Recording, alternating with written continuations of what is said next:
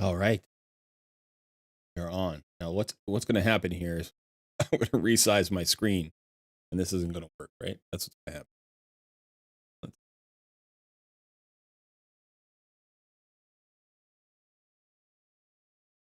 Yeah, unfortunately, that's not really great.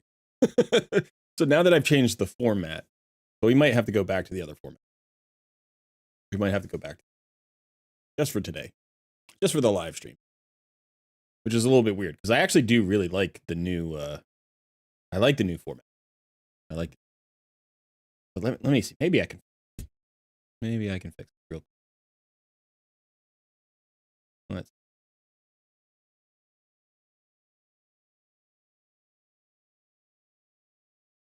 I don't know if I'm gonna.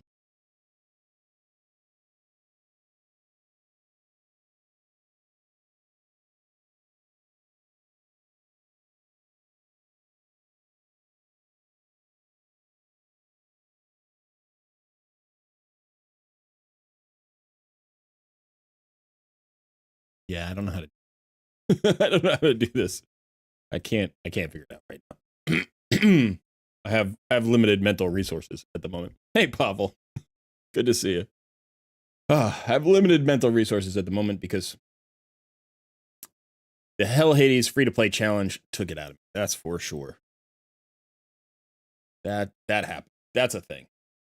That definitely happened. It was so much fun. It was so much fun. And I've got some videos coming your way about the HH free to play challenge. I did a couple of collaborations with different content creators who were in the challenge. We're going to be talking about that. One of them just showed up. Hey, Crop, good to see you. Crop, right here, the big winner, Cropcho Games. You should check him out. Go click on his whatever. I should. Let's see. Why don't you go ahead and put your, I don't know if you can put your link in the chat, Crop. But yeah, absolutely fantastic. Won the whole thing. At least as far as the content creators were concerned, I believe Crop came in third out of 1,301 or something like that, 1,301 participants. In the community, he came in third. I came in fifth in the community.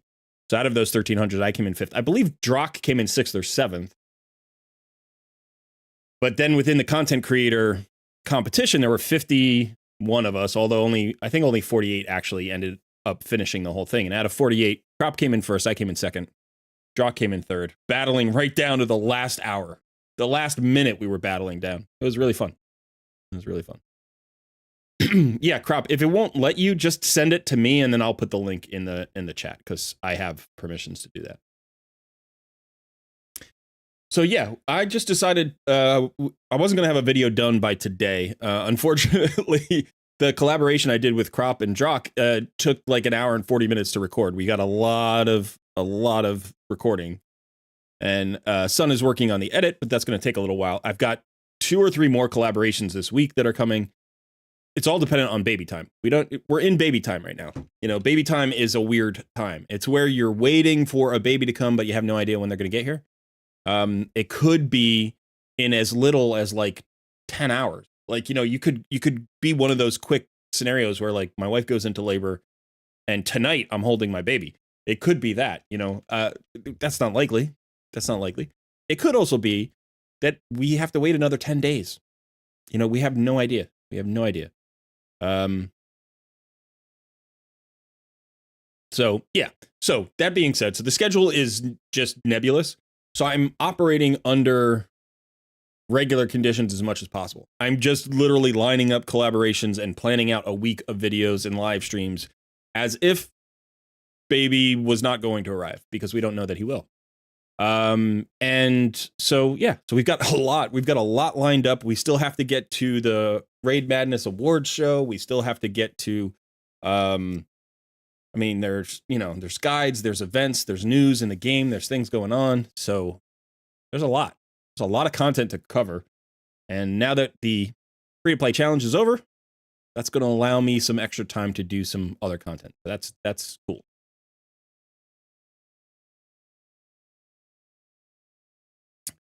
Tuella, you're mad because you were trying to save shards for the May fusion, but then you got FOMO and pulled during the 2 times sacred. Gotcha. Yeah, I mean, thanks, Ace. I appreciate that. Hey, Joel. Hey, Nunya. Good to see everybody. Hey, Suzanne. Yeah, yeah. Thank you. It was a battle. It was a battle. Crop just kept piling on the points, and every time I got points, he would get a little bit further ahead, and every time I got points, he would get a little further ahead. Honestly, to a certain extent, I just ran out of time.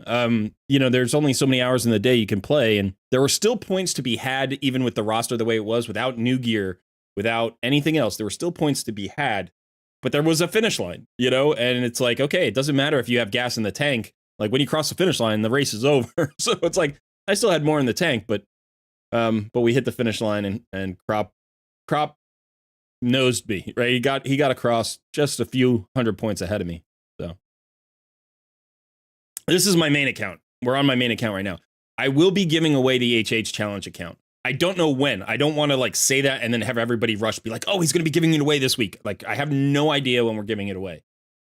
I think though, in addition to giving that away, I'm going to be giving away some other accounts. I have my last year's HH challenge account, which is actually a pretty good account. I played that for almost a year. It doesn't have any of the new fusions and stuff. I don't know if people are going to be interested in it, but I, thought about holding on to it for the sake of content. But the truth of the matter is I just don't have time to like do anything with these other accounts. And so if people want them, they may as well have them. They can use them. And then I can always start a new account, in a few months' time if I need early game content again. So that's my plan. I'm going to give away the challenge account. Who knows when? All right, so let me see. Yes, Jacob. My main is also all of my accounts are free to play. Hey, Simon. Good to see you. Champions. Okay, that's easy enough. We have a champion training going on, so I do want to be aware of that.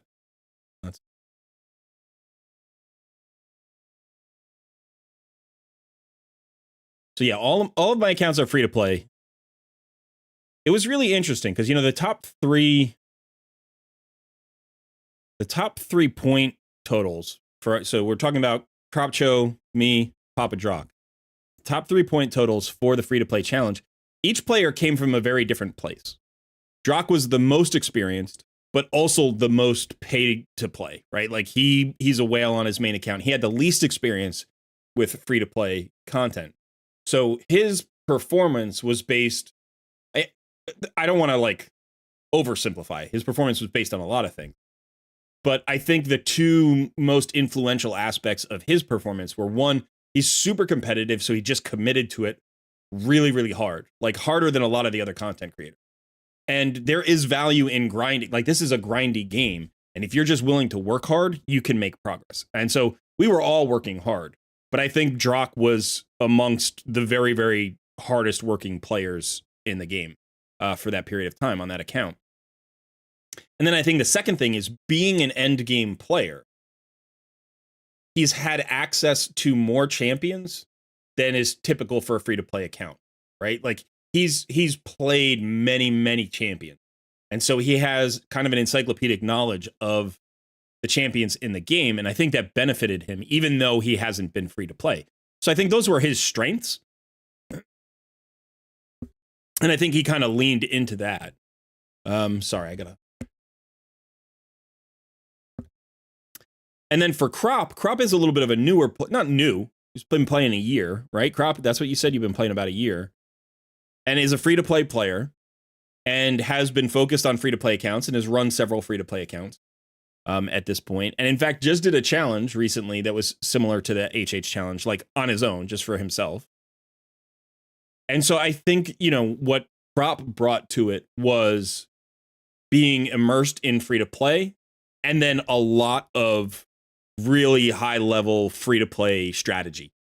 You know what I mean? Like really thought through all of the different pieces, took all of the free-to-play tricks, tips, strategies, implementations, like thought it really deeply, thought through all of those things and put together a really impressive plan for conquering content.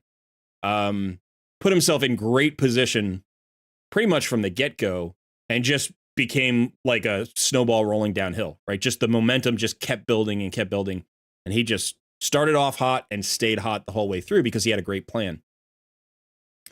My my experience was completely different, right? Obviously, I have a lot of experience with free to play, so I was leaning on that. But I kind of also was messing around early on. I had an idea to do something different than what I had done in the before, not to do the things that I knew were going to be effective, but to do different things than I had done before and try to see if I could still be effective. And so for the first 6 weeks or so, I was really in the middle of the pack. And then as my account began to show an identity, I leaned very hard into that identity, then used all of my free to play knowledge to make that identity as strong as possible and maximize all of the points that I could get in the various areas. So for me, it was a little bit of a waiting game. I also had COVID for the first month, so that I wasn't going to have a hot start. Do you know what I mean? I wasn't going to start off strong. I had bad shard luck early, but eventually had an awesome roster that felt very good for free to play. And as we got towards the end, I think my experience with free to play was what allowed me to be competitive, right? That knowing all the things that I knew about how to build a roster out of just a few champions and how to get a lot of value out of just a few champions, and also using like non-meta builds, you know, armor sets that people don't typically think are valuable, how to get points in like faction crypts and do all the things, you know, with a minimal investment of resources. I think that was my strength.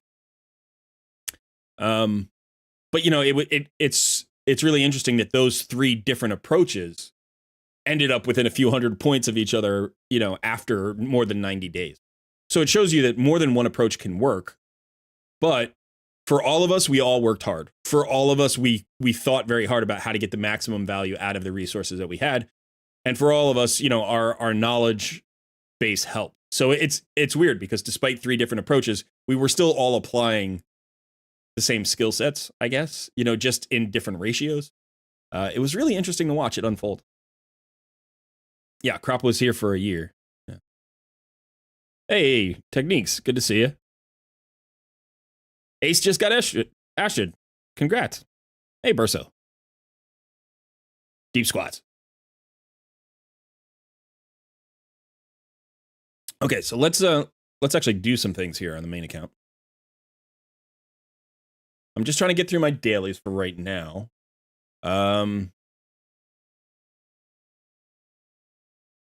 But once I get all that done, I can start looking at things. I've already cleared Doom Tower, hard mode, and normal mode. I did that yesterday, I think.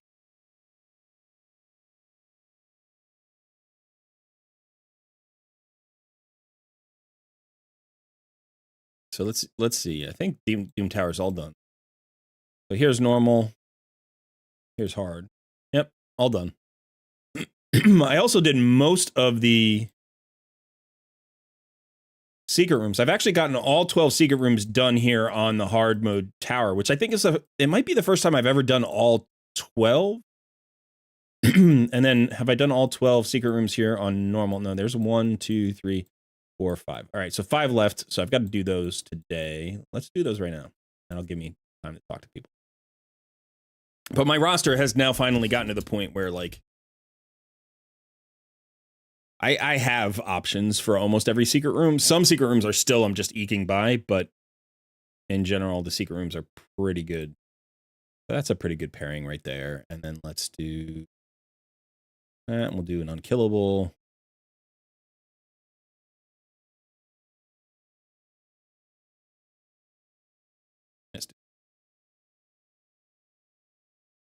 I have a 5-star Ascended Archer. Yes, I do. On this account. I only have two legendaries that have 5-star ascensions. It's Cardiel and Archer. I have no 6-star ascensions on any legendaries. I don't think I have any 6 stars on epics either. Oh, no, I'm sorry. I have one 6-star. I just got it recently. It's Goffred Brassclad, who is a good champion, by the way. He's actually pretty good. I don't think he's really meta. I don't think a lot of people use him that much, but he is a good champion. I had him at 5 stars. I had him at level 50, I think. And so I've taken him to 60, and I am building him, and I'm going to use him in live arena, I think.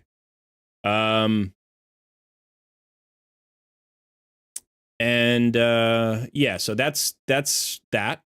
And then I have a few 4-star champions, 4-star blessings like Wukong. You know, all the ones that you could earn. I earned 4 stars on everybody, I think.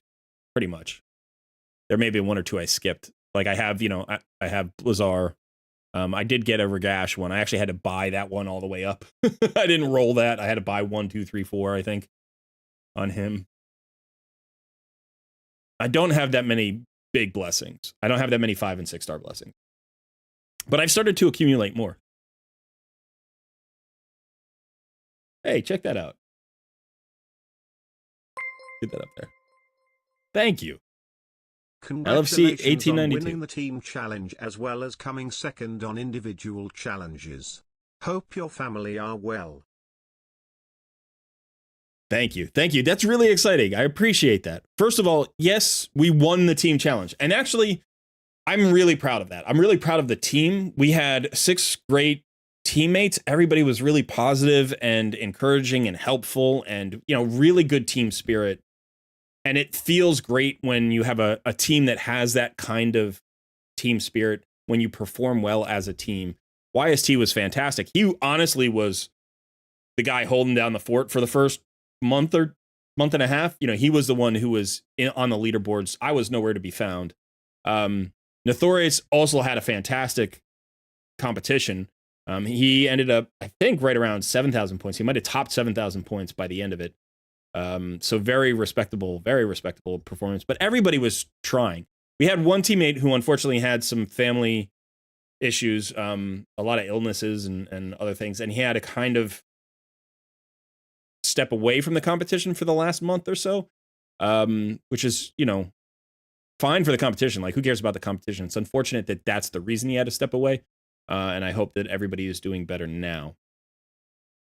But yeah, that was really cool. And then, on individual challenges, I feel really proud for representing the channel and the community, and everybody was awesome in supporting me, and a lot of positivity around, around the competition in terms of the comments that I was receiving and so on and so forth. And then the family are well. The family are well. I was mentioning this earlier, but I'll mention it again because a lot of people probably have just recently joined the live stream. We're in baby time. We don't know what it looks like just yet, right? We don't know what that means. Baby time is uncertain time. Like, he might arrive tonight. He might arrive 10 days from now. and any day in between, you have no idea if it's going to happen or not. So what I'm doing is trying to live my life as if he's not showing up every day and going to work and doing the things that I need to do around the house to get ready and all that stuff and supporting my wife. When he comes, he'll come. When he's ready, he'll be here. So, but thank you so much. That was not very. Oh, let me give a little love to that. There we go.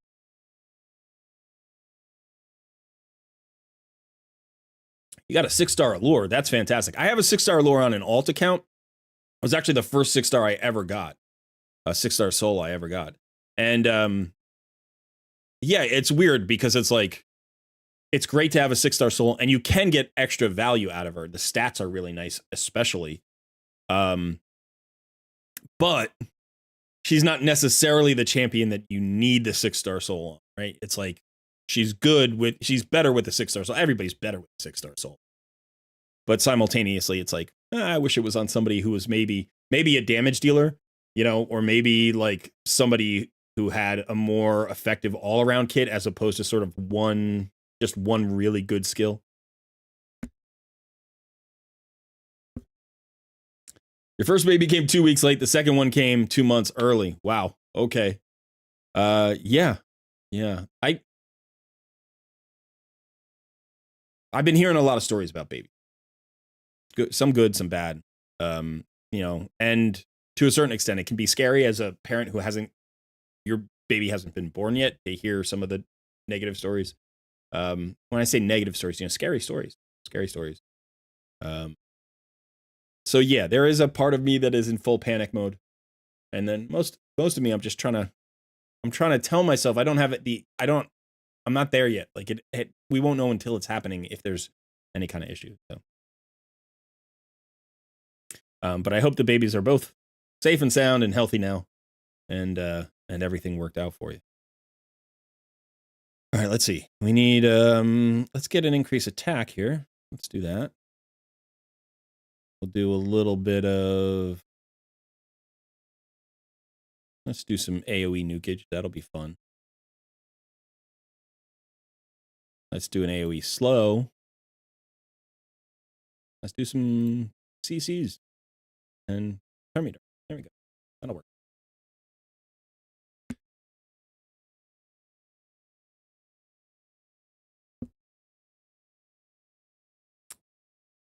Beidhein, hi there. I just made an account and used the Wukong promo code. Is it normal not to have the 7-day login rewards anymore?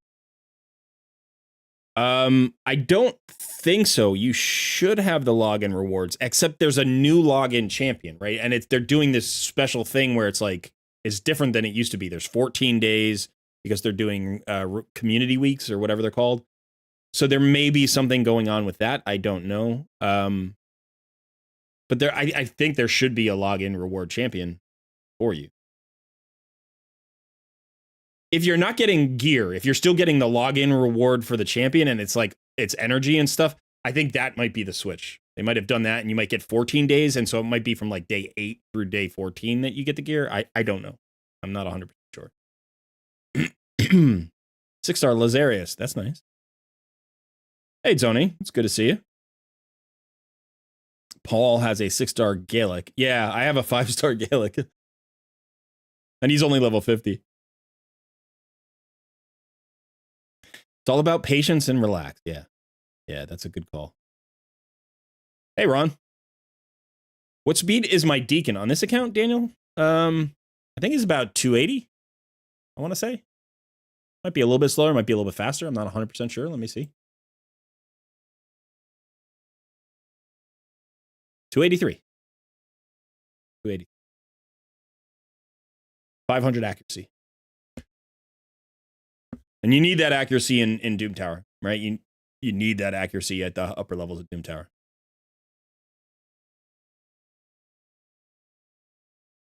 Yeah, so it would be replaced with Adolin, and you are getting rewards from her.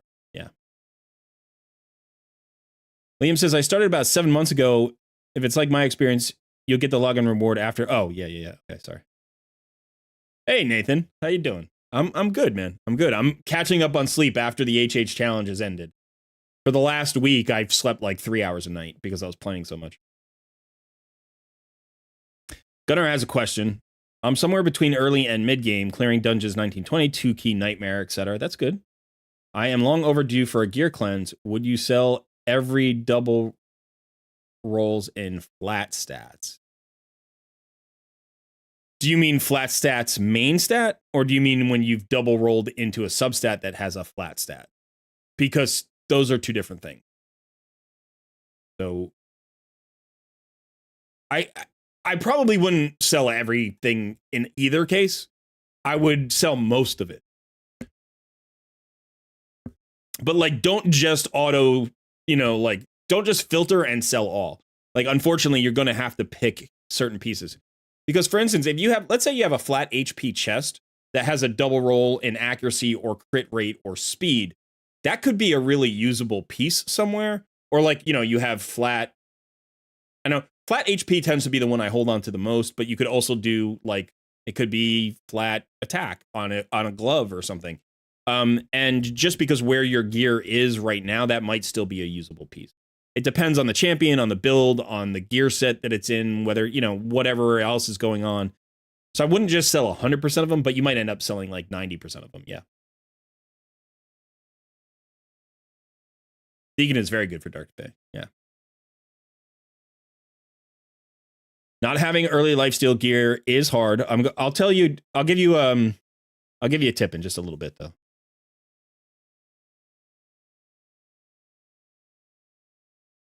Hey, John. Yeah, Sun isn't here right now. I don't know if he'll join us. He might. I hope he does.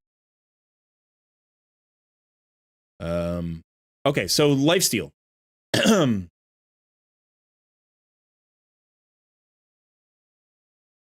when you get to stage 8 here, I'm sorry, not stage 8, chapter 8, right? Valdemar Strait. Farm here for a while. Like farm XP here for a while, you know, do your missions when you have a mission to come here. Every day when you have to do the 3, like if you have to do 3 boss battles in campaign, fight Bad L here. Like come here, show up and get some lifesteal here. Even if it's just like you can come and run the boots and just get some 5-star speed boots. You know what I mean? Just come and run until you get crit rate gauntlets, like 4 or 5-star crit rate gauntlets. Even if they're common, right? Like those are the 2 that like when they're common, you really care about the main stat. The substats are not as important. The other pieces, you know, you can just farm whatever, and maybe you'll get something from Dragon, you know, maybe you'll get something from like the daily login rewards. There's lifesteal gear sometimes you get from that and stuff like that. So you can flesh out a set by coming here into campaign and running this. Now, if you're not up to brutal campaign yet, you could still do it in hard campaign, but you're looking for 4-star gear. You're not going to get 5-star gear over there. And if you get to Nightmare, you know, you could do it in Nightmare as well. Nightmare actually rewards more experience per XP, but I don't think it's super efficient, especially when you're looking for gear drops. But like I said, you know, if you farm the boss, do the boss a few times every day, then you've got a chance for rare gear. So, you know, go instead of just common and uncommon, you can get rare gear. And potentially, you know, you get 5-star, like one good 5-star rare piece can become a cornerstone to build lifesteal around. You can do the same thing with speed. I often do that in campaign here in Palace of Aravia, do the same thing. I farm this boss anytime I have to do 3 boss battles. It's like not super efficient on XP, but I don't care. It's like one set of rare speed boots with accuracy on them or something is the value to your account is so much more than the slight inefficiency in energies.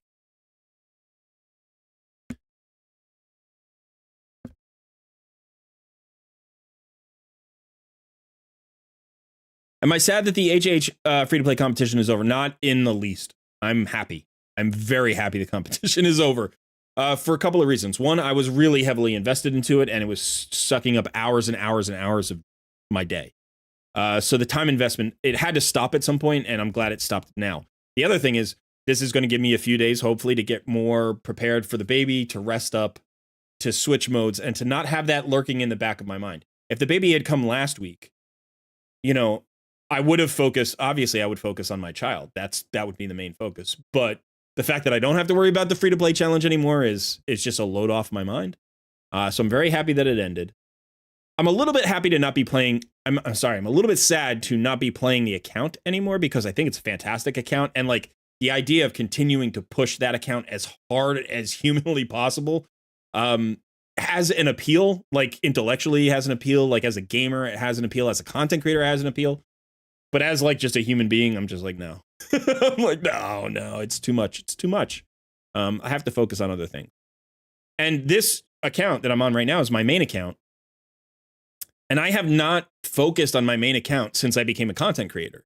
Like I've used it to make content and I've continued to play it. It's still my main account. I've done fusions on it and so on and so forth. But I haven't really invested time into this account to like push my maxes. You know, in the 9 months that I've been making content, I have pushed a few hard mode dungeons and Sand Devil's Necropolis. And that's it. That's all I've done. In 9 months, that's all I've done.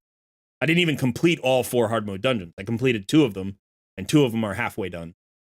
And then Sand Devils, I got a team that, you know, and that's it. That's all I've done. So I still have Nightmare Hydra to go. I'm rebuilding Hydra teams. I still have like live arena and, you know, 3v3 arena getting to gold. I still have to complete, you know, the Romantu missions, and now the Marius missions. I still have, you know, to clear hard Cintranos. I've done none of that because a few weeks after starting the channel, maybe 4 weeks or 6 weeks, I don't know, not too long after starting the channel, my editor, whose name is Sun, decided to start playing Raid. He had never played Raid before. And so we started the Noob versus Pro series, I think in late August. So at the end of July, the channel really, we we started the channel earlier, but I was traveling and then I was sick. And then, so we finally, July 21st, I think was really the day we launched the channel for real. And then by the end of August, I think we were already into Noob versus Pro. And Noob versus Pro was super fun, but we did that for almost 6 months. It was like 5.5 months or something that we did Noob versus Pro. And then Noob versus Pro actually didn't end, and the HH Challenge started.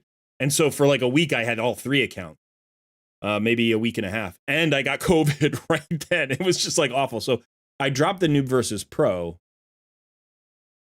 And then I was playing, 2 accounts still.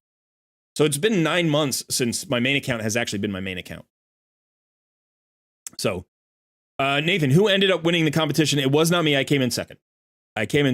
But there is a content creator who might be still hanging out in chat, Cropcho, who actually won the whole thing. He beat me by a few hundred points. Absolutely fantastic job on his part. So, hey, Dust, good to see you.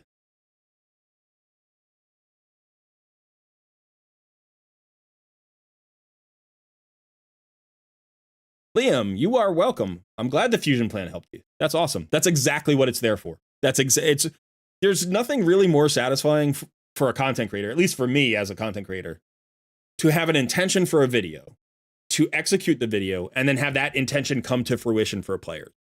Right? Like, I put out the fusion plan in the hopes that that will increase the success rate amongst my viewers, that it'll make it easier for them, right? That they won't have to struggle as much or whatever. They'll feel as more confident to try it.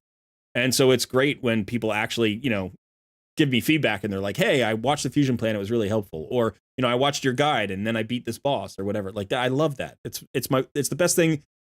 It's not the best thing about my job, but it's one of the consistently great things about the job is to get that kind of feedback. Because honestly, I wouldn't do the content just to do the content. Like, I do the content because I feel like I have something to offer with the content to players. So.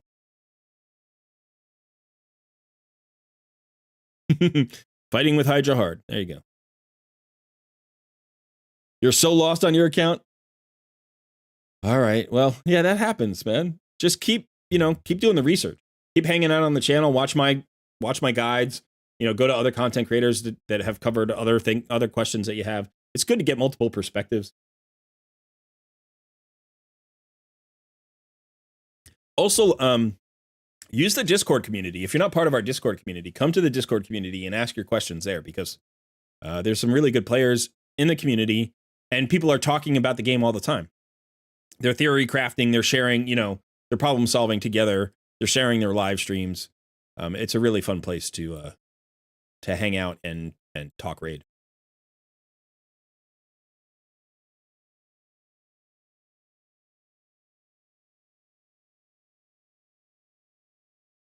By the way, I watched a lot of your guides and they kind of helped me, but I'm kind of new. Yeah, one of the things, Dust, that you should know is like the content of the channel has evolved over time, right? So I'm not putting out as many guides as I used to. One, because the free-to-play challenge was taking up a lot of my time, and so I was putting out updates on that. And then we also had Raid Madness on the channel, and so that was taking up a lot of time. And so I haven't had a lot of opportunity to do new guides in the last couple of months. But you can go back and look at, there are guides all the way from when I started. The older videos are maybe not, like, they're not as refined yet. They're a little bit longer. They're a little bit, more long-winded. But there's literally guides on almost every piece of content, every concept in the game. So keep going through the library and you'll likely find stuff that helps you. And if not, you can always make a suggestion, in the Discord, make a video suggestion and maybe I'll be able to cover, whatever you need covered. Sony says, what do you think about Valerie as a stun cleanser on Clan Boss? I don't have any other form of cleanse. It's an interesting idea. I don't know how I feel about her because I've come close to building her myself for the same reason. And I've never had to. Like, I've always gotten lucky enough to either pull a different cleanser or, have some other solution. Or I've just gotten distracted by other good champions for other content. So I've never actually done it. So yeah, I mean, I think it's worth considering. I would say it's not an unreasonable plan, I guess. Like, you could definitely, if you can see her providing value, if you're like this close to a speed tune, but you really need a cleanser, then okay. Just, recognize that like cleansers are a little bit trickier than block debuffs, right? Block debuffs tends to be better. Cleansers have to not be stunned. So you have to remember that. So you have to consider affinities. Whereas block debuffs, it doesn't matter who's the stun target. Gunnar, thank you. I appreciate that. You discovered me a few weeks ago. Well, welcome. Hey, thugs. Good to see you. Yep, good advice, Isma. It's always nice to have good luck with this. I'm just realizing my eyes are not so good today. I could not even read the chat. Say, you are looking forward to the free champ because I desperately need champs for Faction Wars, and it's my first time on the stream. Well, welcome to the stream.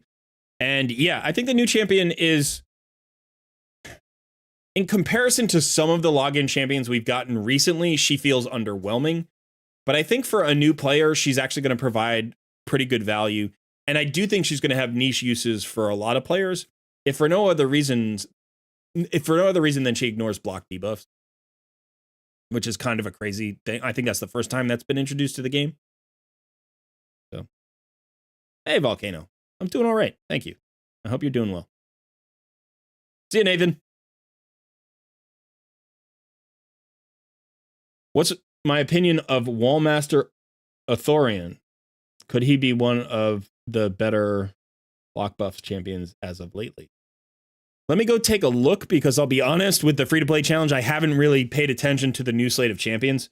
I took a look at the the Sacred Order faction unity guy, whose name I'm blanking on right now.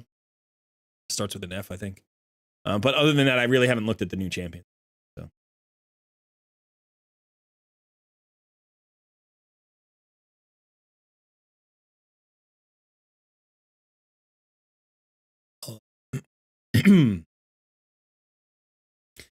Yeah, this will take a minute. I don't really have any damage dealers here, as you can see. My one damage dealer is a 5-star. And she's not built for damage either. She's built for crowd control. And she might not even have gear. I might have stripped some of her gear off, so I don't even know if she has a full set of armor. Pulled Riho Bone Spear. Wow. In week 3. That is fantastic. That is your everywhere support now. She's fantastic. One of my most desired champions. And has been ever since she came out. I think she came out right around the time Yumiko did, and everybody was like blown away by Yumiko. And Riho didn't really get a lot of buzz. And her reputation has improved in the last year. Absolutely. Like, people now know she's really, really good. But when I first saw her, I actually wanted her more than Yumiko. I was like, I think I want this champion more. And so those two have, for a long time, been at the top of my desired champion list. Like, I would like those more than like a Krizia. I mean, a Krizia would be fun, but I would like those two more. And like Krisk, Krisk, obviously. I still need a Duchess. I still need a Kaimar. Although if I get Yumiko, I don't need Kaimar so much, so.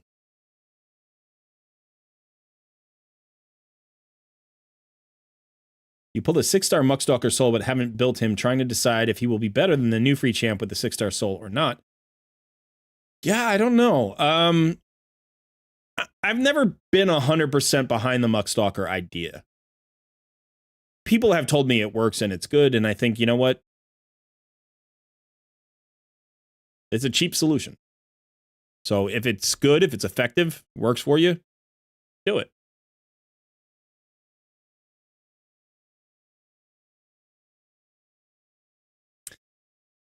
I'll have to take a look at her kit again, because honestly, I don't have it all in the back of my head right now. I'm not mentally at 100%. I'm still in recovery from the HH challenge. I'm still in baby mode, so it's like people have been asking me opinions about things that I haven't I'm not as up to date right now currently as I should be. Even today, like, the reason I'm doing a live stream is just because we didn't do a video today. We have so much editing to do, so much stuff to organize.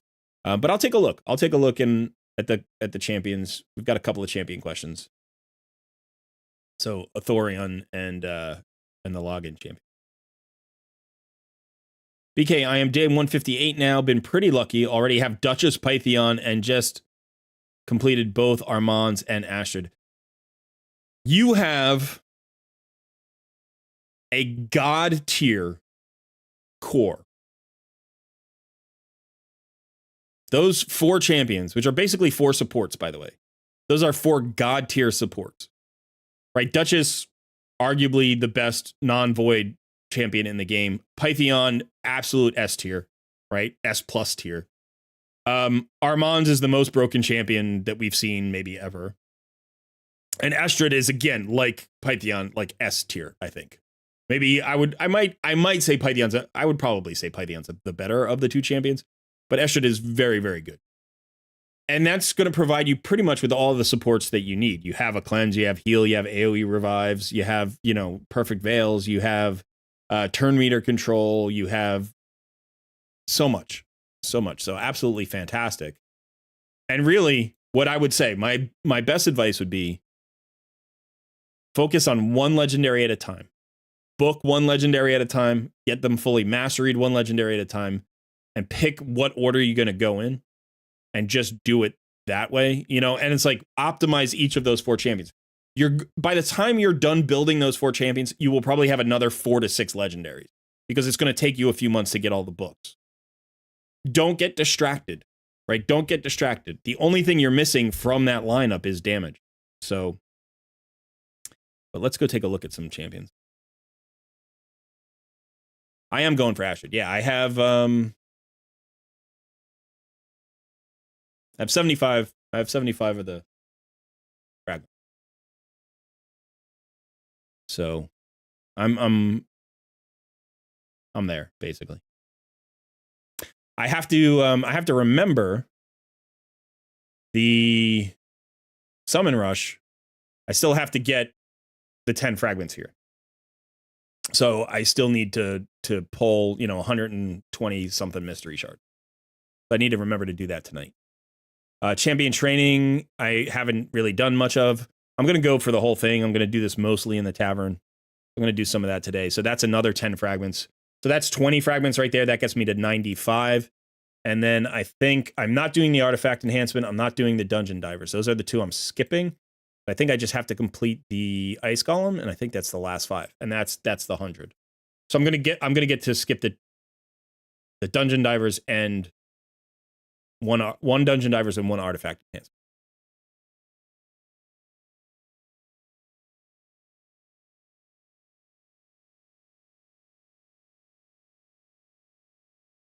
Okay. All right. So there were questions about champions. So let's look at the new login reward champion. Adolin.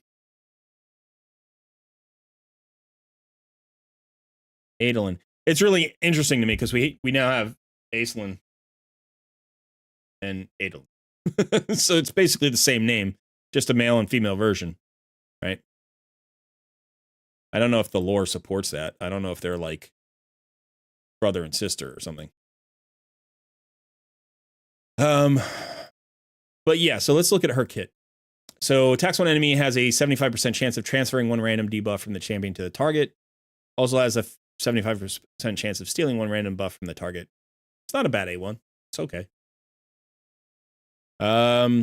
Restores 25% of each ally's destroyed max HP, then heals all allies by 25% of this champion's max HP. Her max HP pool isn't huge. It's under 20,000. So this isn't going to be a massive heal. It'll be a solid heal. I'm not saying it won't be a good heal. I think the restoring destroyed max HP is really nice because it destroys 25% of each ally's destroyed max HP just off the top. So it's kind of like a very consistent, restoration, I guess I would call it. 100% chance of placing sleep debuff on 1 target. We know where that's going to be used, right? That's going to be used in Sand Devils. Has a 100% chance of placing a decreased speed debuff and decreased attack debuff on the target for 2 turns. Both play in Sand Devils. This is actually a skill that's usable in a lot of places. A single target slow is really nice on any bosses that can be slowed, and a decrease attack is usually pretty good on any bosses as well. And then simultaneously, this can be used in arena. Debuffs placed by this skill will ignore any block debuffs buff. So you can use this through a block debuffs to like sleep, you know, a Siphi, to sleep a Lady Kimmy, to sleep an Arbiter, you know, to sleep some support that makes the enemy team goes.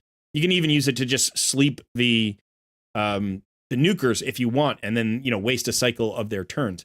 So I think she's going to be used in a niche way in Sand Devils and in potentially like Live Arena. And she might get a little bit of use in Hydra for this destroyed max HP and the decreased speed and decreased attack. But I don't think she's good enough for that. I think there are better options.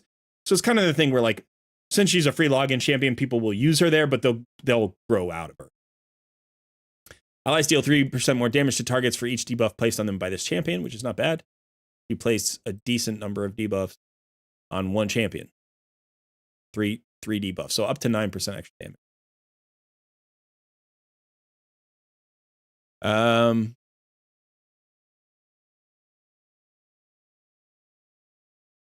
Yeah, I think comparatively, like, of all the login champions that I've seen, she's not very valuable.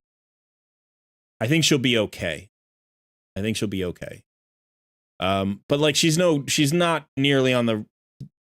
I don't even think she's on par with Rhonda, to be fair. You know, I don't even think she's on par with Deliana. I think she's one of the weaker login champions we've ever had. Doesn't mean she's unusable, doesn't mean she's awful. I would probably call her like a C tier legendary, you know, like useful in certain cases and not useful outside of those cases. But what may happen, and perhaps I'm not representing her fairly here. What may happen is she may become just the most universal solution for Sand Devil's Necropolis. And if that's all she does, if that's the only thing she does, she lets like everybody who basically gets her progress up Sand Devil's Necropolis, then that C tier like niche label isn't really fair. She can be like an A tier or even an S tier value for one place, and that's worth it. Especially because it's a really important place and it's a really hard place to actually find good solutions. More accessible than Godseeker and Eerie, right? Because it's a login champion. That's more accessible than an epic Void champion. So potentially, I could be underselling her here. And even though her kit overall is not going to be super versatile, she might do one job really well and make life a lot easier for a lot of people in an important area of content.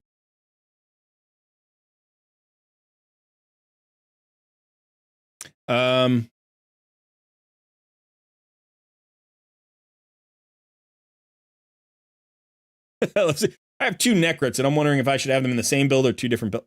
Dude, I don't know. Why? How would I know that? I'm a free-to-play player who's never had 1 Necret on any account.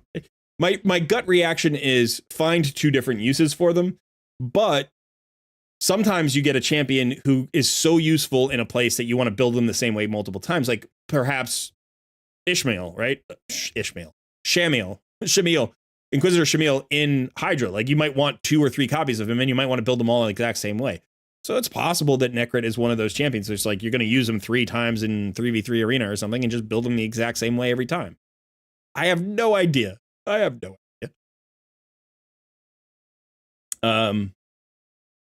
so now the other question was about whatever the other champion was, a Thor. I don't even know what his name is. It starts with an O. Let's see if I can go find the question, which happened like 20 minutes ago. Let me go look at. I'm going to go to hellhates.com for a second.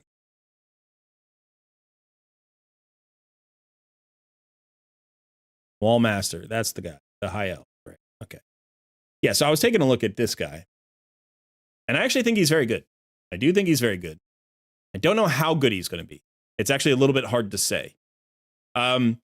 So, you know, looking at his stats, okay attack, not phenomenal attack for a legendary.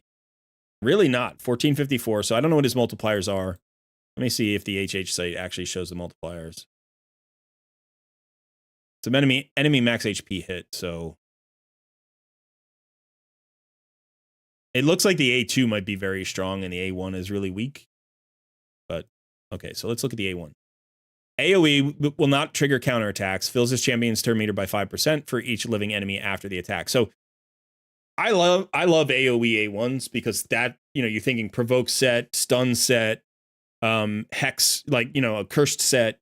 You can use them in a Hydra in a cursed set. You can use them in a provoke set in Hydra. You could use them in a stun set in regular content, or you know, I mean, so this is there's opportunities here to get value out of this, and it fills a champion's turn meter by 5% for each living enemy after the attack, which means in Hydra, likely you're talking about a 20% turn meter fill on every A1.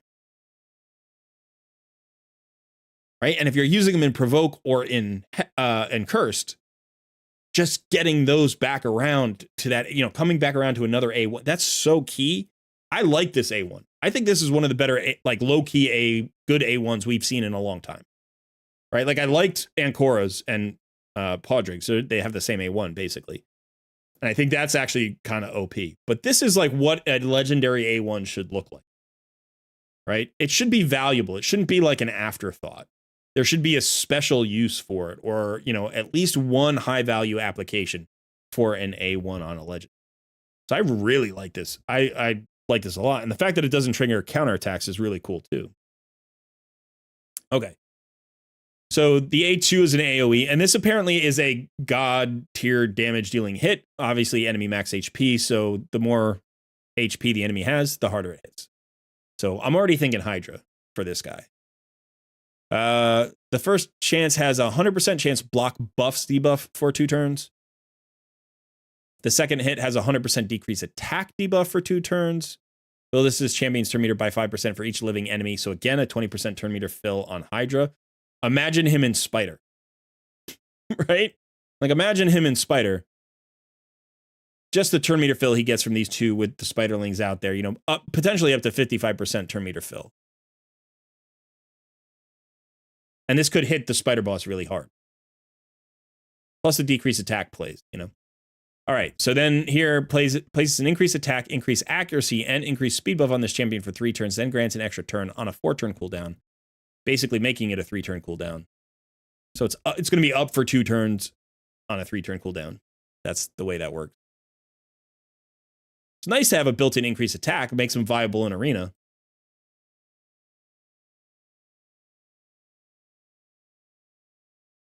Although he's not really an arena nuker. I don't think he's built as an arena nuker. Max HP is not as valuable in arena. Increases this champion's max HP by 20% for each enemy killed or Hydra head decapitated by this champion. Stacks up to 50,000.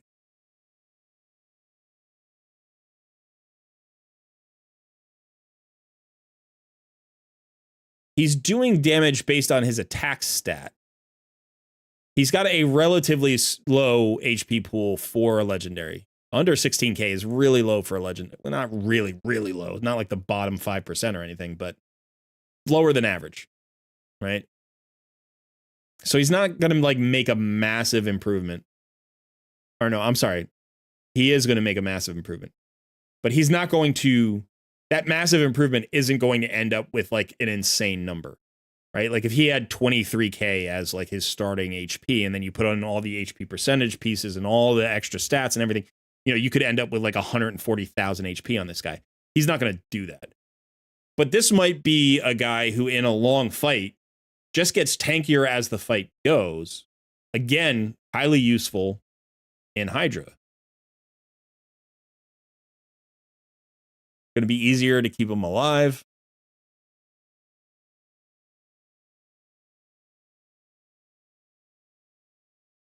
You know, how many Hydra heads is he going to have to decapitate to get 50,000 HP? That's the question. Let's say you build him with 50,000 HP. That means you need to decapitate 5 heads to get an extra 50,000 HP. And he will be the nuker. So it like he's the most likely champion to nuke out the heads. But clearing 5 heads takes maybe like 50 rounds, right? Maybe, depending on how hard he hits and what level you're at and all that stuff. I like his kit. I actually think he's a really interesting champion. As a free-to-play player, if I pulled this guy as my first legendary, he would be my everywhere carry. He would absolutely be my everywhere carry, and I'm sure he would do a great job at it. He has a really nice kit, a lot of synergies. I don't think I see anything that's OP. I don't think this guy's broken. I don't think this is Armand's or Archer or, you know, Acrizia or Yumiko. Like, he's not that. But this is a really solid, like, probably S tier champion that could be your all around carry for 6 months, and then you could specialize him afterwards. I think he could be your arena nuker. I think, you know, not saying he's best for that. I'm saying early on, he could be your arena nuker, or he could supplement with a second arena nuker. You know, he could be a debuffer for you with the decreased attack on bosses. He's got the turn meter fill. He could be crowd control with the provoke set or something like that. The HP like boost could help make him more survivable. You could build him in a bunch of interesting ways. You could put him in a relentless set if you wanted. Cool champ. Cool champ.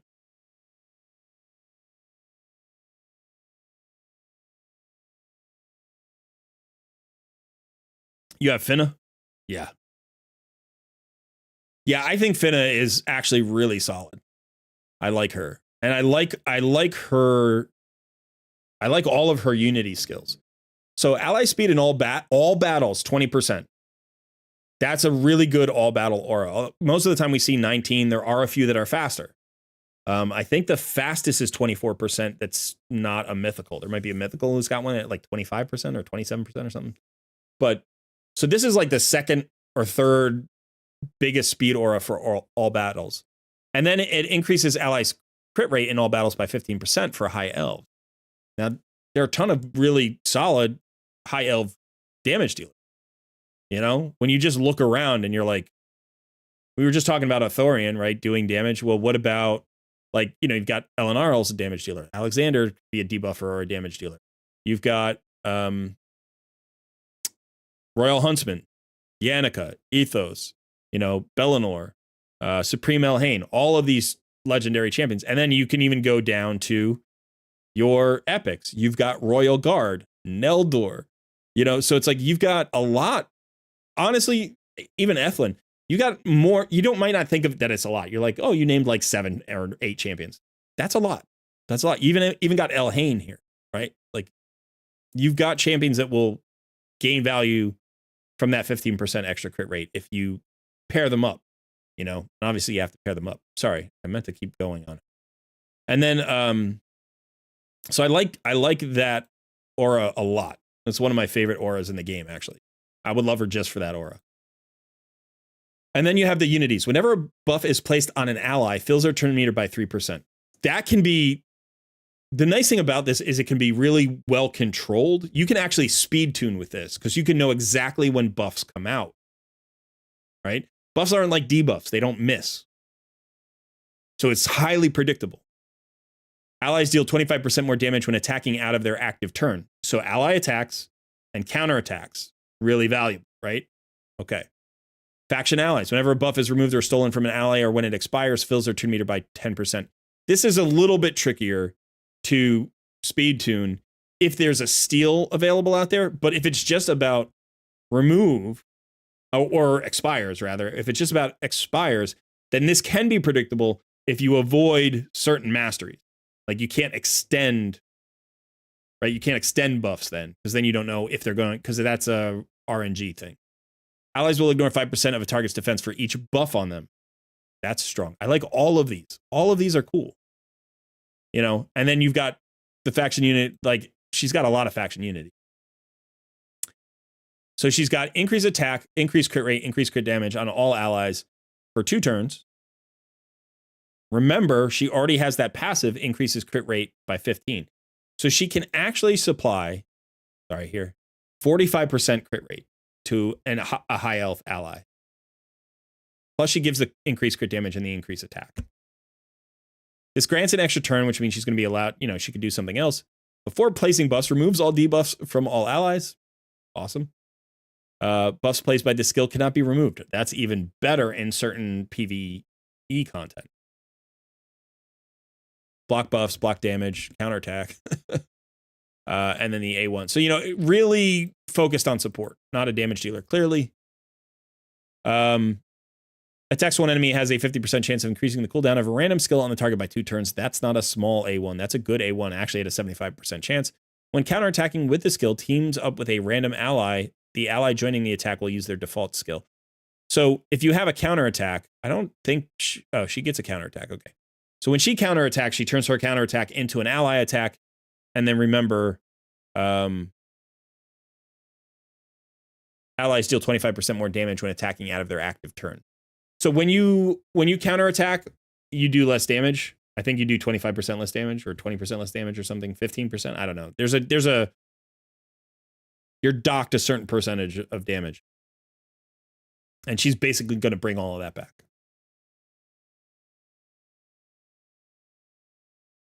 Deliana can hit hard. Deliana is actually a pretty good champion. Hey, Darren. You pulled Vlad, but you're still in the mid game. How do you build him? How do you build Vlad? I mean, I know he's a damage dealer, but I've never pulled one before. Let's take a look. Destroys the target's max HP. All enemies, places a leech. 100% chance of stealing 50% of the turn meter from champions of these factions. Has a 100% chance of decreasing the turn meter by 50% instead if the targets are not in those factions. So you want accuracy. Attacks all enemies. Has a 100% chance of decreased defense and block active skills. Places a perfect veil. So I think he hits pretty hard. I do think he hits pretty hard. He clearly has debuff. So if you're going to use him as a debuffer, what I would probably do is I'd probably build him in some kind of damage set with some perception and try to get to his accuracy to like 250-ish. 275 would be great if you're going to use his debuffs and his turn meter steal. Having a turn meter steal like this and not using it would be a mistake, I think. So for PvE content, you're going to need up to like 300 accuracy for most of the game. Once you start getting into higher levels of Doom Tower and Centranos and stuff, your accuracy needs go way, way, way up. You can run 550 accuracy. But for most of the content, if you're in the earlier mid game, I would just say, put some damage sets on him, you want 100% crit rate, and put some perception and try to get, 200, shoot for a minimum of 200 accuracy. See if you can get 200 accuracy on him and then see what that feels like. And if you need to get more, remember that you can go into, the mastery, you can go down the support tree. So probably go offense and support, go with the accuracy side of it, get, Lore of Steel. You'll get some additional stats that way. You could put him in a cruel set. You could put him in your lifesteal. If you have good lifesteal, you could do that, or bloodthirst. Or you could just put him in damage like Savage or something like that.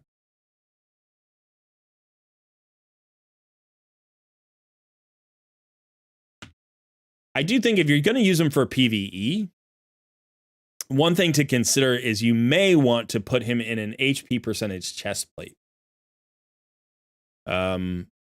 Because he has sustain built into his kit. He does 30%, he heals himself on his A1, and then he has a leech. So when you have a damage dealer who does that, having a little bit of a larger HP pool can be worthwhile because you're not necessarily trying to nuke the enemy out instantaneously.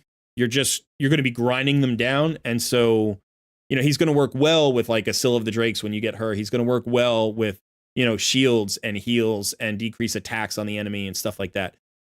So if you're using him as a PvE champion, I would say go that route. If you're using him as a PvP champion, go the attack percentage chest plate. Go like full damage.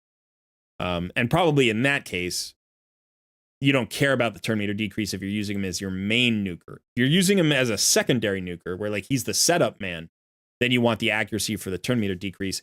just be aware that you're not going to land that on a lot of supports because supports have more resistance than nukers, you know, but you can potentially be very disruptive towards the nukers. So it's up to you. Really depends on your roster.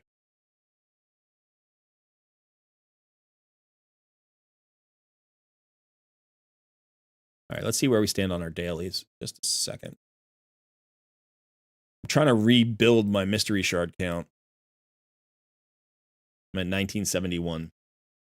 At one point, I was at like 3,500, but I've been floating around like 2,000 to 2,200 for the last 6 months, and part of that is because I haven't been playing the main account and like, you know, doing all the right things. I've been just kind of keeping it in maintenance mode. Mastery for any champion, stages of the cursed city. All right, let's get a mastery on a champion here. Let's see, I probably did like this. Razelvarg, nice player. Stages of the cursed city. Let's go do some cursed city. I have some bosses to clear. Let's how many keys do we have? 7. Let's see. 1, 2, 3, 4, 5, 6, 7, 8. All right, so we can almost clear Cobble Mark. So why don't we just do that? Let's start with a boss fight for fun. All right, so Magma Dragon provoke would be nice, but it doesn't matter. This is hard mode, right? Yeah, this is hard. These bosses aren't high enough level to really bother me too much. So I think I'll just bring in as much damage as I can get in here.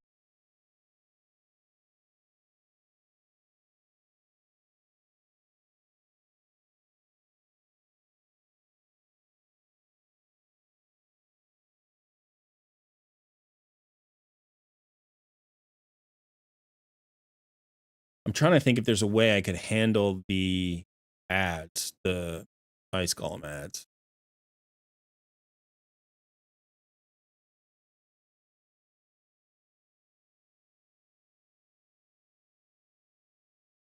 I don't think she's built. I don't know if she's built. Let's see if she's built. Okay, she's built. Ish.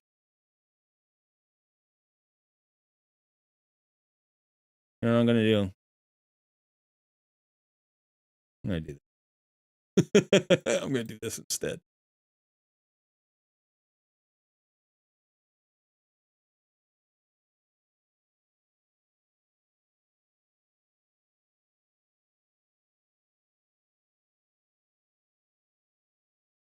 This should be.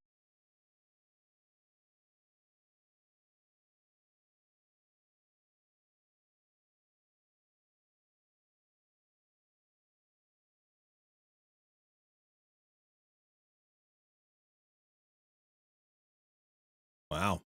That's a lot of freezes.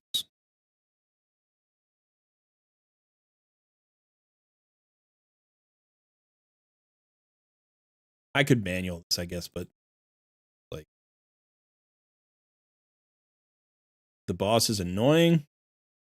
So if I have a problem, I'll manual him. But I think it's gonna be a problem. The Ice Golem is actually a bigger issue than the dragon.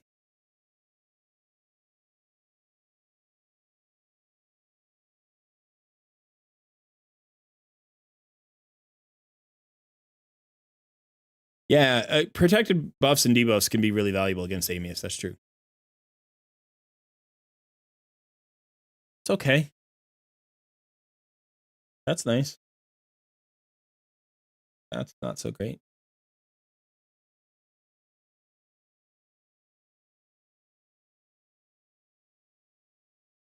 That's not.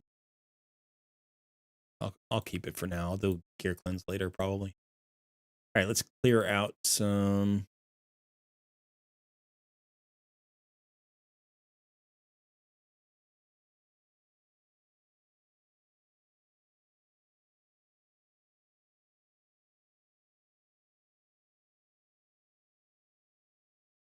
Go full. Just glass cannon build. Who cares? I've got two CC champs, right? I got 2 freeze. So just CCs and damage.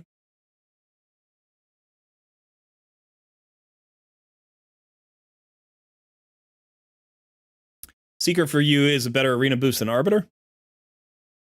Okay. I mean, they have the same percentage boost and they have the same increase attack, right? So they are similar in that regard. Obviously, Arbiter has the speed aura and Seeker doesn't. But you can get that speed aura from other places. If you have a Wukong or an Armand's, that's 28% right there. You're only giving away 2%. And, you know, Seeker does have that passive. He comes around to the turn meter fill more often. I used to use Seeker until I got my Arbiter, and then I replaced him with Arbiter, and I've never switched him back in and taken out Arbiter, but I use him in 3v3 all the time. He's a really good turn meter filler. He's the best turn meter filler in the game in terms of just pure turn meter fill, right? Like not in terms of overall kit. But yeah, so I mean, if you find him to be more valuable there and you want to use Arbiter for other things or not build her because she's, you know, a legendary and more expensive, you're going to hold off on her for a while. But I think she's the better champion. I think she's more valuable even in Arena, or maybe especially in Arena.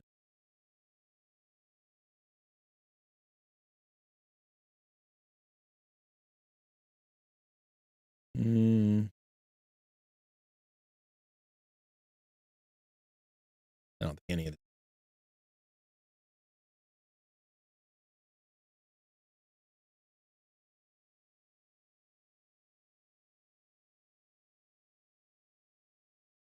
Yeah, I think that Padraig is crazy good in a lot of places.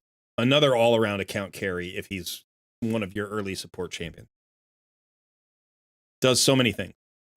And then, you know, I like champions who empower other champions, and that's what he does. So you got the speed boost, you've got the cooldown reduction, you've got the ally attack. Like, it's a lot of my favorite stuff in that one champion. Radagast the Brown.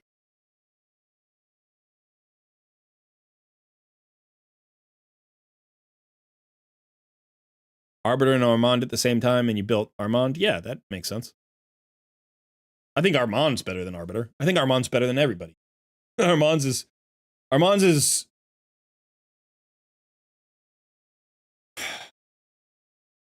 he's stupidly good. He's a broken champion. He's a broken champion. I think Arbiter's a very good champion. I think she's a, you know, S tier champion, but I don't think she's broken.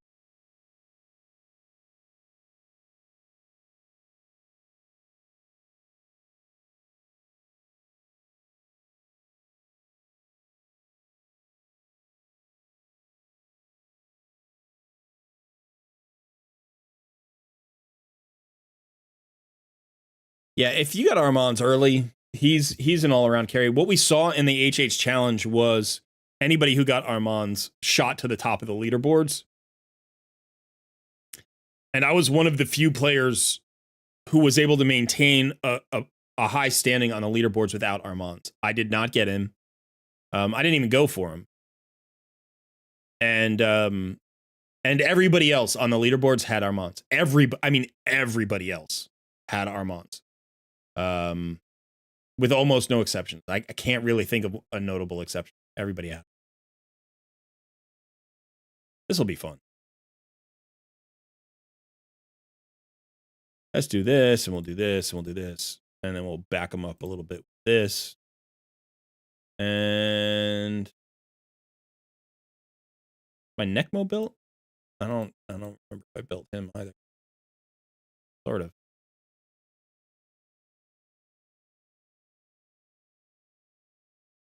Whatever. Let's do this.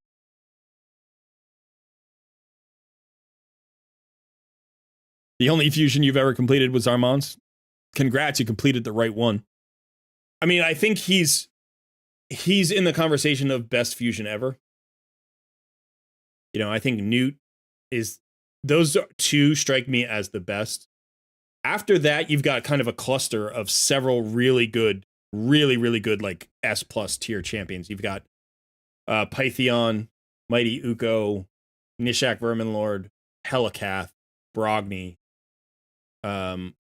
I think those was Sify wasn't, right? Rotos was, I think. But I think those champions are all kind of close. You can consider those, but a little bit above those champions are Newt and Armand. That's just my personal feeling about it.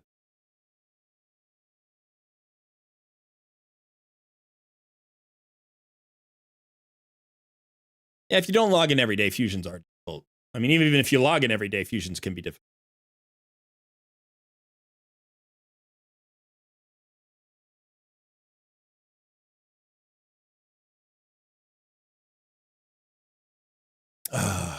Come on.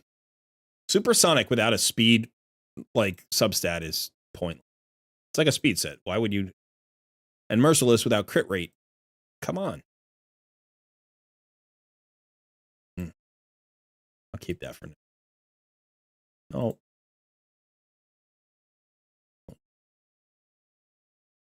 I don't have the space in my vault to like worry about substandard pieces. Like they've either got to be really, really good pieces or they just don't make the cut.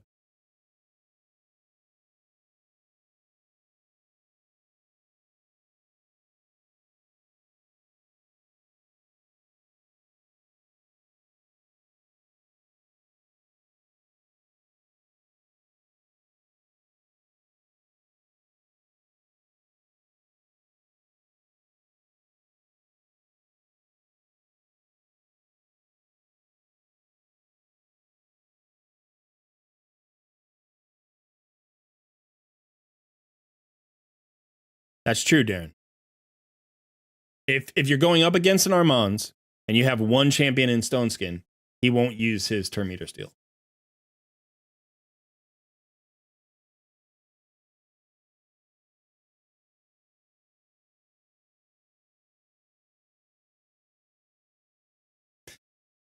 Yeah, Thugs. You know what's really, really interesting is like maybe 2 weeks ago, maybe 2 weeks before the announcement, I was watching some Fateless videos and I had an idea about how they could distinguish their fusion, how they could make their fusions, if they do fusions, different from raid fusions. What would be a new iteration to improve? And I was thinking about a lot of things, but one of the things that I thought would be cool is if they would do 2, 3, 4 times a year a fusion where people got to vote on the fusion, where they literally got to vote on the skills. I actually had this complete idea in its entirety like 2 weeks before they announced it.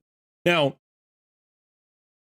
obviously they had the idea before I did because it takes more than 2 weeks to implement this idea. Do you know what I mean? They had to like think about all the different combos and balance everything.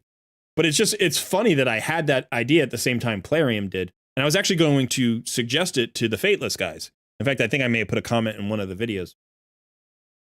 So the fact that it came out after, like right after I thought about that, it was kind of funny to me. I think it's a fantastic idea.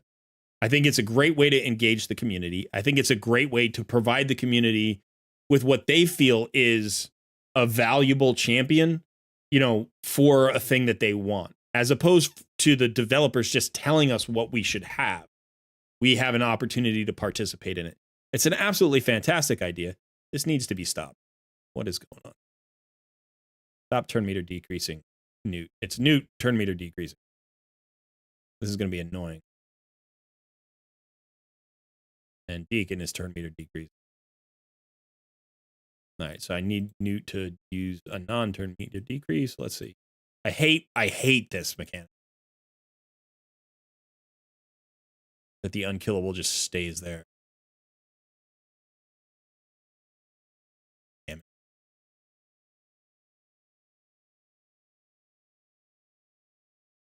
So yeah, I think it's an absolutely fantastic idea. And I think they're executing it decently well. Like I don't have any complaints. Fucking hell. I think what I would do if I were going to do anything differently, I think potentially you could let everybody know all of the options up front, so they could plan as opposed to like trying to unveil one at a time. I think they rethought about it and that's why it got leaked. I think it got leaked because somebody was like, without knowing what the second skill is going to be, voting on the first one is hard. So I think that's what happened, but who knows? Come on, take your turn. Thank you. That was awful. That's just a stupid can.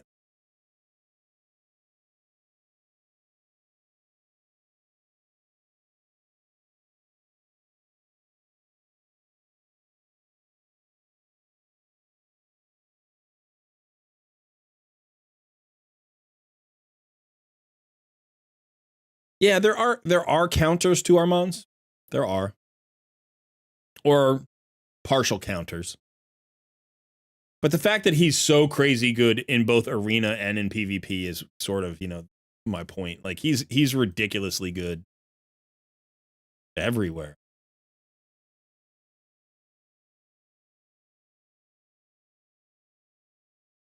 What do we want? Just use gear.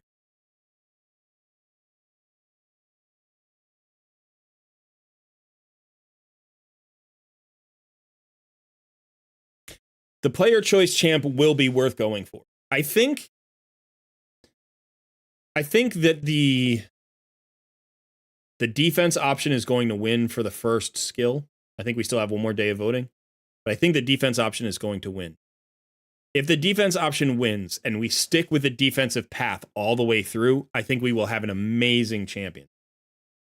If we had chosen the offensive path and taken that all the way through, I think we would also have had a good champion.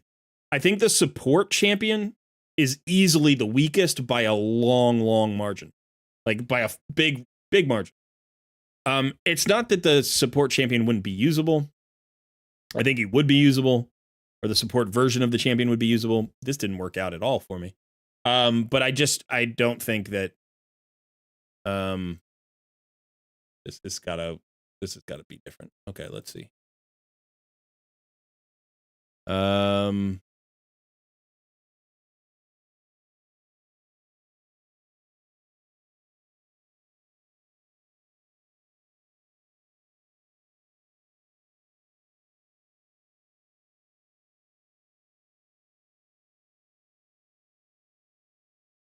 don't know if my steel skull is built.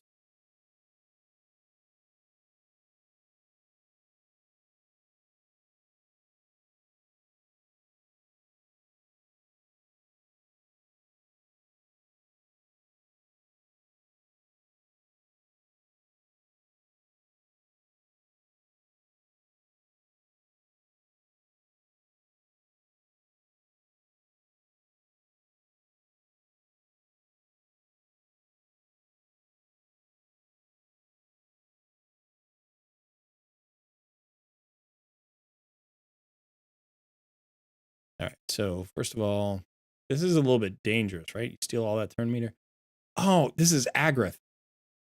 I'm an idiot. I thought this was the regular spider. It's Agrath. I picked the wrong team going into this. Okay.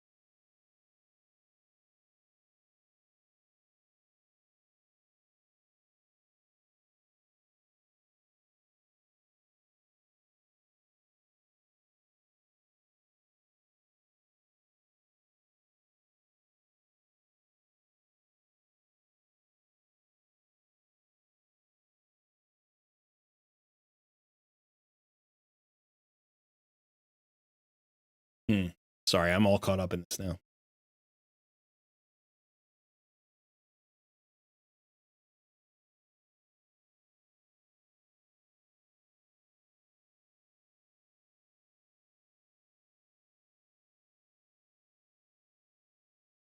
I have no healer, and my reviver has died. So, I mean, I do have a healer. I have a very well level 50.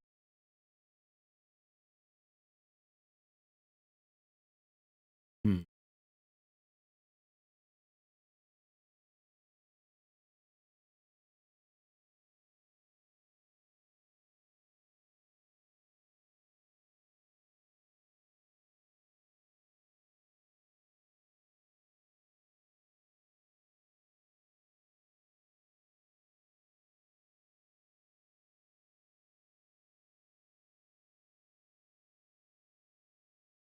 I don't know that Ugo can provide enough healing. I feel like I need more healers.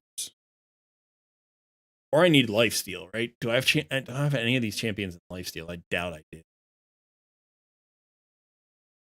Or like regen or something.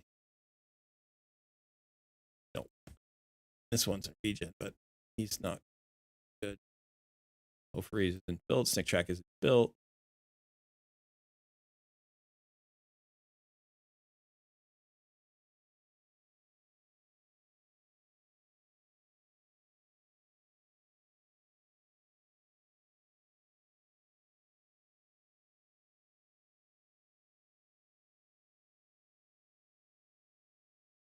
Letting each player receive a different version of the same champion. That's an interesting idea. I don't know that I like it. I don't know that I like it, Joseph. It's interesting. And if it were a PvE game entirely, I think that would be okay. But because it's a PvP game also, I'm not sure that's cool. Right? Here's the other thing. It would mean potentially, because you can get duplicates, you could get the same champion 3 times and get the 3 different versions of the champion. You know, it's like, I don't know. It's an interesting idea. I'm not sure I'm like it. I'm not saying I hate it. I'm not sure I like it. I'm not sure it would be balanced. I'm not sure that you could balance it effectively. But that being said, it's worth a conversation, right? Why not? Like, let's talk about it. See, not having a cleanse here is really just such a pain. And I don't really want to steal turn meter right at the beginning because then I'm just going to double up my poison.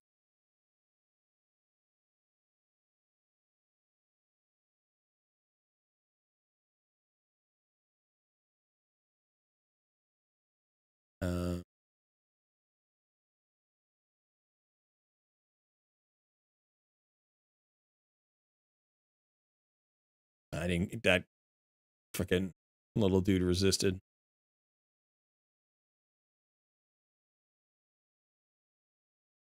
I can get the slow on. Nice. Increase attack. Increase defense. Heal.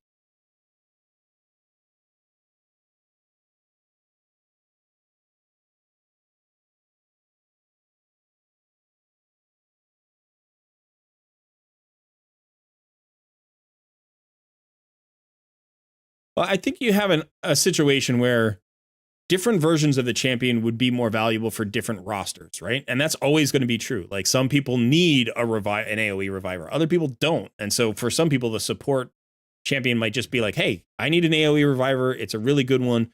It's got the extra poisons and the utility and all that stuff. So why not? That's what I'm going to go for. Then other people are like PvP players. And they're like, I hate Stone Skin. I need a way to get around Stone Skin. I need another way that's universally, available to get around Stone Skin. And so in that case, the damage dealer would be worth more to that particular roster. But I think that the defensive champion is going to be valuable to everybody. And I don't think I think the value from that is going to be greater than the maximum value of any of the other champions. Like the maximum value of the defense-based champion for an individual person is higher when you take into account all the different roster types. I don't know how interested I am in banging my head against this. Like we've still got plenty of time. It just reset, right? Like I can find some other time to do this. So maybe I'll just leave that for now. Let's go look at this. If I can go in this direction, I don't know if I can. Oh, look at this. I might be trapped. I might be trapped here. I might have to go to, oh, there's a way. There's a path. Let's look at this one. That's not awesome.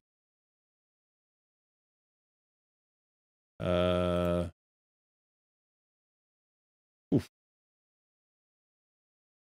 I mean, if I had her built, right? If I had Zinogre built, that would be a good way to go there. Let's just build her. Let's just put her in anyway. Does she have any gear on? She have gear on. Yes. No. Okay, put her out. Those are my 5-star Gaelic there. 5-star blessing.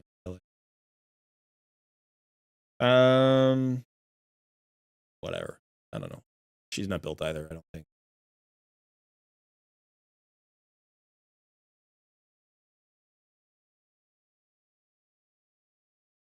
I don't know who's built. I don't think many of these champions are built.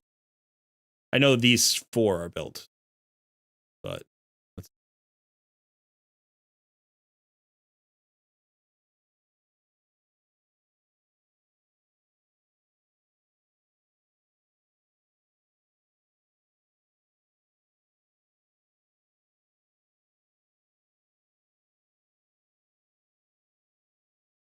not a matter of it being impossible. It's a matter of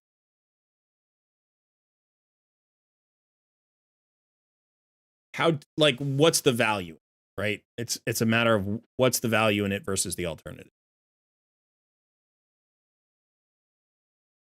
Like, not just for the individual player, but for the game. What's the value for the game? What's the value for the community? What's the value for Clarium? What's the value in... Okay. I can't bring Drax. Wait, what?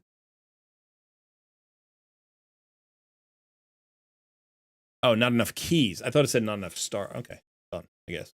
I'm done with First City. Okay. I think I need to do Ice Golem a little bit. So let's go back in Ice Golem. I'm just farming stage 20 today. I could probably farm stage 20 with, like, food. And there is champion training going on, but like I said, I'm in low energy mode today. I'm not really mentally 100% there. I don't have the willpower. Like, the free to play challenge sucked all of that out of my system, and I'm slowly recovering.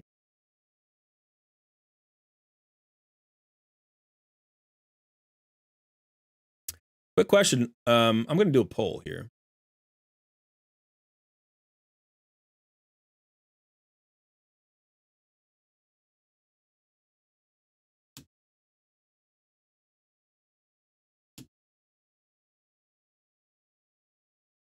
Just curious how many people are going for this soul. So the announcement today was that there's going to be a hero's path, right, for this. And it's like, that's the format. You have Fusion, Titan event, Fusion, Titan event, Fusion, Titan event, Fusion, Titan event. And you're getting the way to get to the soul. Sometimes, if they're not having a Titan event, they're mixing in hero's path for the same thing. You can get a guaranteed champion or a guaranteed soul in the hero's path. The thing about the hero's path that is frustrating to me is that it is a massive resource investment over a short period of time. Usually they are 3 or 4 days long. Whereas a Titan event has a different frustration, right? That's a massive time commitment because they're 2 weeks long. So it's basically another fusion event. And the resource threshold is a little bit easier to achieve during a Titan event than during a hero's path. In some cases, you cannot complete a hero's path without spending money. Whereas I think you can always complete a Titan event without spending money, if you've properly prepared, or if you're willing to sacrifice something else. So as a free-to-play player is what I'm saying. Like, heroes paths seem to be less accessible. Depending. Periodically they are.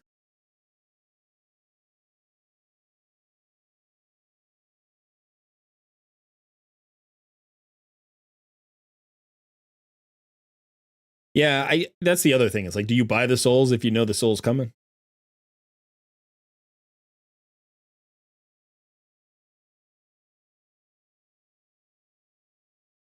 I got the 4-star Armans soul, so I feel okay with that. I mean, if I haven't really gotten any of the 5-star souls, I don't think I've gotten a single 5-star soul that's been offered for free.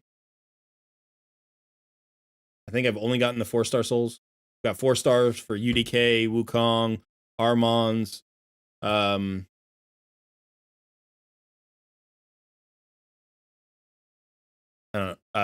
Blizzard, somebody else. I skipped one. I skipped one of them. I didn't even go for even a single star soul on one of them. I forget who. And then I got a 2-star soul on. I got the 4-star soul on Rathalos. I think I got a 2-star soul on somebody. I don't remember.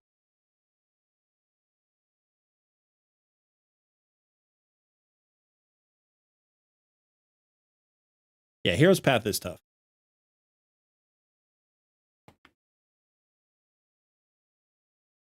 It just occurred to me that I don't need to do this live stream. I could just auto battle later. But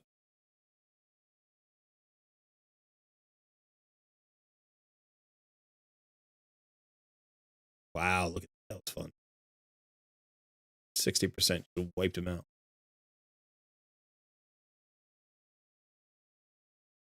Hey, Papa's in the room. Hey there, Papa. Here, sweet girl. You coming to say hi? But let's take a look. Let's take a look at the roster and see where the souls stand. So 4 stars for UDK, Lazar, Wukong. And then 4-star for Armands.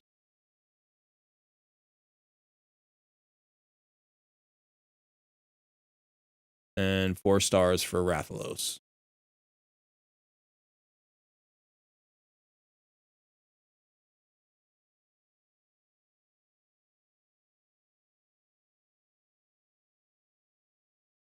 Yeah, I don't know who else the stars were on. I mean, I don't know who else the blessings were on. Or the souls. Podrick, I didn't get any at all.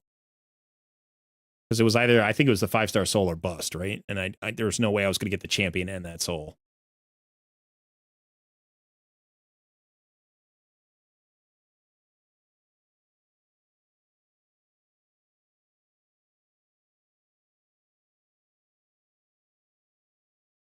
Yeah, I have a 5-star Deliana.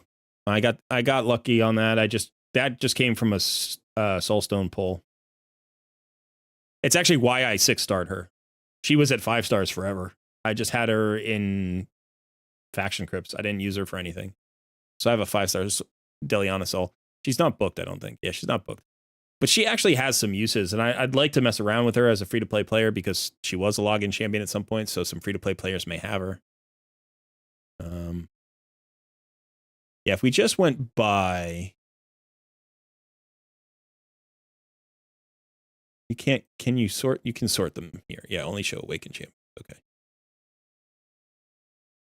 And let's just do legendaries.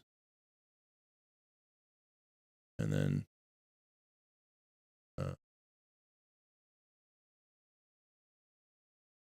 whatever. Yeah, so you can see all the souls here, right? And it's like when you get down actually to the bottom row, these are the champions that aren't 60s yet. You can see I've got a lot of nice blessings down here. I got a 6-star on Goffred, a 4-star on Armands, 4-star Rathalos, 3-star Oella, 5-star on Deliana. So these are champions that need to be, brought into the fray.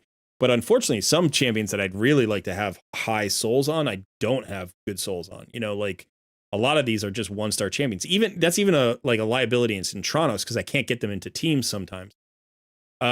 And what I've been getting is a lot of 3- and 4-star soul offers for champions, but I don't have. I can't buy them. I just can't buy them. LFC, welcome back. I think that's not your first time in as a member, is it? Congrats. The horde grows. That's excellent. I thought you were already a member. No, but that's your... Yeah, because you've got the white, black and white. Yeah, so that's a renewal. Huh? Okay, cool. Do you think that souls and awakenings have more value for PvP or PvE, or do you think maybe it's just a shift on perspective? I think that 1 through 4-star souls have more value for PvP. I'm sorry, for PvE. For PvE. I think 5- and 6-star souls have more value for PvP, but they also have a lot of value for PvE. So I think when you're talking about PvP, getting like 1 or 2-star soul really doesn't add much value for PvP at all. So overall, I think the souls actually help PvE more. But the power differential in PvP becomes very apparent when you get to a 5- and 6-star soul.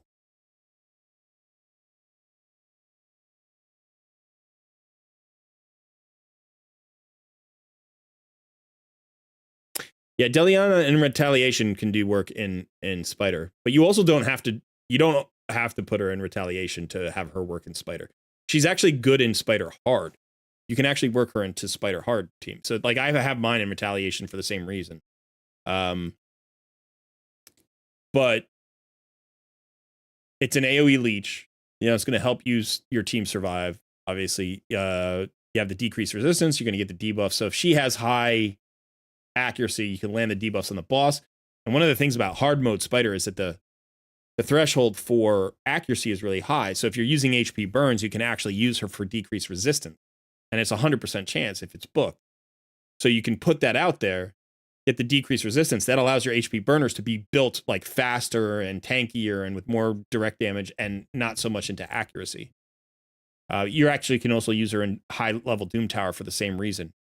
She needs the accuracy, but she reduces the accuracy burden for your entire team. The downside is that she's affinity based. She's not a void champion, so she can weak hit. So even if she has a high accuracy, she's going to weak hit on spirit affinity targets, and you have to be aware of that. And then she's got the block buffs debuff, which is just really nice in a lot of places. I think she's usable on Hydra for the block debuffs, for the decreased resistance, for the debuff spread.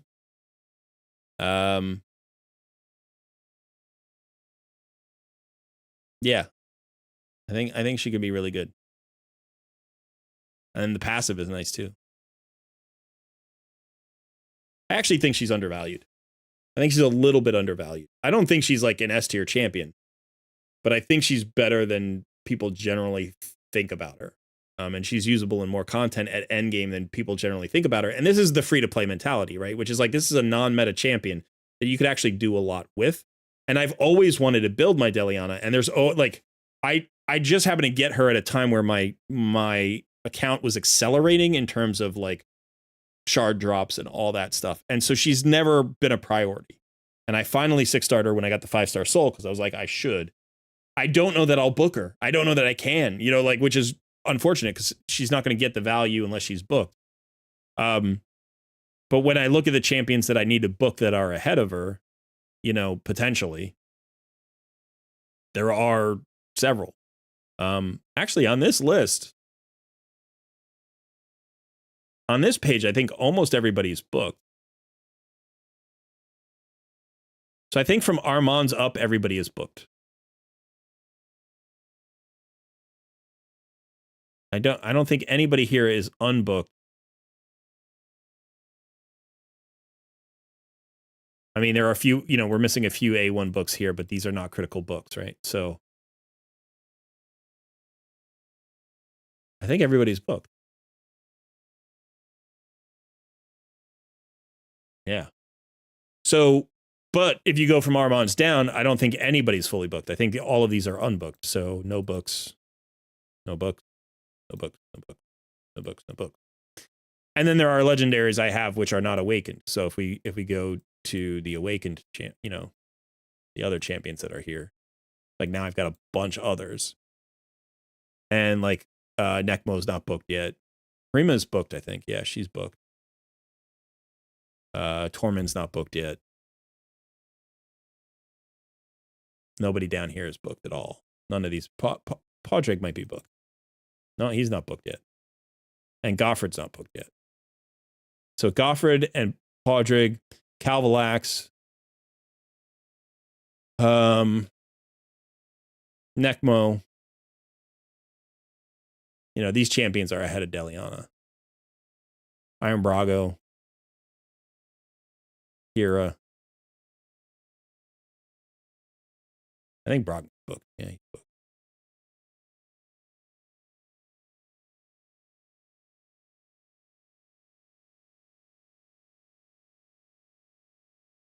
Every champion in the game falls off when you reach endgame.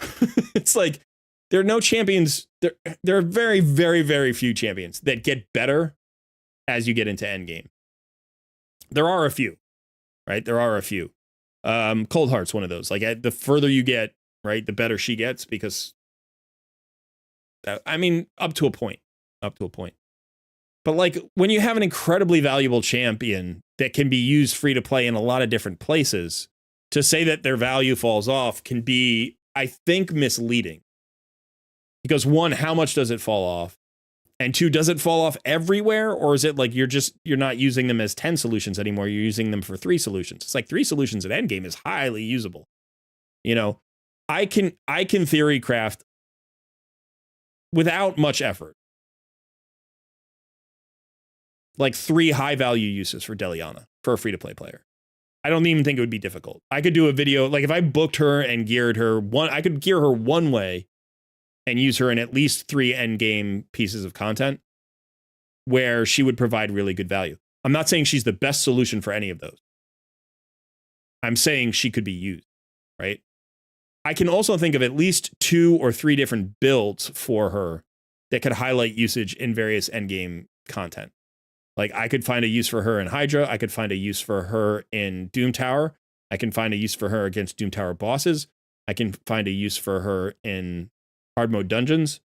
I could use her against Ice Golem. I could use her against Spider, Dragon, whatever. Like I could find a use for her. You know, like I can find uses for her. She is not the best solution for any of those things, but because she's a free champion and because she's one champion and you can use her in all those places, I think that's really good endgame value. And I've gotten into this debate a lot recently with the raid madness when we were talking about epics and like the value of Deacon at endgame versus the value of Geo at endgame. And I've talked to a lot of content creators during the HH free to play challenge in terms of value of champions at end game. And I think there's a disparity in the way some people perceive that phrase, at end game.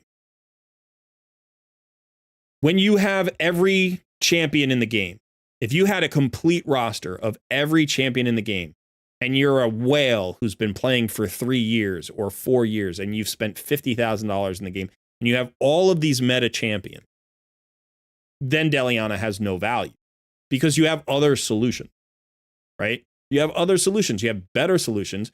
You have the gear to enable them. You have the resources to enable them. You have the roster around them to enable them. And so you don't need a champion like Deliana. She is, in fact, completely 100% useless for an account like that, right?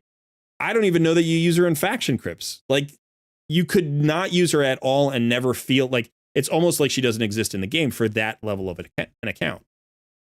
Look at my account. I've been playing 2.5 years. I'm a free-to-play player. And you can see how many champions I have 6-starred. And you can see the quality of the champions that I have. And you've seen my gear and the solutions that I've got. And I'm at end game. I am at end game. The only content that I have yet to defeat is Nightmare Hydra. And then like a couple of little hard mode dungeons, like just a few stages. And I have to complete Phantom Shogun. And that's it. Like Iron Twins is done. Doom Tower is done. Centranos normal is on farm. That's easy. So, you know, hard mode Centranos, I've been able to get to the boss, but I just haven't had the time to complete them. But I think I can complete them. I actually don't think that's that bad. And yet on this account, I can find value for Deliana. I could find value for Deliana. I could put her into teams where I think she would provide value. If we go earlier in the game as a free-to-play player, if I had built her back in the day, I would have made her more of a cornerstone of the solutions that I could find. And as a result, she would still be as part of some of those solutions. So here's the thing. As a free-to-play player, when you get to end game, you don't have that full roster. And then versatility becomes really important. If I can book one champion and spend 11 books and get 3 different endgame solutions out of a champion, even if they're suboptimal, if they're not meta solutions, even if they're like, you know, like 90% solutions as opposed to 100% solution, that can add value to my account at endgame because it frees up books for other champions. It frees up options for other champions. I can move Deliana into absolutely, I can move Deliana into a Hydra team. I need 3 Hydra teams. I need Nightmare, Brutal, and Hard. Right? So she could be in my hard Hydra team. Absolutely. Even my Brutal Hydra team. She'd probably be great. Right? So if I look at her, like, first of all, her A1 it's got a leech, which is awesome. But it's an AoE. Cursed set, provoke set. She's tanky. Provoke set could really work well. If you don't have a great provoker, get her in a provoke set, right? She could be a backup provoker. She also has a second AoE. You know, now this skill is a single target skill, but she's got a decreased resistance and a buff spread. So she can get decreased resistance onto every Hydra head. Takes 2 turns. It's a little bit annoying. Block buffs, AoE. Those are really valuable Hydra skills. She can be used in Doom Tower. She can be, you know, like, yeah. Yeah, so like, you know, we get into this at endgame, she falls off. Like that phrase, I think, it's something that you hear a lot of people say. And I'm not saying you're wrong to say it. I'm not like attacking you for saying that phrase. What I'm saying is that phrase is not descriptive enough. It's not nuanced enough to describe the effects on a champion. Like as an account progresses. For who? For who does that champion drop off? Like in what ways does it drop off? What causes her to drop off? Those are all the parts of the discussion that I think are valuable to have that we don't typically have.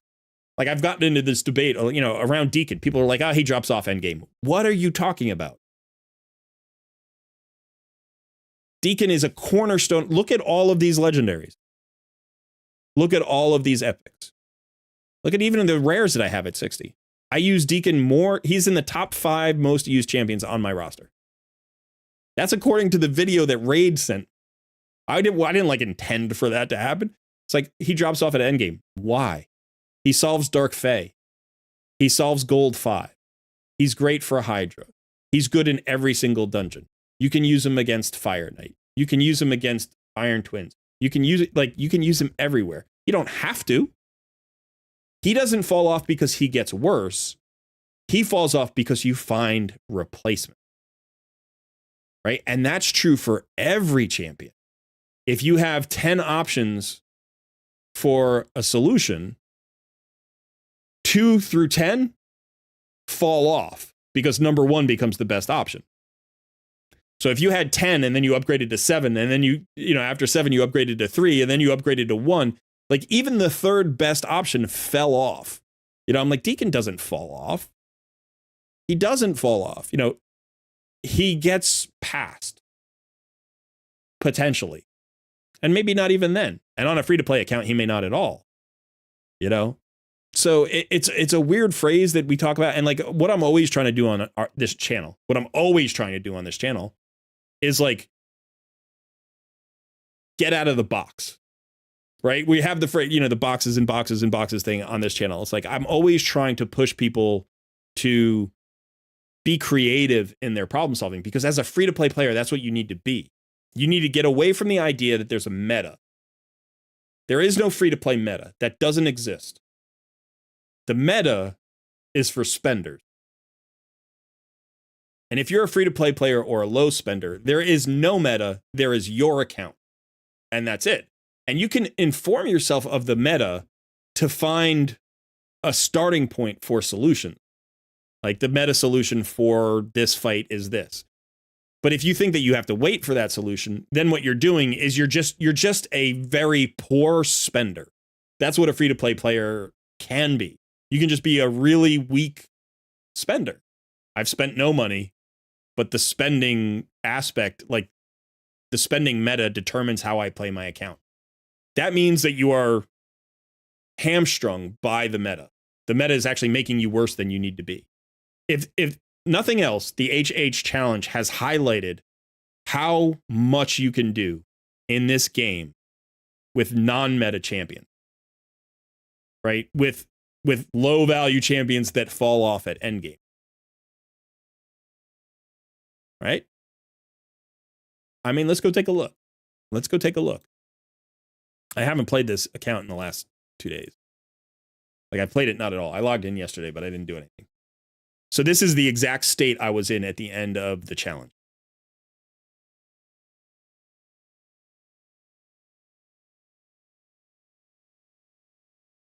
Let me click all the red dots before I go insane. Stop with the pop-ups. 380,000 silver. That's what I got left. Hey, there's an Estrid soul. No good souls.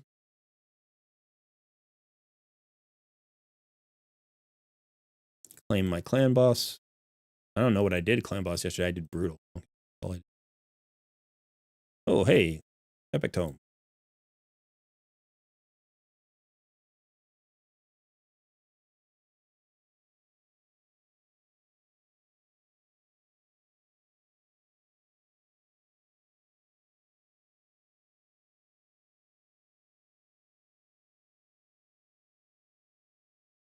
All right. So this is my point. Let's look at this roster. I ended with 11 six-star champs.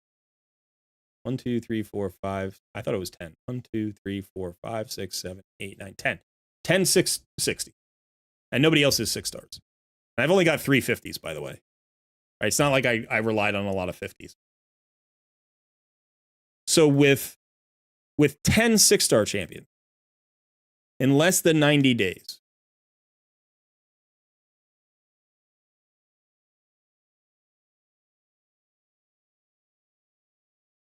Dragon hard mode stage 8.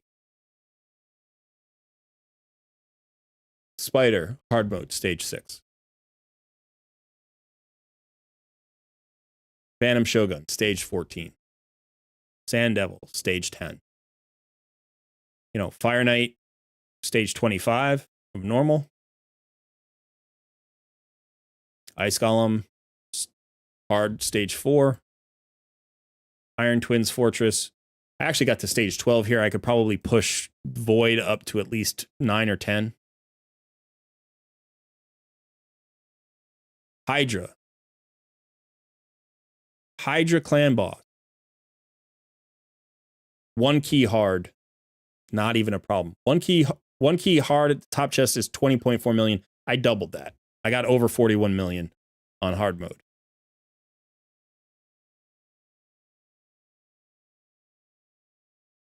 Arena, classic arena, gold 5. I mean, I'm falling because I didn't play arena the last couple of days. 3v3 bronze 4 already. Live arena, I'm like silver 2.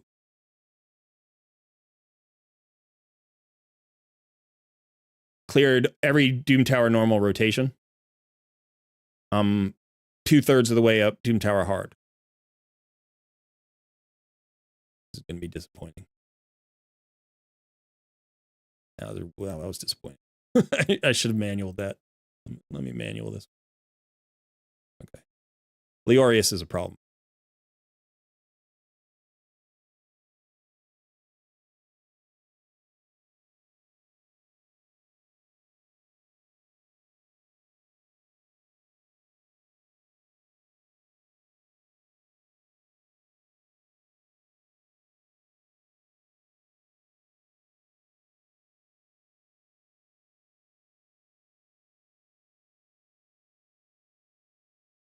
Damn it.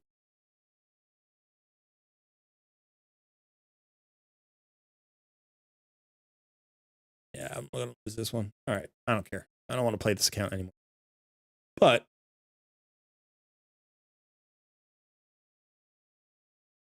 yeah, I haven't gotten my first mythical yet. Although I'm going to fuse Lady Mikage pretty soon. I can't talk about Lady Mikage without thinking about J Gig's video. I will be fusing Lady Mikage.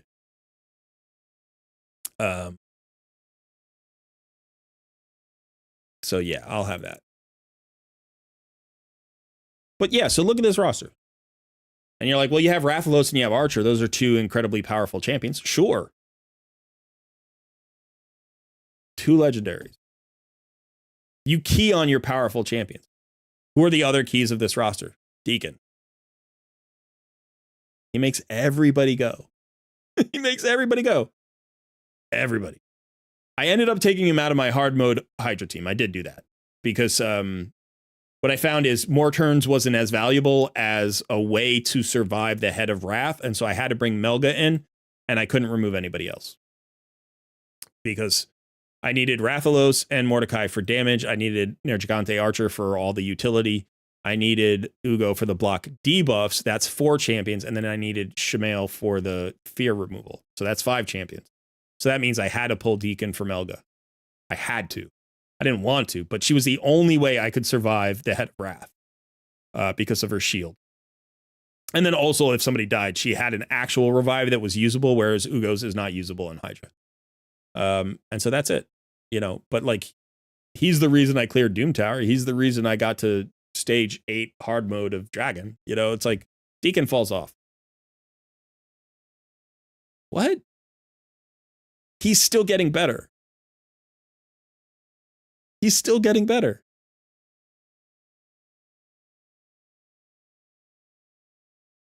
Hardbow Dragon 10. He's still getting better.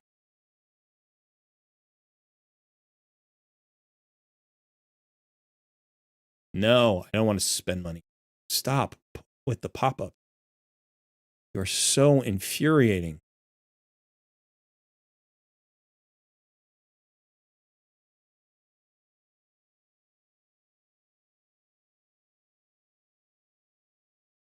So I guess, you know, that is just sort of something that I struggle with. I really struggle with, as a free-to-play player, anybody telling me that a champion loses value because they stop using the champion. I'm like, that's a different thing. It's a different thing. You know, I still use Deacon. You know, 2.5+ years in on my main account, he's still one of my top 5 used champions, and he gives me value everywhere. So did he fall off? Same thing with Deliana. If you use her and you find solutions with her, did she lose value? You know, it's like, I think that power creep's a real thing. You can look at a champion like Tayrell. Like, this is a real thing that I think is universally true. You can look at Tayrell and say, this guy's been power crept because his decreased defense debuff, which is 100% chance, is on a 4-turn cooldown. And there are now more and more champions who have a 3-turn cooldown for the same skill. So he's not as valuable as he used to be because there are champions who do his job better than he does that are highly readily available. But if you built Tayrell and you're still getting value out of him, you know, could you use him at endgame for some? Well, he's got a stun that can happen for 2 turns. Like, there are like 3 champions in the game who do that, and he's one of them. So he still has a unique thing, right? He still has a highly unusual thing that's still really valuable. Throw that in with this, it's like, yeah, okay, maybe, I don't know. Like, but has he been power crept? Yes. Is he still not valuable? No. You know, of course he's valuable. And if you got him in the first week of your account and you built him, you'd be very happy that you did. It's weird. It's weird. You know, the conversation is like, it's more nuanced than I think we'd like it to be. Hey, Freaky, good to see you. How comes the fusion for Lady Macaw? Oh, hang on a second.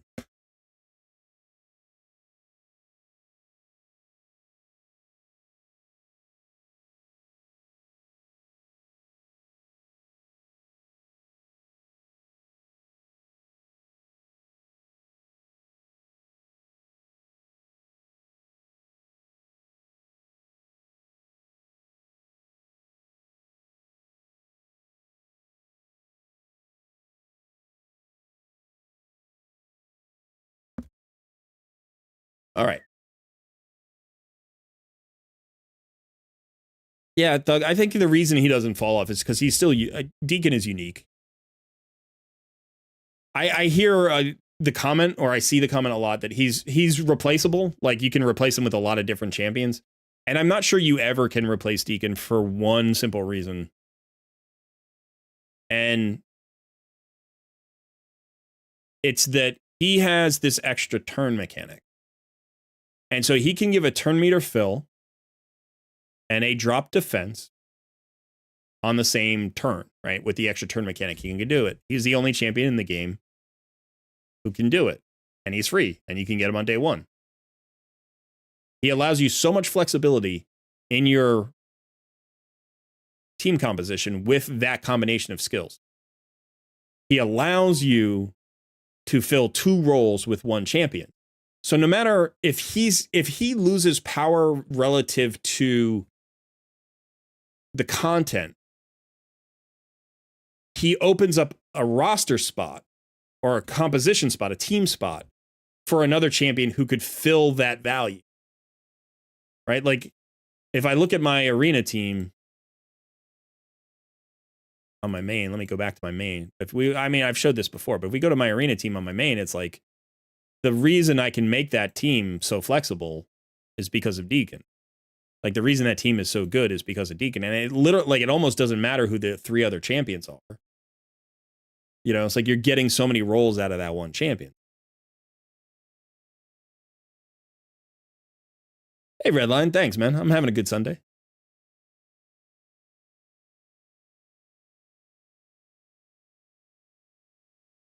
I hope you're having a good Sunday as well. But yeah, so this is my main arena team, right? Like, let's just get in here. It doesn't really matter who we go up against. And this is my team, right? So forget this guy for a second, Cardio. This is my team. This team usually takes four champions to do this team. Because Deacon's the only one who does turn meter fill and a drop defense on the same turn. Right, so you have 2 turn meter fillers, which is typically what you want for a go first team. You have the speed aura, obviously. You have the increase attack from Arbiter. You have your nuker. You have your decreased defense. And your second turn meter fill. You have all of these. So typically what you would need is you would need something like, I mean, obviously, you know, as you progress through the game, you have other options. But let's say you did something like this and this. Right, you could get this.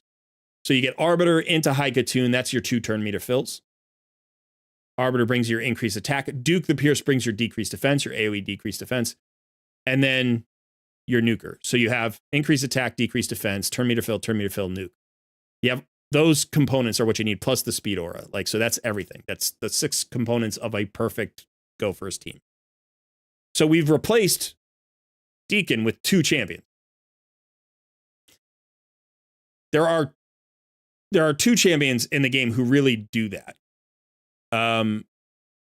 Deacon's one of them, and he's the only one who does it his way. So what happens is now I put them back in. Now I've got that second turn meter fill. So I've got Arbiter into Deacon, increase attack, decrease defense. Now this 4th spot becomes a flex spot. So I'm like, oh, well, maybe I want to add a buff strip. This allows me to get a second nuker in with a buff strip. Maybe I want a CC. Maybe I want this guy. Maybe I want a second reviver.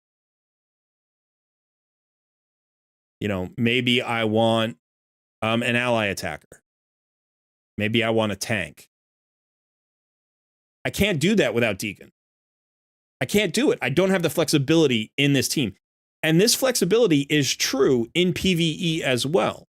Whether you have 4 spots or 5 spots or 6 spots, Deacon gives you 2 champions worth of roles. And that allows you to put, you know, somebody into that spot that he frees up that brings utility that he's not bringing. This is why I'm talking about him empowering teams. Not only does he get everybody going faster, not only does he reduce the turn meter of the enemy, he literally frees up a spot. And in the early game, he counts as 3 champions because you don't have Arbiter. So he's now also that speed lead. He's the fastest champion. He's the speed aura. And this aura is again true in PvE. That 19% is true in PvE. So he's an engine. And he just adds value that you don't see. Like, he adds value that you can't measure in stats, but you can perceive in success rate. If you take him and you build him the right way, and you can put him in any team, but if you build him the right way, and you know, whatever your roster is, you add him, and the whole roster, all 50 other champions that you own, get stronger because he's in the roster. And that's true of almost nobody else, right? There are very, very few champions that you can say, you add this champion to the roster and it makes every single other champion on your roster better somewhere, somehow. Like even Scylla the Drakes, you can't say that about. And she's pretty close, right? The only other champion who I think matches him in Arena in terms of providing value is actually, let's see if I can find her.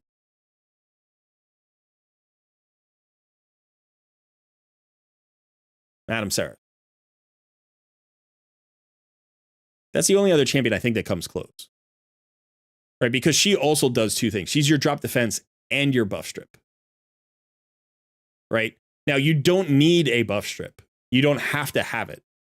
But again, you could do a similar thing where in this particular case, you know, you could do Arbiter. Now you have your increased attack, decreased defense, and your buff strip. You don't have a second turn meter fill. but you can use a turn meter fill that does other things.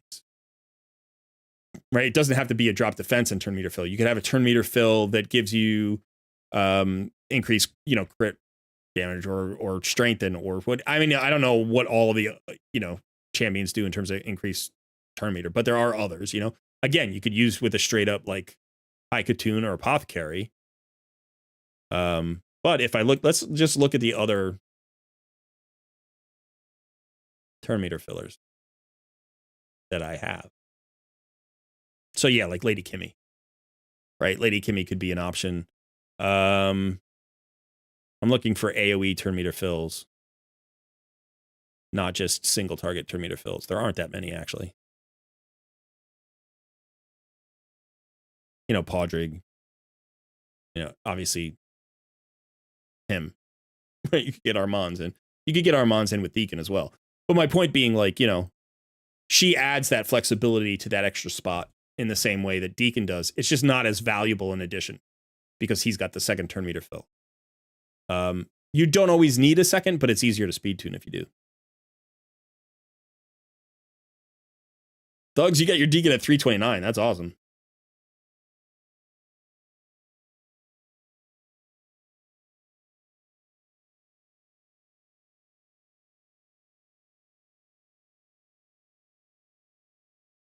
Yeah, Gorgorab's another undervalued champion. I think he used to be talked about more, but he's a mini arbiter. He has her kit, basically. He's just an epic that has her kit. Right? He's got the speed aura, the increased turn meter fill, the increased attack, the AoE revive. It's a little bit worse than hers. He's even got an ability to remove buffs, but it's on his A1 single target instead of hers, which is AoE, right? So he's basically got her exact kit, and then he's not void affinity. But he's a mini arbiter. He's very, very good.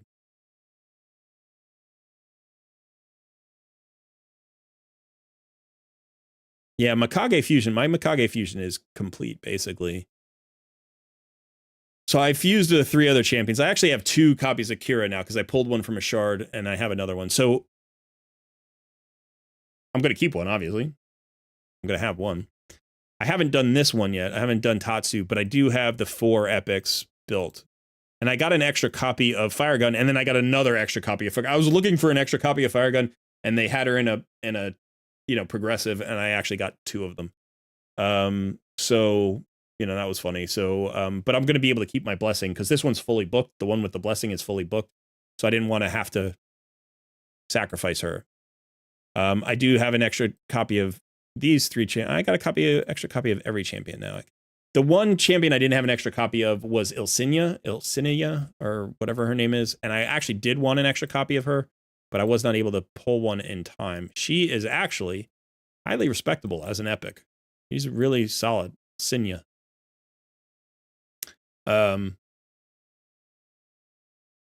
of stealing a random buff from the target's not bad for an epic A1. I like that. AoE here with a 75% chance of removing any block buffs from all enemies. That's kind of interesting. Also has a 75% chance of placing block buffs debuff on all enemies for 2 turns after attack. Not bad. Shield on all allies. Strengthen on all allies. It's the lesser strengthen, which is a little bit disappointing. But that's still kind of a rare buff. And then heals this champion whenever a shield on this champion expires, is removed or broken by attack. And it's a nice big heal. So this is kind of like an emergency heal, but it's 10 times the size of an emergency heal. It's 30% instead of 3%. So I don't think this works with Blood Shield rings, by the way. I think it has to be placed by her A3, which is on a 4-turn cooldown. But very cool champion. Really nice HP pool, decent defense pool, pretty tanky. He's even got a little bit of resist and accuracy in her kit. Yeah, I like her. But I had to trade her in for Mikage.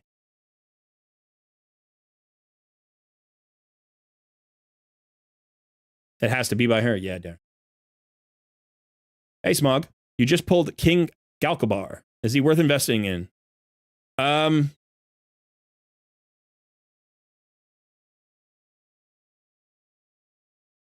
I don't know him well.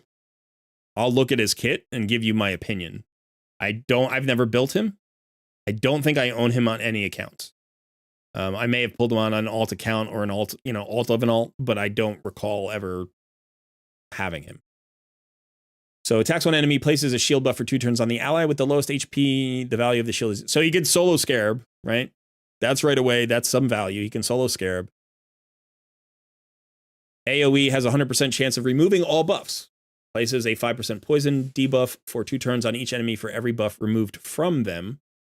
Also has a 100% chance of placing a block buffs debuff on all enemies for 1 turn. So buff strip with a block buffs. That seems highly usable. 108 base speed, 21,000 HP, 1277 defense. Seems decently survivable support. You need a buff stripper. Now, one of the reasons why maybe I haven't heard much about him is because Wukong was a universally available buff stripper who was, easily accessible and very good at the job. But this is similar to a Wukong buff strip, right? Because Wukong... Let's look at Wukong.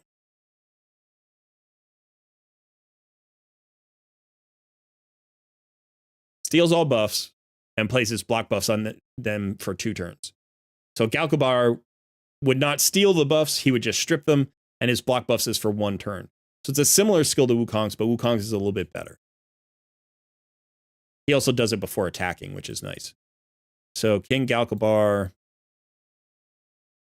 his doesn't remove it before the hit, removes it after the hit. Or on the hit. Has a full team cleanse, removes all debuffs from all allies, places a continuous heal buff for 1 turn on each ally for every debuff removed from them. So he's got some conditionals here, which I wish he didn't. They're not awful, but every extra conditional just kind of weakens it a tad. Also places a shield buff on all allies for 2 turns. 25% of this champion's max HP, and he's got a good HP pool, almost 21k.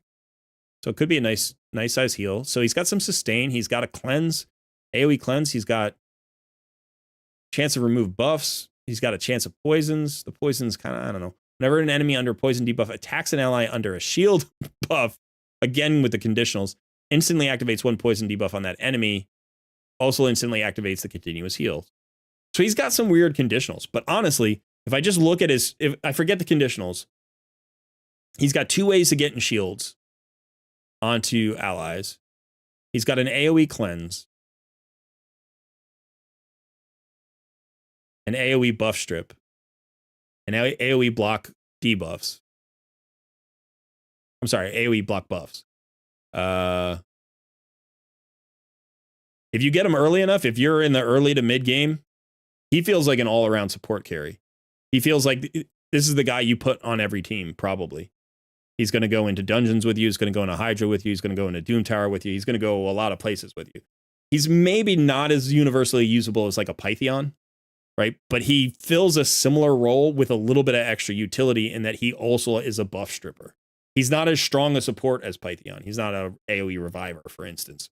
But he's going to fill that cleanse kind of role. He's going to heal. So he's got those things going for him.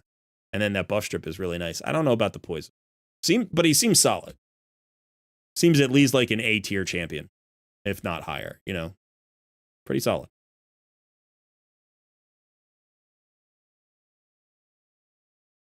He has the G.I. Joe villain look. You're right. He kind of does. With the helmet, and the yeah, absolutely. Or like a transformer kind of thing. Yeah. Definitely. With the snake head. Yeah, you're right. He does look like a member of Cobra. Who was the guy who displaced Cobra Commander? Who was the snake guy? They genetically engineered him, right? In the cartoon back in the day. Like Serpentor or something like that? Serpentor. Am I thinking of the right thing? Let's see. I'm going to go look up Serpentor.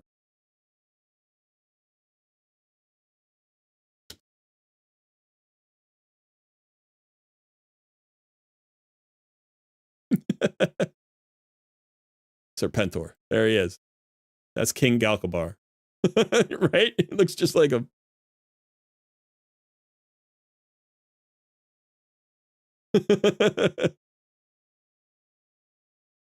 He's got that helmet. Look at that helmet. It's the fangs and everything. That was a good call. He is absolutely Serpentor. I might have to start calling him Serpentor.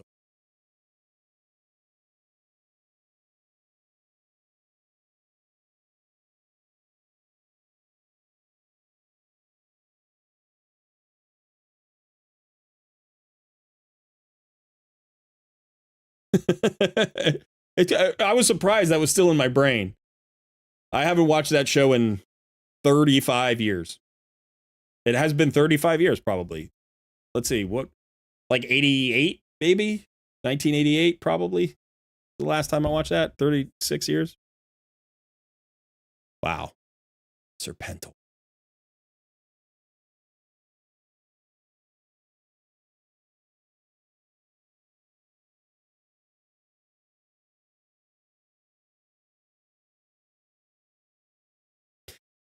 So yeah, it is where it is.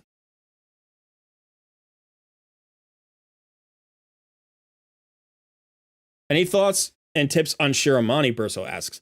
One of my favorite champions. Was my first legendary I fully booked and built. She's incredibly useful for a mid-game account. Having 100% AoE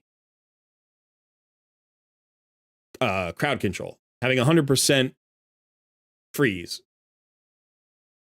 is really valuable. Plus, she has a really nice chunky heal. She's got extra freezes on her A1. It's a multi-hitter. She's good in Fire Knight. She's good in wave content. She's good wherever you need her. She's going to be good. She's not a clan boss champion. Unfortunately, her A1 is coded differently. Like she was the first champion that had that multi-hitter freeze on the A1. So it's random. And the way it works is if she hits multiple targets with the A1, she can freeze multiple targets. But if she hits the same target multiple times, she can only apply one freeze. So in Fire Knight hard mode, she's not as good as, say, Blizzard, who can freeze on every hit. That being said, she has two freezes. She has the AoE freeze, and she has the freeze on her A1. So she is usable in Fire Knight hard mode. She's great in Centranos in some places. She's great in Doom Tower in some places. She actually hits decently hard if you build her for damage, although you don't need to, But like one of the things about going with a crowd control composition is that if the enemy is fully crowd controlled, it doesn't matter if your champions are squishy, right? Like if they're 100% crowd controlled, they never get a turn, then you don't need to be tanky. So you could build her and put her in a composition with like a second, CC champion. And maybe if you just cycle fast enough, literally they never get a turn and you can just build her for damage. And that would speed things up a little bit. Somebody in chat said earlier, like, one of the things that happens is content creators, especially at endgame, prioritize speed. So fast solutions are better than slow solutions. But if you're a free-to-play player, any solution is valuable if it's your first solution, right? So Shiramani is that champion. She becomes a solution when you have no other solution. She does so much for a free-to-play roster at the right moment in the right places. And she'll continue to have value. I still use mine. She was literally, like, I've had her for over 2.5 years. I still use mine from time to time. She doesn't feature in a lot of teams. But I break her out in Doom Tower every once in a while. I do break her out in Doom Tower. I use her in hard mode Fire Knight. Although I'll probably end up replacing her with Neldor. I'll end up replacing her with Neldor when Neldor is fully built. And he's an epic and she's a legendary. So I get that, like there's been power creep in that respect as well. She's absolutely great in faction crypts. She solves high elves for you. Because she basically gives you everything you need. Like if you have Arbiter and Shiramani, doesn't matter who else you put in the team. So yeah, I mean, she's a big part of that solution. I would say if you got her late game, she's still probably worth building just if you don't have consistent crowd control.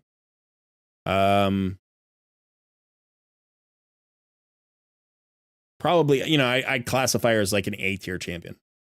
Very good, highly usable, not the best solution for anything. Versatile.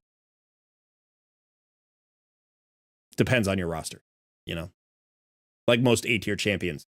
Can I either be like a cornerstone of your roster or kind of marginalized, you know?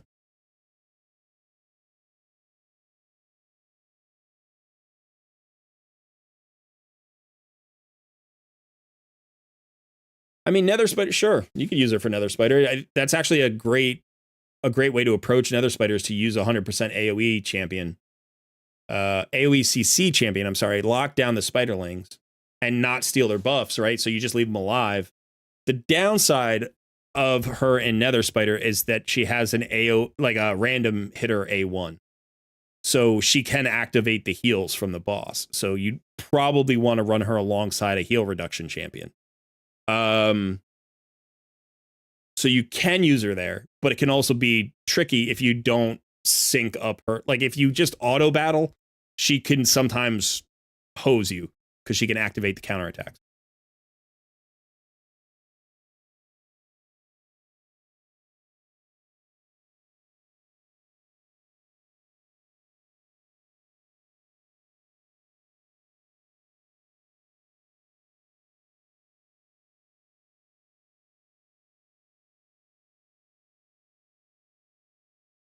Yeah, Darren, I hesitate to like make this a content creator issue. I think we have to recognize that like all the content creators are players, right? It's not like we have access to some extra software or like some special account that like Plarium gave us that allows us to bypass normal mechanics in the game. So when you have a guy like Hell Hades who has been playing 5 years and has been at endgame for 3 of those 5 years, to expect his perspective to be equally balanced between endgame and free to play like is not fair. He does a pretty good job. I would say as a free to play content creator, I look at his content and I say he tries. He puts a decent amount of effort into providing valuable content for free to play players, and he does a decent job trying to present all of his information with at least some nod towards free to play life. He doesn't succeed 100% or as well as some of the full-time free to play content creators do because he's not that guy, right? He's not a free to play player. He never has been. And so for him to host this challenge and to like experience the free to play life and use that knowledge to try to help players, I think is incredibly useful to the community. But if you want a really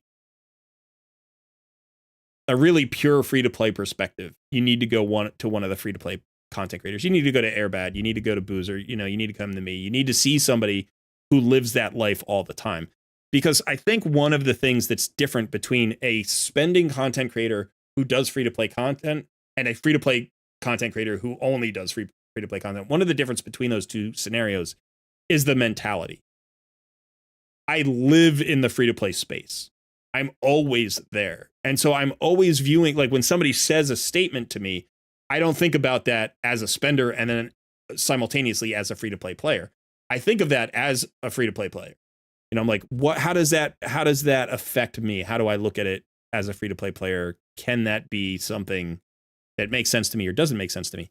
And I think the other thing is I have a lot of commenters who comment on my videos who are not free to play players. We have low spenders, we have mid-tier spenders, we have some whales who hang out in our community, and like our perspectives are very different. There are things, for instance, that like I've seen Saf say in his videos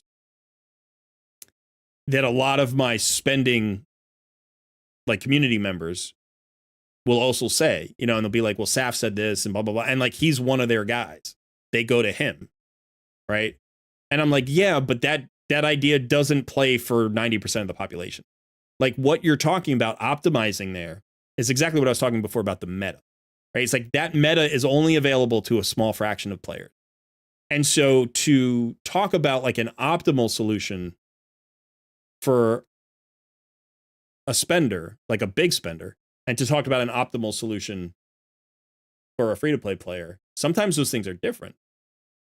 And unfortunately, just because of the spread of the proliferation of spenders as content creators, right? Like most content creators, even if they were free to play before they became content creators, they spend in order to make content, you know, and so they become spenders.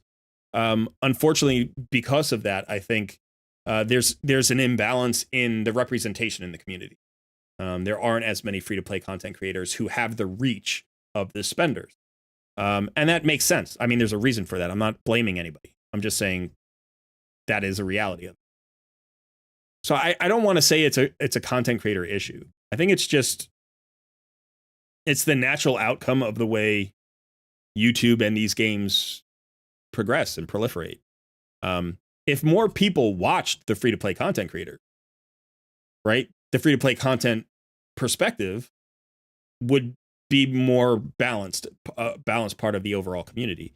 But the truth of the matter is, if you take the top 5 spending content creators, the top 5 whale content creators, and the top 5 free-to-play content creators, they outstrip our daily views by like a 10-to-1 ratio or a 20-to-1 ratio.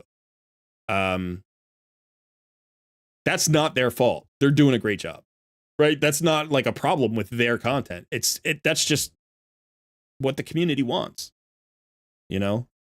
I feel very well respected. I feel very, very well regarded. I'm supported by my community. I feel awesome about it.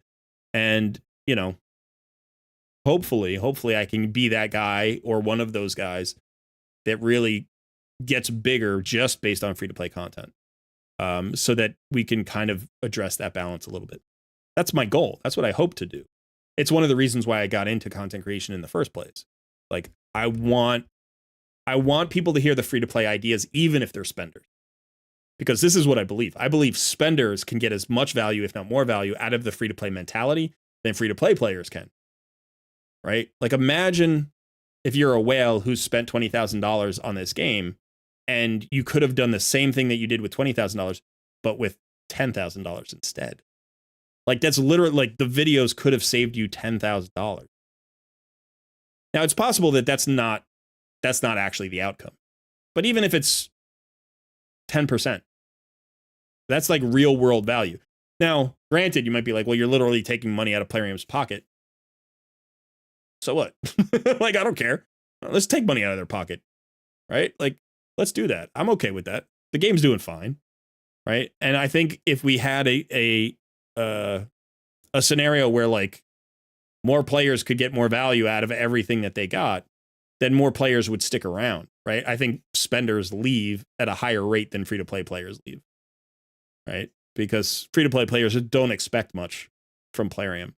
And we get less pissed off when Plarium disrespects the player base because we expect less from Plarium. And I think spenders spend, and then they get mad that they spent and didn't get value. And then they leave, right? I'm not saying all of them. Some of them stick around, but yeah.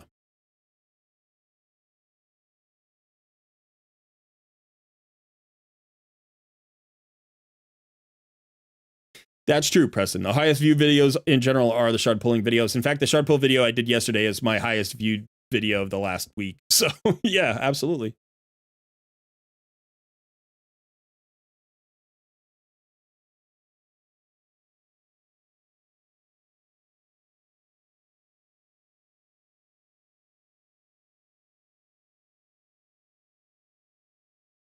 Yeah, Dan, I'm not accusing you of anything. All I'm saying is I'm hesitant. Like, I know how hard these guys work. I didn't before I became a content creator. I wasn't sure. Like, everybody could see that HH works hard. You don't have to be a content creator to know that man works his tail off. Like, what he did in the time frame he did is insane. Like, talk about a success story. You know, I mean, that's incredible what he's done. So you know he works hard. You know Ash works hard. You know, whether or not you like these guys as content creators or you like their personalities, nobody can claim they don't work hard. You know what I mean? You can look at a guy like MTG Jedi or J Gigs or Nub Raids or whatever, and you can look at them and say, they work hard at content creation, but this isn't necessarily the way, like, it's not on the same scale. Do you know what I mean? Like, Like MTG has a full-time job. He's got kids. He does all of those things. And this content creation that he's been doing for a long time, he's got a rhythm to it. He's very veteran at it. He's very good at it. And he tries to put out good content, and he does. I'm not saying anything. This is not a knock on him in any way. But you can tell the level of like difference in the number of hours he puts into Raid versus the number of hours HH puts in Raid. Right? And I mean all of it, not just the playing of Raid. I mean like the business of Raid. You know, the guys who have made the tools, right? The guy, you're talking about HH's website, you're talking about RSL Helper, you're talking about Deadwood Jedi's, you know, calculator. The investment there is greater than what I'm doing. Right? So I know how hard I'm working. And then I look at those guys and I'm like, they're working even harder than I am. You know, and so I think, you know, my perspective has changed over the past 9 months, where it's like even content creators that I used to think, it's like, as just a viewer, I'd be like, oh, that content creator's not very good. And it's none of the people I've mentioned, or, you know, I had opinions about that. But there are smaller content creators or lesser known content creators, or even some that were fairly popular that I didn't like for whatever reason. And I would say, oh, that content creator, he doesn't know what he's doing. He's not very good. And then I started content creator. I'm like, oh, he knows exactly what he's doing. And it's just very hard. It's just very hard, you know, and I respect the contributions a lot more. Anybody who has an effective contribution, anybody whose video I watched that helped me get better at the game, I now look back at it and I'm like, oh, even though that was just a little bit of help, like that was a contribution. MTG has a website? I don't know of his website. Yeah, you agree with, I expect nothing from Plarium at all.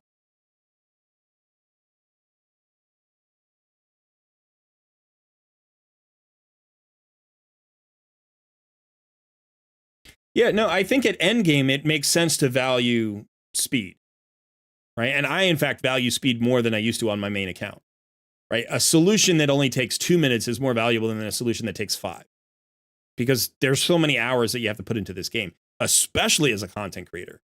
And the content creators are going to value it even more, because you as a player, let's say you put in, I don't know, how many hours a day do you think you play Raid? I play Raid at least that many hours.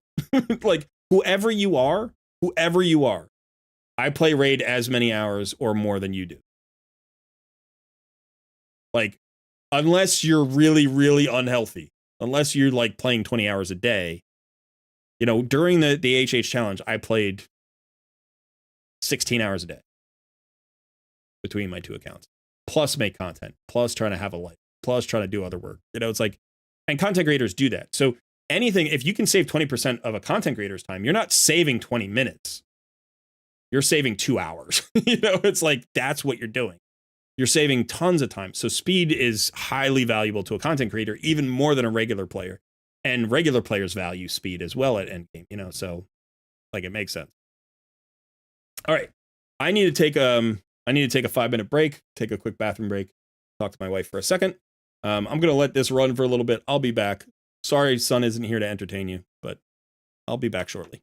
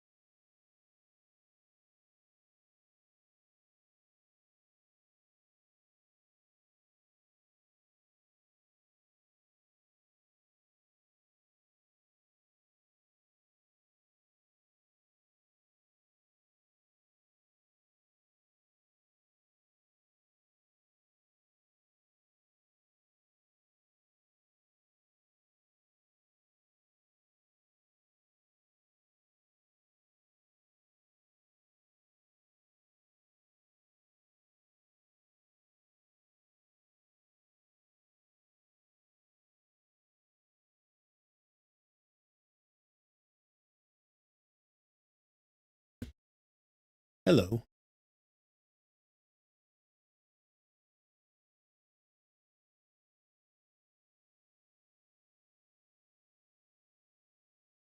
Yeah, so I guess what I was saying before, to jump right back into the conversation, is just that, like, it makes sense to me that content creators emphasize saving time, right? Because it's valuable for everybody to save time in this game, but it's especially valuable for content creators who spend way too much time in this game already, you know?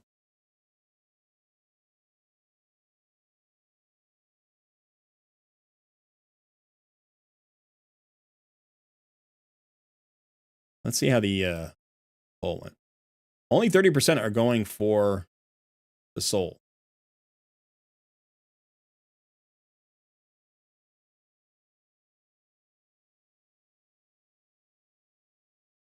I lost 25 viewers when I went on my bathroom break.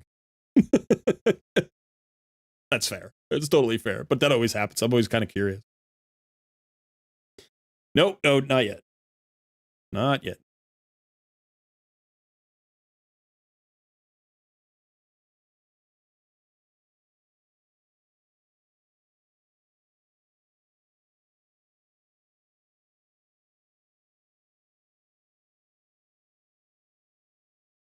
Yeah, I mean, mastering one area at a time is fine. If that's how you like approaching the game, that's how you should do it. You know, I kind of do a mix. I dabble in everything, and I try to get everything to like kind of a respectable level, and then I master each area. You know what I mean? So it's like I don't ignore an area and wait to dedicate a month to it and master it. What I do is I kind of get the basics down. I kind of get everything up to one level. And then I'm like, all right, now I need to step it up to like sort of the advanced level. And then I kind of advance everything up to the advanced level. And then I go through each one and master them. So yeah, and obviously it's different for me because I have to create content on stuff. So sometimes, like with the Sand Devils video, the Sand Devil Necropolis video, I hadn't done Sand Devil's Necropolis. And so doing the video really taught me a lot. Like the research that I did for the video, the studying I did for the video, the experimentation I did taught me a lot.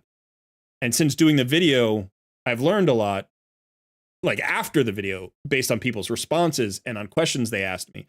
So I feel like I'm much, much better at Sand Devil's Necropolis now than I was before I did the video. But I still think there's another layer to go. Because as a free-to-play player, I found a free-to-play solution. Free-to-play solution. Which was basically a duo. You know, it's like I took that method because it was the cheapest. And I had the champions, and I mastered that method. But I haven't mastered the full team method yet, you know? So, yeah, I agree. The theory crafting is really, really fun in this game.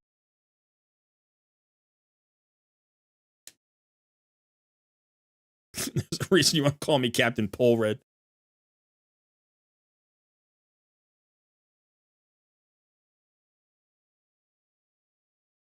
A 5-star soul can be high value. For instance, I mean, just, you know, when I was on my free-to-play challenge account, and I had the opportunity to get the 4-star soul on Rathalos. I mean, this is my main account, but I got the 4-star soul on Rathalos on the challenge account. That was a high value soul, right? Because when you look at the soul, this gives you that 38% crit damage. It gives you 85% or 8,500 additional HP, 600 more defense, 750 more attack. It makes you more survivable by a lot. And it makes you hit harder by a decent amount. And he was such a cornerstone to my roster that all of those stats were valuable on top of the blessing. So I prioritized him above like a fusion. I actually prioritized that as probably the single biggest target I had during the 90 days was to get his 4-star soul. Currently, there is no 5-star soul in the game that is worth more to me than like another S tier champ, right? Probably, I would say that that's true for a new champion. Like if I went to one of my cornerstone champions, if you're like, hey, I'm going to drop a 5-star soul on you for, Mithrala, would you take it? Or would you take a fusion? I'd be like, I'd probably take the soul. But my point being, like, at this point for me, additional good champions are really valuable because it gives me a direction for places like Centrano and for solutions for like Doom Tower hard mode secret room and for Hydra, stuff like that. So there are some champions for whom I would say a soul would be more valuable than a new champion, but in most cases I just want the new champion. And then there's the additional like content creator side of it, which is like, if I have the champion, I can make free to play content on the champion. Right? Not everybody's going to get the soul. More people are going to get the champion, and I need the champion for the soul to be worth something. So if let's say I got Astrid Fusion, and then I got the Astrid Soul, and then I missed out on the next fusion because I got the Astrid Soul, as a content creator, that would be bad for me as well. You know what I mean? I can't do that. I can't afford to do that. And while I was doing the HH challenge, there was no way I was going to do Fusion Soul, Fusion Soul, Fusion Soul, plus HH challenge, plus Fusion Soul in the HH challenge. Like, no, there's a limit. There's a limit. And I reached mine. So I do think that, for individual rosters, sometimes the soul is more valuable. And sometimes the next champion is more valuable. Like if you went for the White Queen and Korra soul, like if you went for her 5-star soul, like if they had one, I don't remember that they did. Did they? I don't remember. But if you went for her 5-star soul and that made you miss Armand's, I think for almost any account, that would have been a huge miss. Right? That would have been a huge miss. But sometimes it doesn't matter. So, like if you had gotten a 5-star soul for Newt,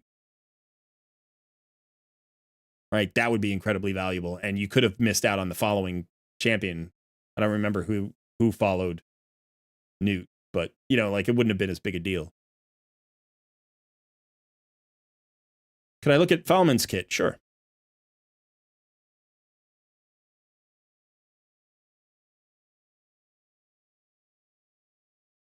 First of all, I like his look, right? I like his haircut. I don't like his look. I actually kind of don't like his look. It feels a little bit wonky to me with the red and the gold and the blue and the white and the gray and, like, I don't know. It feels a little bit too much color for me. Like I kind of like my color blocking a little bit cleaner, I guess. Like if we look at like this, I like this kind of clean, look. It's like, all right, I actually think she looks better, and she's a rare. But that's just personal preference. I mean, who cares? But I like his haircut. It's good to get another bald guy here.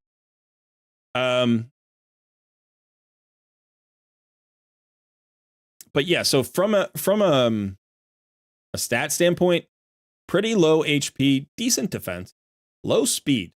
95 is low speed for a legendary. I wish they would just like say the minimum speed for a legendary was like 98 or 99. Any legendary that's below 99 is just like slow. Pretty good attack numbers. I don't know about his multipliers yet. I like his aura. Again, ally attack plus crit rate, and they're both in all battles. So that's pretty solid. I like that. It's the same thing that we had with the high elf. I forget her name already. It's gonna bother me. Finna. Right, same thing. She has the crit rate in all battles. So the faction unity bonus on the aura is the same.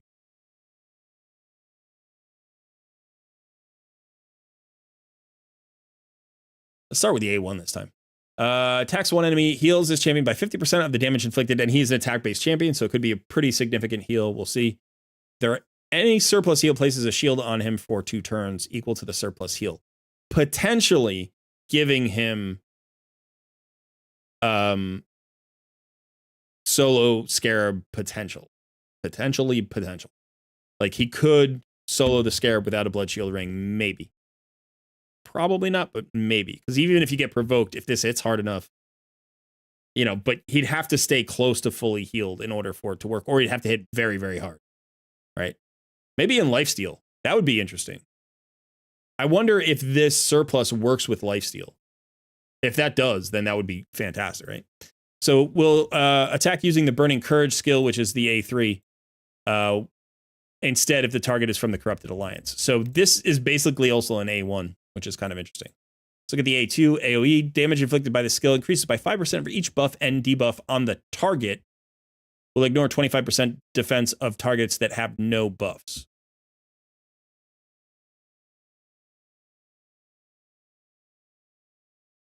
Three-turn cooldown, just books 30% extra damage. That's a lot of extra damage from book. 30% is about the maximum. Usually, 15% to 25% is more common. You get some 10%ers, some 25%ers, some 30%ers. But that's a lot. That's high. So if there are good multipliers on this, this could potentially do a ton of damage. Now here we get his faction unity skill. This is a single target, can replace the A1. Before attacking, removes all buffs from the target. Damage increases by 20% for each buff removed. Now, this can be resisted. So this will require accuracy, I think, unless something else says we don't need accuracy, but I think it needs accuracy.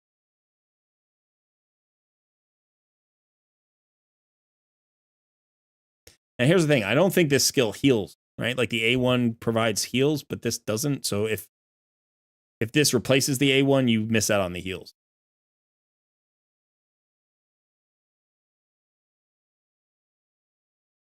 Whiskey Cowboy. I'll check that out in just a second.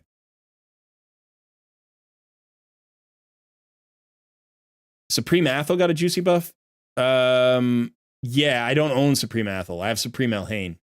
But she did. She got a buff. Okay, so let's see.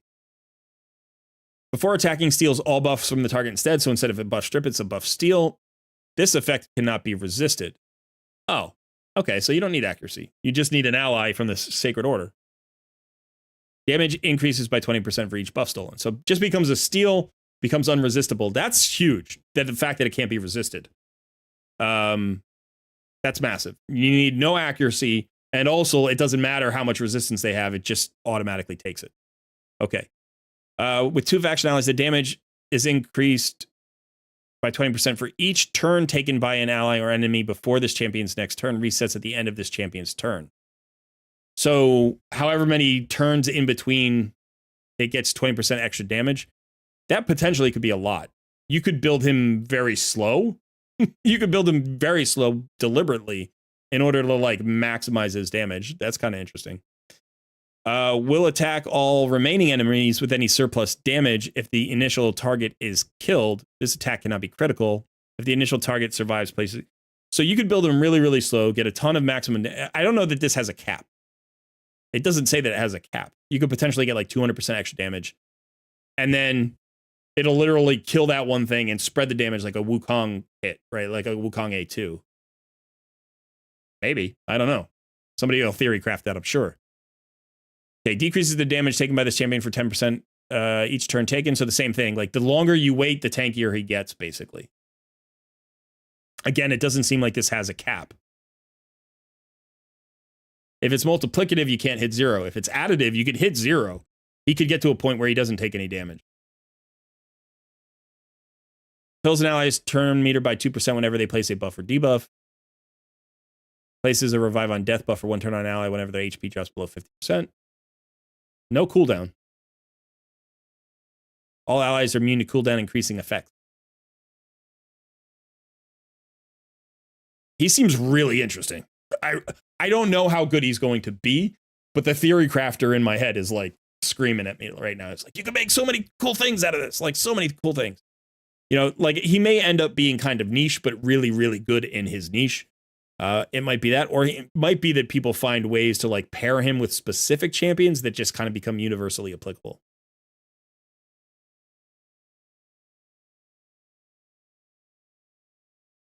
I don't have Baron. I have Eric's. Real quickly, my Eric's I'm just on the way to building Eric's. Actually, he's built. She's built, rather. I believe Eric's is female. Yeah, she. Okay.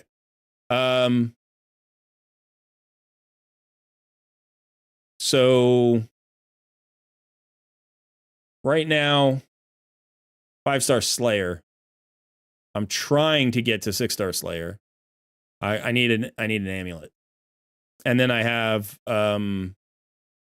3-star protection for the extra HP and speed.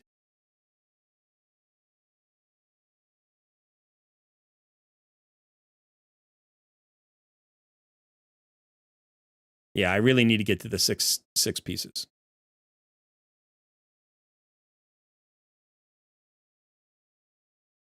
Decent stats. Low defense here at 2.3K. Low speed at 203. I would really, and low accuracy actually. It's not a great build. It's not there. It's not glyphed yet.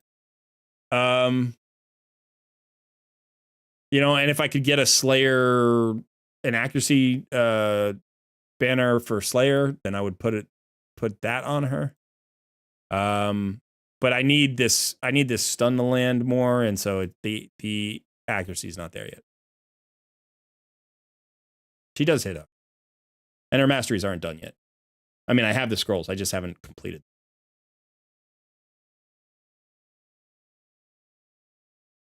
Yeah, she's great in arena. Okay, but somebody asked me about something else.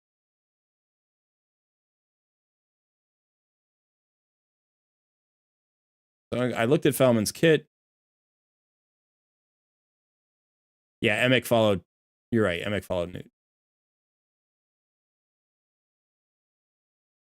What is my solution to Scarab floor 100 hard Doom Tower? Let's go look. I'm sure it's just Blood Shield Ring. That'd be my guess.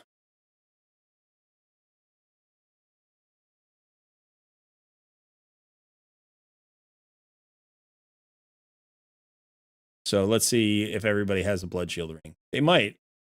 I would assume that they do.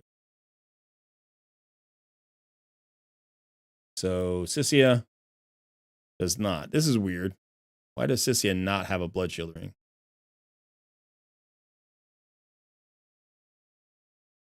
Syl of the Drakes, Blood Shield. Lady Kimmy, Blood Shield. Newt, Blood Shield.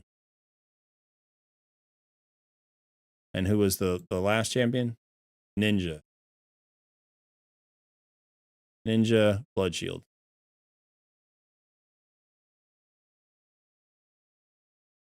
Let me just run this. I don't know. I don't know what's going to happen here. This is kind of interesting. I wonder if she's just here for clearing waves and then she dies and then the team runs without her. But Syl of the Drakes will keep bringing her back. So I honestly don't know why she's in here. It's also possible, it's entirely possible, that she had a Blood Shield ring on her when I built this team. And then I've taken it off of her and put it onto somebody else for some reason. And she's just still in the team and I didn't realize that, you know, that I stripped it off of her.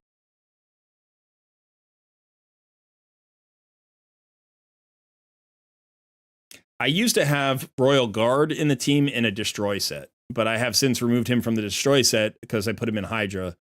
And I haven't put anybody else. I don't think I put anybody new in a Destroy set. I was thinking about who I would put in a Destroy set just to speed this up. I might have actually put a Maneater in it. Maybe I put a Maneater in a Destroy set. Or did I? I don't know. But yeah, so this doesn't feel great. This feels like this could lose. Unless Sissia dies and stays dead. And then it wouldn't be a problem. But she's going to kill the team, I think.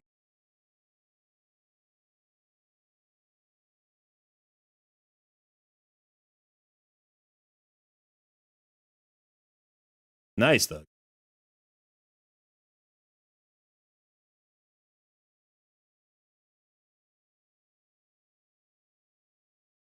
Eric's can solo Spider 10 hard. Mine cannot. Mine's not there yet. She doesn't have the accuracy and she doesn't have the speed.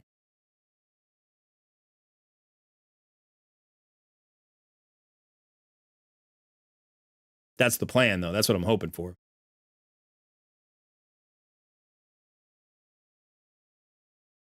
So anyway, this is a solution. The solution here is simple. Like, the solution for all of the Scarab bosses is simple. You get a Blood Shield ring on Syl of the Drakes, and you run her with anybody in a Blood Shield ring. If you have Syl of the Drakes and you can get a Blood Shield ring on her, you run her with anybody you like that has Blood Shield ring. Right? You only need to get past this boss once. You're not farming this boss. So honestly, like, let me just go to my roster and look for champions with blood shield rings. Okay, like Nair Gigante Archer absolutely would work. She'd be great. Yeah, Blizzard could work.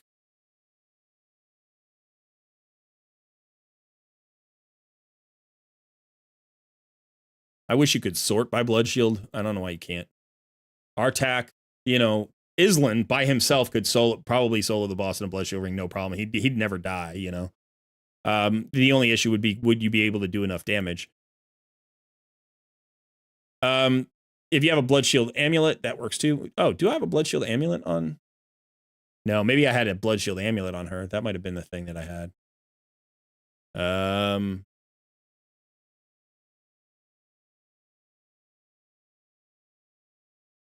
How about we do this? Let's find a damage dealer I'm not really using.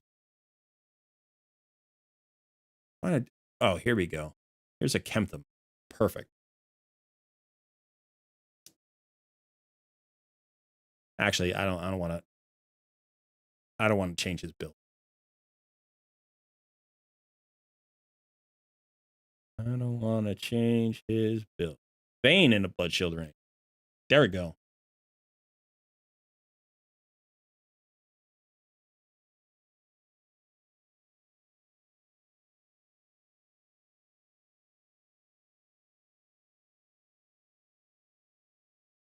And Farrakhan in the fat and blood shield ring. I kind of want to find a damage dealer I'm not using for anything else. Like at all.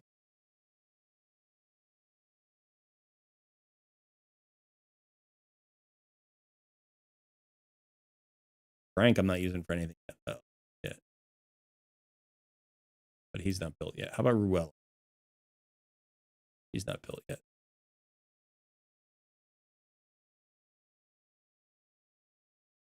All right, so here's the question. Do I have a blood shield ring? Or a blood shield accessory?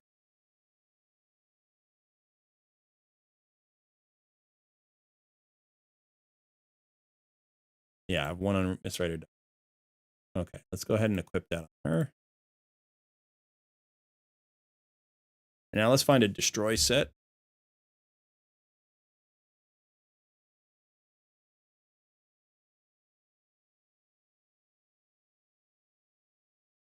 Did I sell all my destroy gear? Where is it? Here. Doesn't have to be good. I do want accuracy on her if I can get it.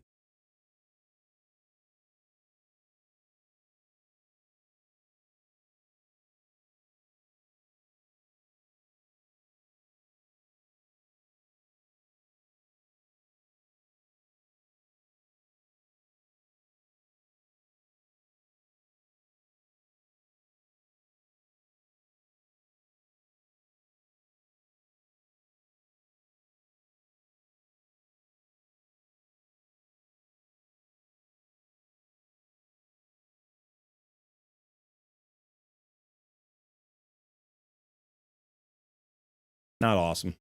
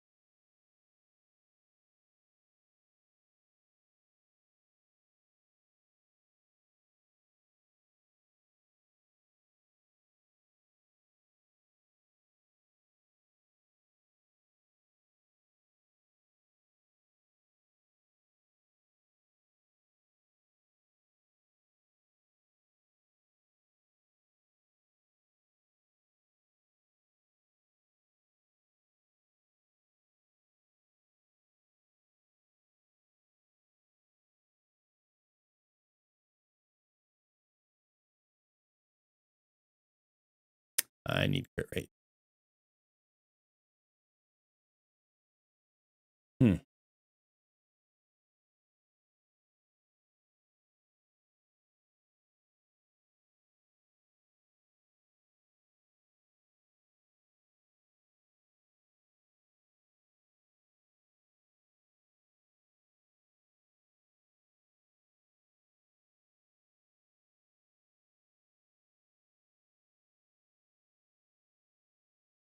There we go. I think that works.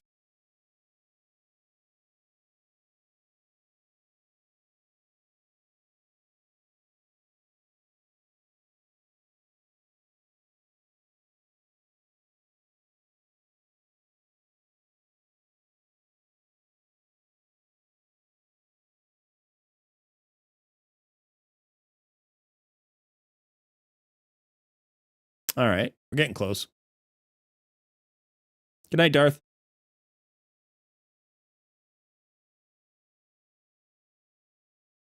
Fane's not too squishy. Fane's fine.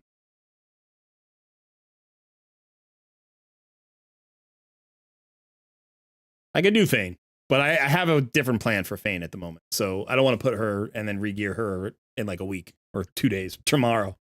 But yeah, we'll just do this for now.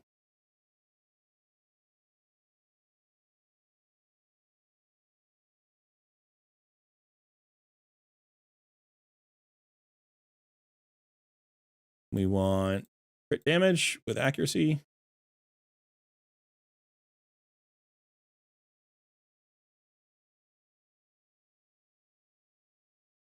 Yeah, let's take this one all the way.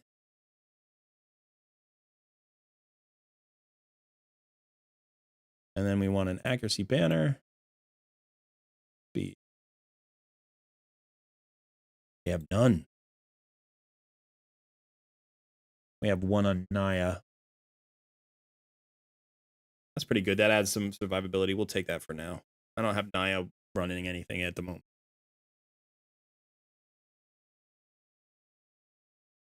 It's low defense right now.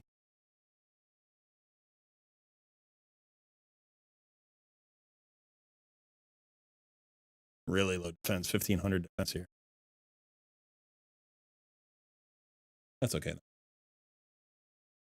Let's just take it to 16.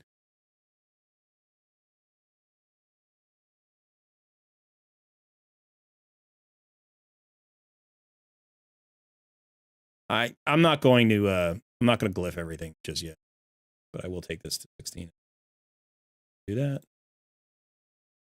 But clearly I could get, a lot more defense and HP and stuff from a glyph. All right. Does she have masteries? She has no masteries. She does have a 2-star blessing. What blessing do we put on Ruel? I mean, she's a debuffer.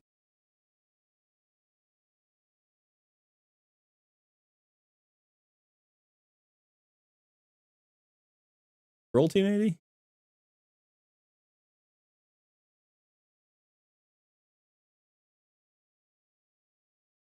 Yeah, we could do cruelty.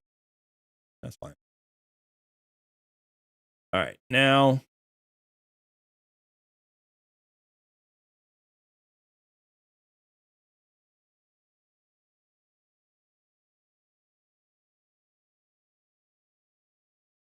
All right, so the first thing that we want is we want a speed aura in Doom Tower. So I mean that's the Lady Kimmy. That's what she's there for. But let's find something maybe a little bit more universally accessible. So let's look for speed auras.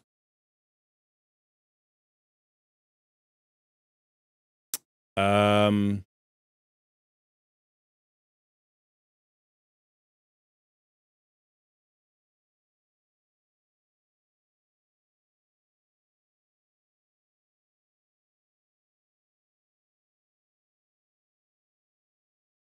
I get him in a blood shield ring?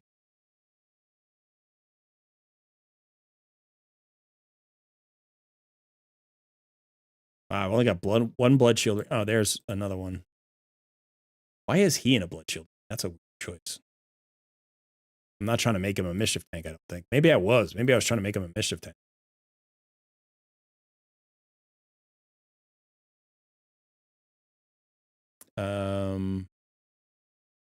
I mean, Ursula. Oh, she's already in a blood shield ring. Kind of don't want a reviver. Necmo's not really accessible. So I think our options here are High Katoon or Deacon Armstrong. So just for now, why don't we just grab him? Blood Shield.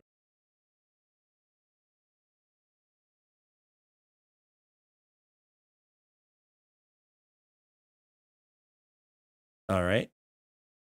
And so we'll do Deacon.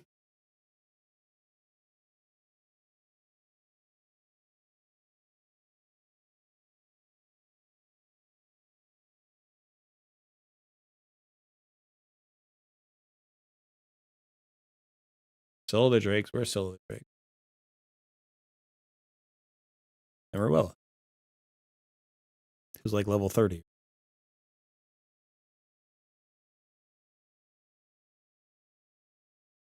32.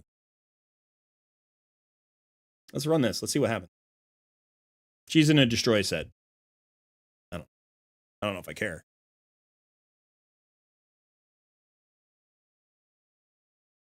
Wait, let me just double check. Am I in hard Doom Tower?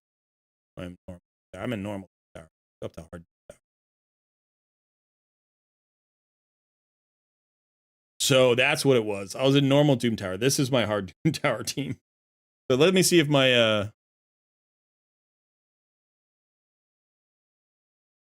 let me see if my Royal Guard is still in Destroy. No, he's not in Destroy, but he was on this team because he was in Destroy. I don't think anybody's in Destroy now. Let's just see if this works. Deacon. Ruella.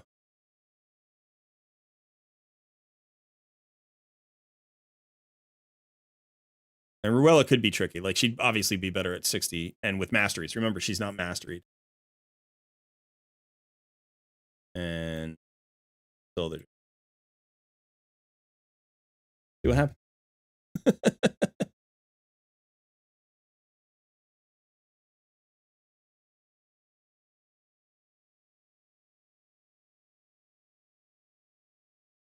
So I guess my point here is that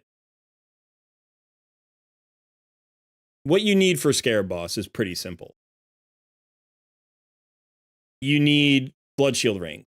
You don't have to have Blood Shield Rings. There are champions who have, like, shields that can provide shields, and that would be fine. But Blood Shield Rings are the easiest, most accessible way to do it. And it doesn't really matter which Blood Shield Rings you get, because you can solve a lot of Scarab bosses with champions from different factions.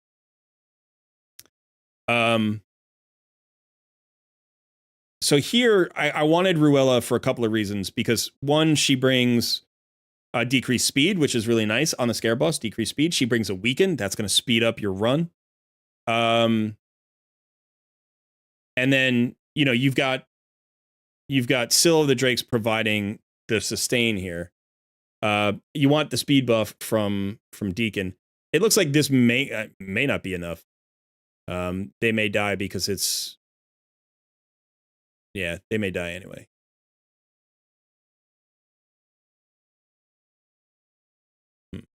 I wonder... I should look at Syl's. I should look at Syl's build.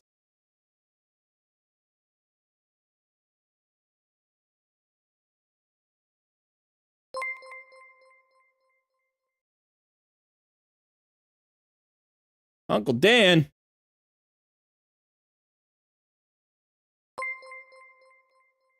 Uncle Dan, that's very cool, man. Thank you so much. Gifted 5 Cold Red Plays, Raid Shadow Legends memberships. We've got None You Business, Darth Malgus, Pavel Grabowski, Freak Show, and I'm assuming Uncle Dan. Thanks so much. That is absolutely fantastic. 5. That's awesome. The Horde grows. The Horde grows. But Syl of the Drakes, let me see how she's built right now. Yeah, I think I changed her. Did I change her build recently? So you can see she's not awesome. She's okay, but she could do the job.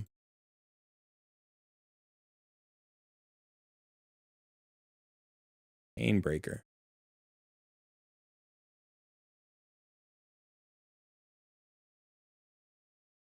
Let me see if I can just get a little more sustain into the team. Or maybe I just put Lady Kimmy. No, I want Deacon in. Who would give us a little bit more sustain?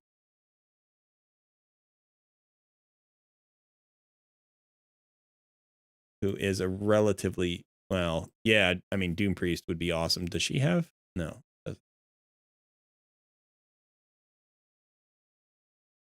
There's Blood Shield right there, right? Blood Shield Amulet.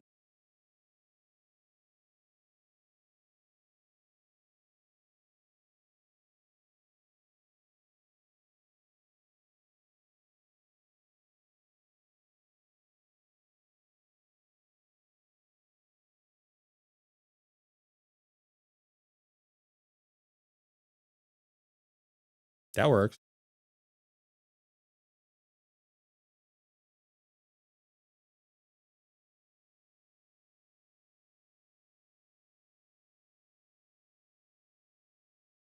He could work. He could work. Got a 4-star blessing. I haven't even put one on her yet. I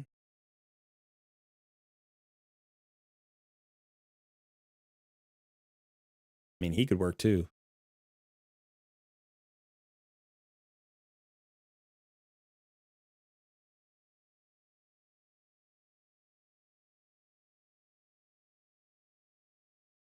Obviously, she could work just fine. She could solo the whole thing.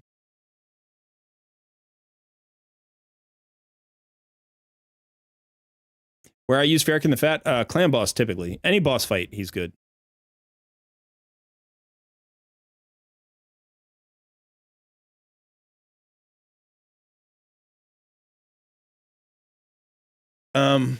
Yeah, let me just grab this and then I'll talk about ally attack in just a second.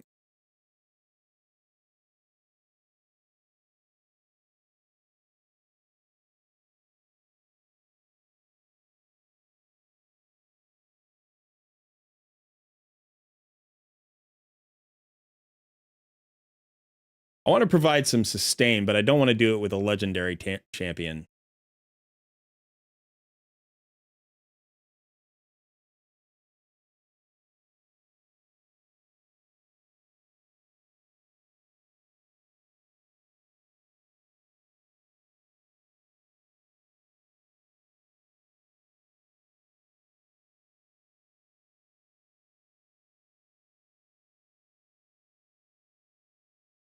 Let's just do Vogoth for now. That's who I have built, and I've already spent enough on this. So we'll go back to this. Let's get, I don't know if Vogoth's going to be enough, honestly. If Ruella were at 60, it would be probably, but let's go ahead and try this. Vogoth. Now Vogoth has to be at the back, right? And then Ruella, who's going to die multiple times. Just look at Ruella real quickly. How far along is she on her masteries? None. None at all. Okay. All right, so ally attack. Ally attack is very valuable for several reasons in several different places. So first of all, every person who joins the ally attack hits with their A1. So A1s can be valuable, especially if they have abilities on them. Maybe they add a shield, maybe they heal, maybe they debuff, they put a weaken or a poison, maybe they have a slow, maybe they have, you know, anything, any effect that an A1 applies will be applied on the ally attack. So there are so many different A1s in the game. You can really consider, you know, like maybe you have a provoker with an A1 provoke, and so you know you have a lot of options, I guess is my point. So that's one of the values of an ally attack. The second is that if you think about it, like imagine that you have a full team of, let's say, 5 in clan boss, right? Or everybody but Farrakhan is attacking. So you get 4 hits instead of 1, right? And those 4 hits all have an opportunity to land War Master or Giant Slayer, you know, depending on what mastery they have. So that's a lot of extra opportunities to land those big damage hits against the clan boss. So that's another value for that ally attack. Farrakhan the Fat also brings debuffs. I believe he brings poisons, an HP burn, and a decreased defense. I'm not sure if he also has a decreased attack. He does not have a weaken, but I think he has a decreased defense. So, you know, the other value for him is that he debuffs bosses with a lot of good debuff. So you have the ally attack, you have the debuffs, and that provides you with what you need in order to get the job done, basically. It's like you can kill any boss with that. You can kill Fire Knight hard mode with that. You know, it's like he's giving you those extra turns to extra attacks to break the shield from the ally attack, right? And imagine this is what you do in Fire Knight. Like if you have people who have double hits and triple hits and quadruple hits on their A1, right? Like when he ally attacks, they all use their A1. So if you have him paired up with, say, like a Cold Heart against Fire Knight, she's going to use her A1 and give you 4 hits on the shield. And then he's going to ally attack. And that means Cold Heart's coming with another 4 hits on the shield. That's 8 hits without the other champions even being counted in.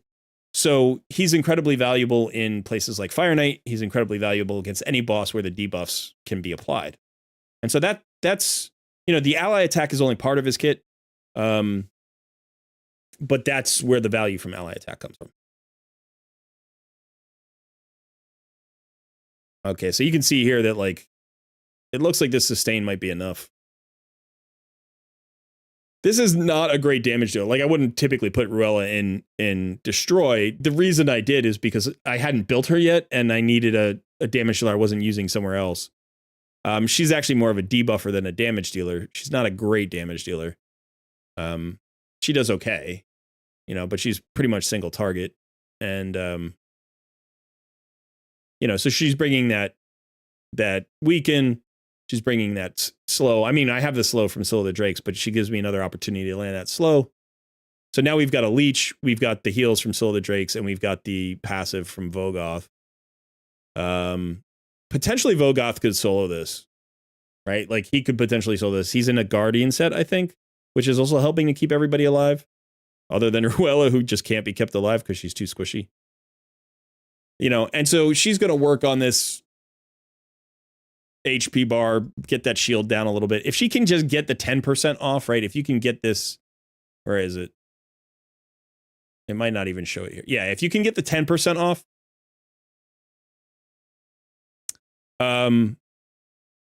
then you go from a 90% reduction to a 60% reduction. You literally triple your damage, right? Or quadruple your damage. So all you need to do is get that 10% off. And once you get the 10% off, then it just snowballs and it gets a lot faster. Although now it looks like Scylla the Drakes died, so apparently my Scylla the Drakes is not built that well. I need to rebuild her. But she should not be dying to this. She should be able to solo this.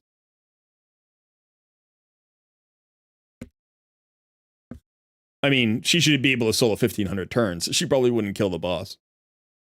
Yeah, so unfortunately, it doesn't look like I have a really great, cheap, free-to-play solution here, but I can add one more champion.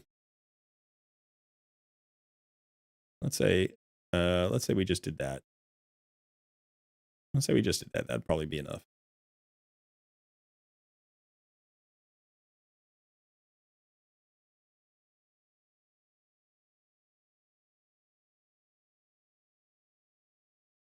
Maybe what would be better actually would be somebody with a cleanse.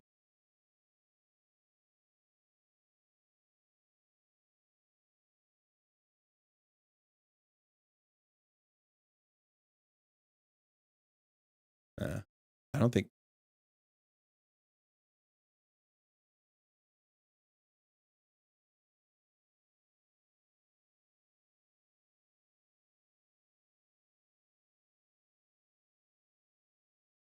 Doesn't matter. But just to keep the theme going.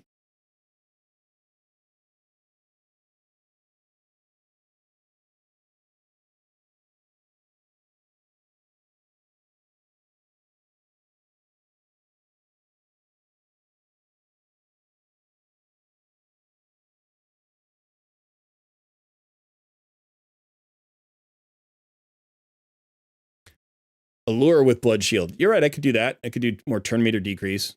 That would help. That's actually a great idea. I like that idea. The only one I have to destroy this shield is Ruella right now, who is not masteried and not really, she's not even level 60, she's level 32. So yeah. You don't have to destroy the shield. Honestly, you don't. It just takes longer if you don't, you know? So the thing that you need to do to clear this, if you're just trying to clear this and move up Doom Tower, is you just need to build a tanky team, right? You just need to build a tanky team that has enough survivability and blood shield rings to get the job done. And, you know, if you can't, like, one of the things I'm worried about here is that he's going to steal all these buffs. Right now he's going to get all those buffs. And hopefully Lady Kimmy can strip those buffs.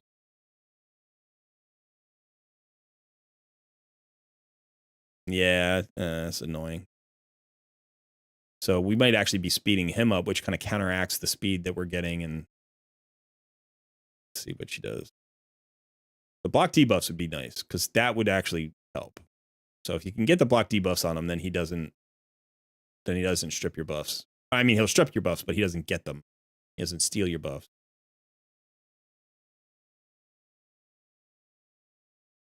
And I'm just hoping the extra turns from Lady Kimmy allows Scylla the Drakes to keep everybody alive.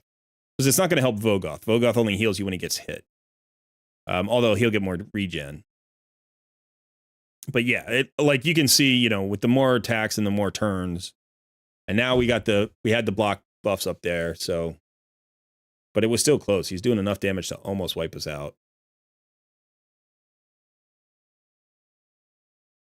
I really think what needs to happen is I need to rebuild my Scylla Drakes. I need to get her about 40 more speed and probably like 10k, 12k more HP. And then I'm sure, I mean, she already handles pretty much everything, but that would be a nice benefit.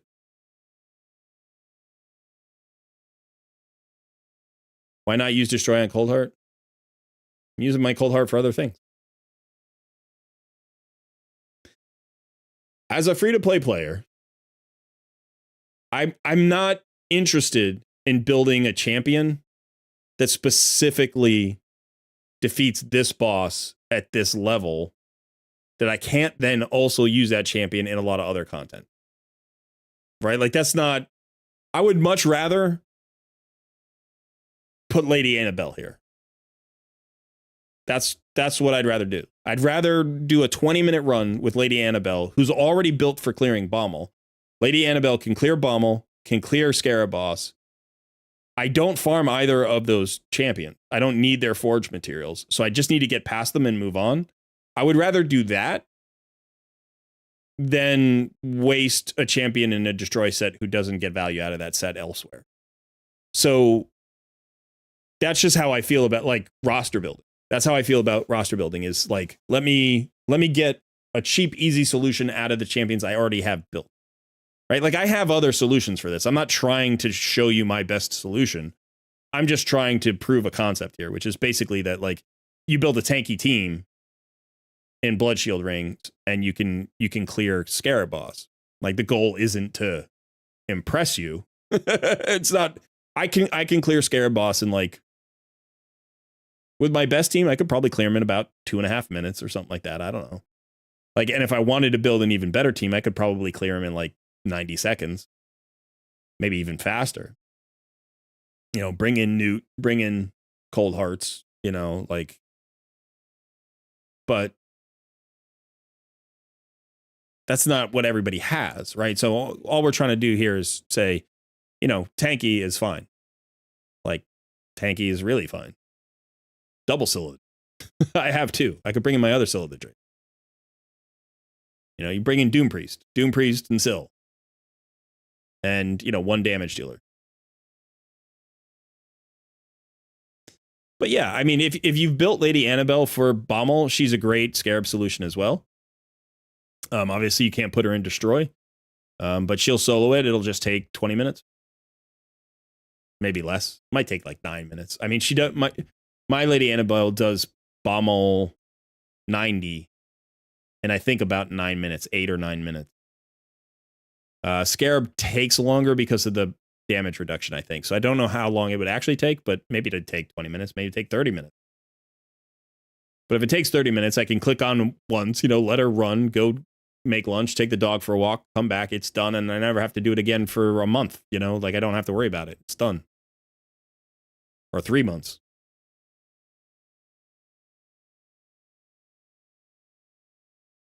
Lady Annabelle's great. She's great in Centranos, too. Oh my god, she's so much more than a Bommel solo champion. I had no idea. I thought she was just the cheapest, easiest solution for Bommel. And I originally did YST's one-shot Nishak Verminlord thing, and then I rebuilt him for some other content, and that killed that solution. So I just wanted to replace it with a simple solution, and so I built Lady Annabelle. I had just pulled her, and I was like, I like regen tanks. She's a regen tank. Let me just rebuild her for Bommel. And then, because we got Centranos right after that, I just started using her in Centranos because she was really well built. Because she's really, if you build her to solo Bommel 90 hard mode, she's well built. And she's also well built. And then I just used her everywhere. And, that I could in Centranos. And I was like, holy cow, she can be used everywhere, of course. And then I was like, I should just put her in a Blood Shield ring. She's going to solo Scarab, no problem. And she does. I think mine has... You have to watch out for Phantom Touch. I think mine had Phantom Touch, and that became a problem. You may still be able to do it, but the Phantom Touch counteracts the Blood Shield ring. So the Blood Shield ring won't help you if you have Phantom Touch. So you can't use those together. So it looks like we're getting the extra damage now. It looks like the damage numbers have gone up.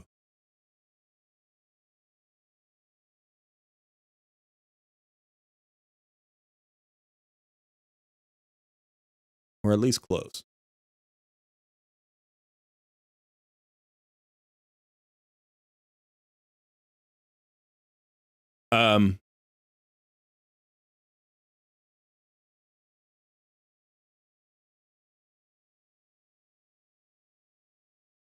Yeah, damage mitigation from Venomage would help. That would be huge. That's free-to-play thinking right there, right? Okay, so if you don't have enough sustain, what about more tankiness? And tankiness can come from a lot of sources. One of the places it can come from is damage mitigation. Yeah, if you have Geomancer, bring Geomancer. If you have Duchess, bring Duchess. If you have Tyrant Ixlamore, bring him. If you have Corvus, bring Corvus. If you have any of those champions that bring passive damage mitigation, bring that champion. Because that just makes it easier to survive, so. Yeah, techniques. If it takes you 90 minutes, but you only need to clear them once every 3 months, then, it's great. I mean, you have to clear him multiple times on the way up, but it's really just the top one that's really hard, right? It's like whatever one is your top one, that's the hard one, right? And then you clear that and you get to the next one, and then that one's the hard one. But obviously, this is the highest boss in Doom Tower Hard for him. He doesn't go higher than floor 90. So you just need to clear this guy one time, and then you don't have to worry about him for 3 months. Because again, I'm not farming Scarab Claws. And if I'm going to, I'll farm stage 70 or instead of floor 50 instead of floor 90 or whatever it is. Because it's you get almost the same forge materials, and it takes half the time.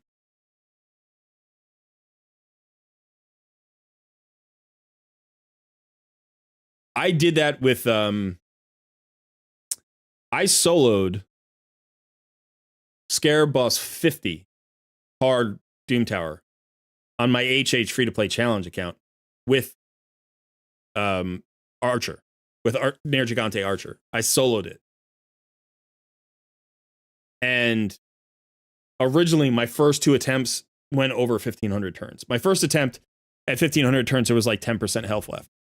I got some more stats. I did all the things I could to improve the gear. I couldn't change the build. I just had to improve the stats. Got a little bit more crit rate, got a little bit more defense for damage, got a little bit more speed, hoped for some extra turns. Because the turn count is cumulative. It's the boss's turns and your turns, right? So trying that and, put in some area bonuses for ignored defense. Ran it again, got it down to 2%. Got it to 2% and didn't clear it. And so then I went back to the drawing board. I did some more live arena. I got some, crit damage. I got some more defense and HP there. Ran it again and cleared it at what you did. It was 1,494 or something. It was ridiculous. It was close to 1,500. I mean, she was never going to die. But she just didn't have enough damage to clear it. And I didn't have her in Brimstone or something. I had her in emergency heal. And I didn't want to change that because I would have to change it back for other content. So I was hoping I could just max her out. So you can defeat. There are lots of champions that can solo this boss. Probably more than any other content. There are maybe 100 champions that could solo this boss. Obviously, they have to be built a particular way because they have to do enough damage to defeat it in 1500 turns, and they have to survive. Right? And that's it. But the Blood Shield Ring is critical because the Blood Shield Ring prevents the turn count from going higher. Because every time you attack, you're not getting counterattacked. If you attacked and got a counterattack every time, then best case scenario is you're taking 50% of the attacks. Right? And you're actually not, because the boss also gets a turn. So you would actually be taking fewer than 50% of the turn count, right? But by putting the Blood Shield Ring, you can actually get multiple turns per boss turn. And so that just shifts the percentage so much in your favor. So even if you could survive the boss fight without the Blood Shield Rings, you get more turn count if you have the Blood Shield Ring. The nice thing about like a solo champion too is that you can basically, for a lot of solo champions, just turn off the skills that like are wasted turns that you don't need. You know, so sometimes you could just do it with an A1. Sometimes you could, like with Lady Annabelle, you just do it with an A1. Sometimes you could do it with like, you know, like if you're doing with Scylla the Drakes, you wouldn't want her to use the stun, so it would just be the A1.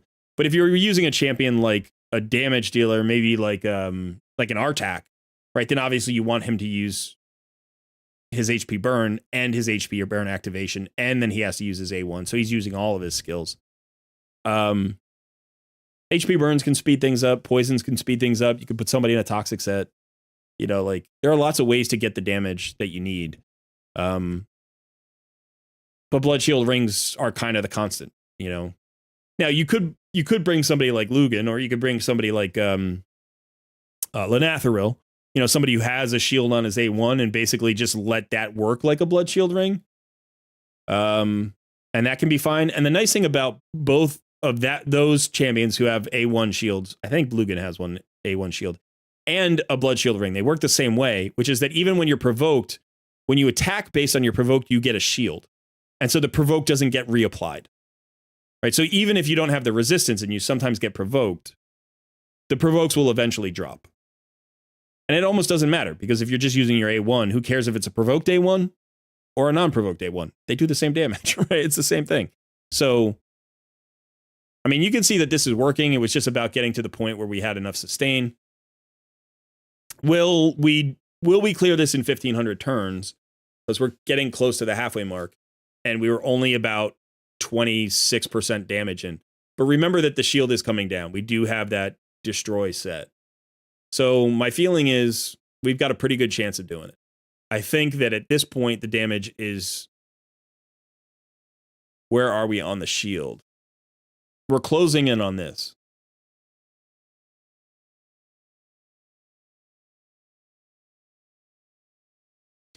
So no, we're already here. We're already at this point. We're closing in on this point. So as soon as we get to 30%, I'm sorry, 20%, then we're getting, yeah. And so the damage is accelerating.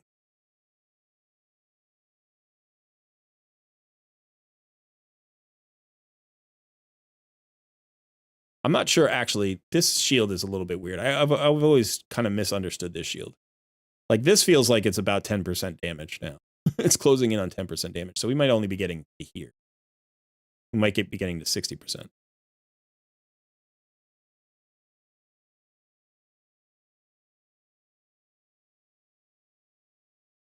But I think we'll beat this in 1500 turns.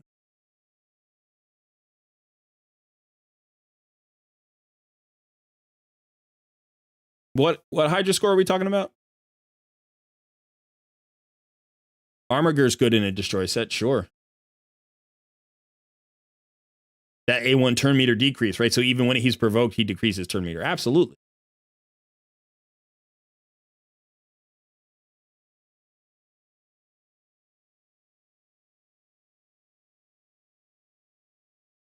Yeah, I mean, when you think about it, it's like every turn, the turn count is every turn. So it's your turn, it's the boss's turn, it's everybody's turn. Any action, it doesn't matter if it's an attack or not, is considered a turn. So when you think about the fact that he counterattacks right? He counterattacks when you hit him and you don't have a shield. That's a turn. Every counterattack is a turn. That just ramps up the turn count really fast. So if you eliminate all of his counterattacks, you actually shift all of those turns and split them now based just on your speed, as opposed to counterattack and attack. And if you're going faster than the boss, you know, like I'm getting, I don't know, 8 actions or something to every boss action here. You know, so it's like, okay, that's 1 attack, 2 attacks, 3, 4, 5, 6, 7, 8, boss.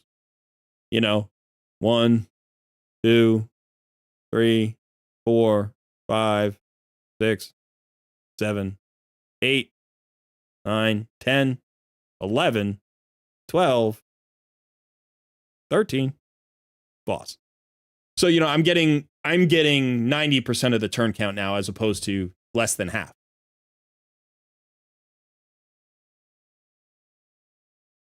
I'm no longer thinking we're going to beat this boss. I think we're going to hit the turn meter. And again, if Ruella was fully masteried and at level 60, it would probably be fine. Also, if I had anybody dealing, like if I had a brimstone, you know, if I had anybody with a brimstone, that would probably work wonders as well. But maybe, I don't know, maybe we're fast enough now.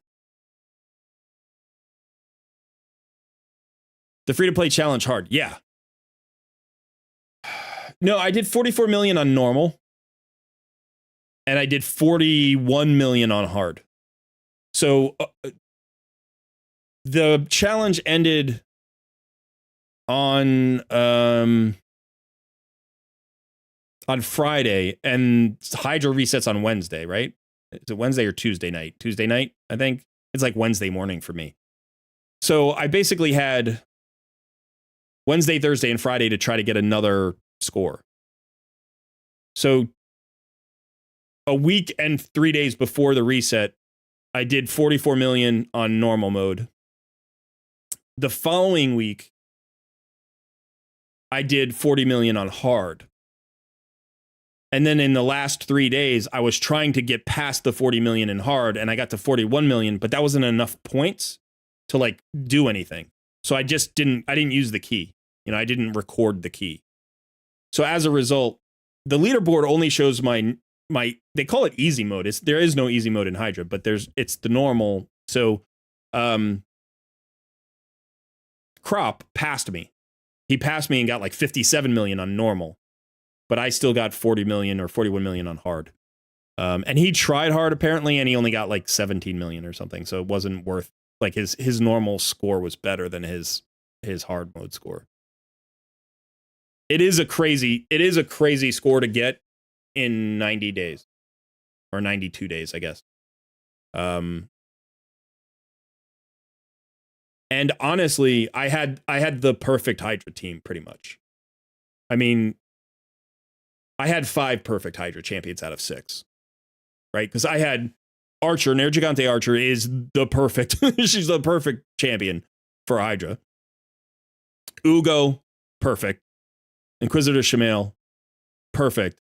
Rathalos and Mordecai, perfect, right? Like that combo, those 5 champions give you literally everything you want. You've got the massive nukers, you've got the AoE HP burns, you've got the increase attack, you've got the turn meter fill, you've got Archer giving you the hexes, the provokes, the heals, the slows, the AoE slows. You've got Shamail solving your fear problem, plus being the secondary nuker, so when Rathalos gets grabbed, he can step in and nuke and free Rathalos. You know, and so like those 5 champions were perfect. Unfortunately, my lead options were either Deacon or Melga, and those were really the only 2 options. And when I say unfortunately, those are both really good champions. Those are good champions. The issue is, for normal, Deacon's the easy choice because nobody was dying. I had enough sustain that nobody would die, and the Head of Wrath didn't hit me hard enough that anybody would die.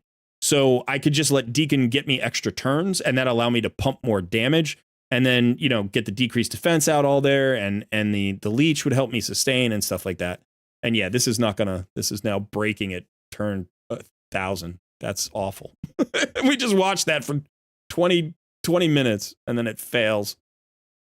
Ugh. Let me solve it. And this solution, let's see how long this solution takes. See if it goes any faster. Yeah, so then when I got to hard mode, the Head of Wrath became too strong for Deacon to be the lead.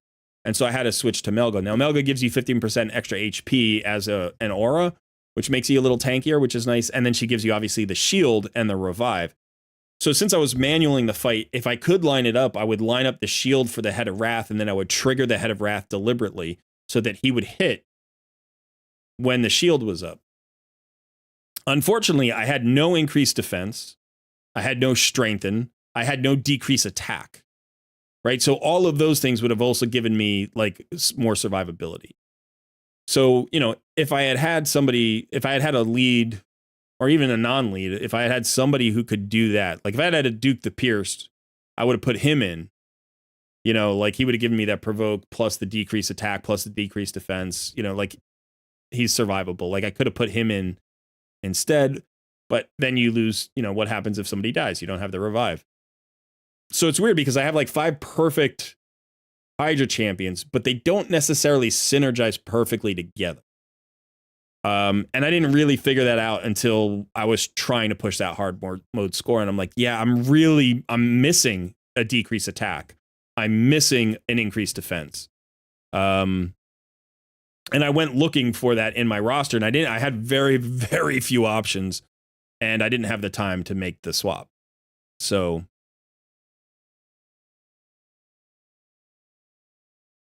look how much faster this is.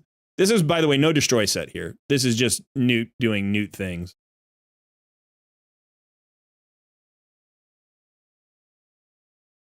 I wonder if I don't have a blood shield ring on somebody here. Somebody might not have a blood shield ring. No, it looks like everybody does. Okay.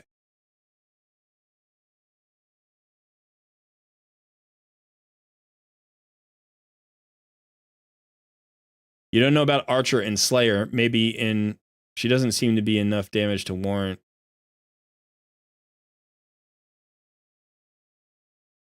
I don't have my Archer in Slayer. I have my Archer in Relentless. Yeah, so the solution is Newt. The solution is always Newt.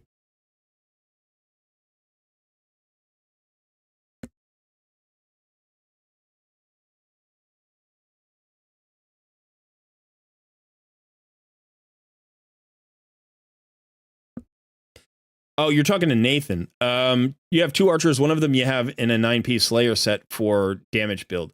So I would say the thing about the Slayer set is the turn meter fill that you get from AoEs, right? Plus you get the 30% ignore defense. Plus you get the chance to reapply the damage. Archer hits decently hard. I will say that. I'm not sure what her multipliers are. Let me actually go look her up on Hell Hades, because I think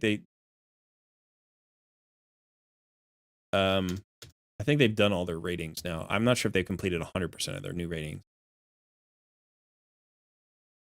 Yeah, so if you actually look at her, so they do have the ratings up.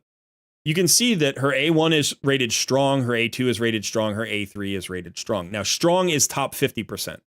And it'll actually give you a breakdown here. You can see like where she falls overall, right? So in Hydra, they're actually saying she does average damage. But like in Arena, she's strong. Clan Boss, she's strong. Late end content, strong. Same thing here. So, you know, Hydra average. Hydra strong here. So the damage is good. She does good damage for such a tanky support kind of champion. What I found is when I built mine in Relentless with no crit rate and no crit damage and just built her really tanky, she actually did chunks of damage. Like in Arena, she smacked down the other teams. She could solo entire teams. She had enough damage to like break through defenses pretty easily.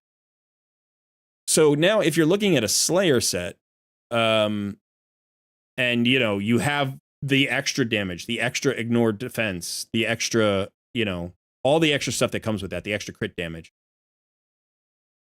If she's your second archer, I understand that completely. Now, some people don't have their first archer and they will never get her because she's exclusive. So if you happen to have two, like, hell yeah, you know, do some fun stuff with it.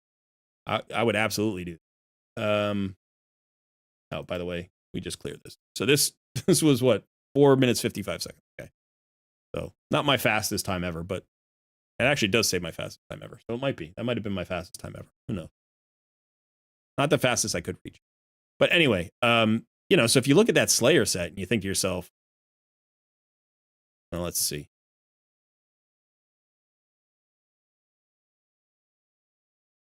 So remember that her A2 and her A3 are both AoEs. Fills this champion's turn meter by 5% per each enemy hit by AoE attacks. So if you're in Hydra, that's a 20% turn meter fill. If you're in Spider, that's a 55% turn meter fill potentially. Right? And then the 6-piece ignores 30% of the enemy's defense when using AoE skills. So her 2 AoEs, which hit decently hard, are now ignoring 30% of the enemy's defense. That's without a blessing. Right? That's without any kind of thing happening. That's just literally every skill ignores 30%. So that stacks. That stacks with other ignore defense. And then here, 30% chance to repeat damage dealt by AoE skills. So literally, you get a double hit, you know, 30% of the time. So that's basically a 30% damage increase over the course of a long fight to your AoE skills. You know, plus you get 30% extra crit damage, 15% extra crit rate, 10% extra speed. You still need the accuracy on her, but her accuracy requirements are low because she has that A1.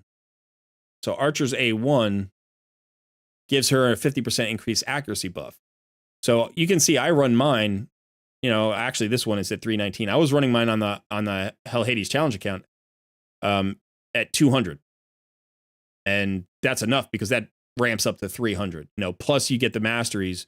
So it's like these masteries will kick in, like some of these masteries, like where is it? Well, I don't have accuracy on this one, but on the other one I did. So like, you know, 4 for each enemy alive, like that doesn't show up on the stat sheet until you're in the fight. Same thing here with this accuracy by 20. When champion has no skills on cooldown, like that doesn't show up on the stat sheet. So, you know, it was enough. It was absolutely enough. And the other thing is I did put her in offense. Like I did run her down the offense tree because you want the, you know, you want the War Master. So she actually pumped damage. She did really well on damage. Let me see where we are on the dailies here. Done and done. How's the weekly? Okay, monthly. Let's make sure we got everything. Do we have our faction crypts? No, we could do some more faction crypts. Do we have our live arena? I don't really care about live arena that much.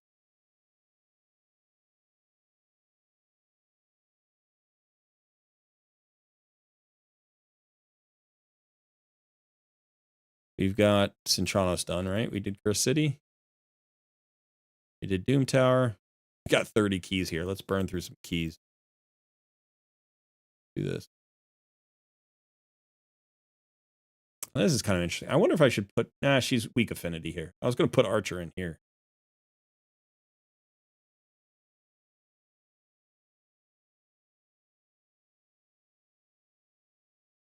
Probably fine.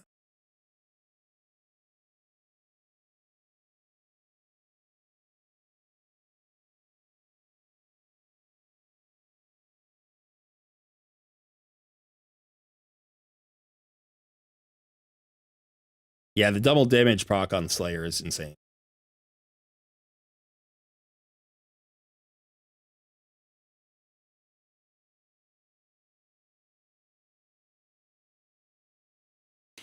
Two Newts is crazy. Kind of wonder about two Armanzes. I know a couple of people who have two Armanzes. I'm like, I don't know. Like, do you need them to cycle? Like, you probably don't.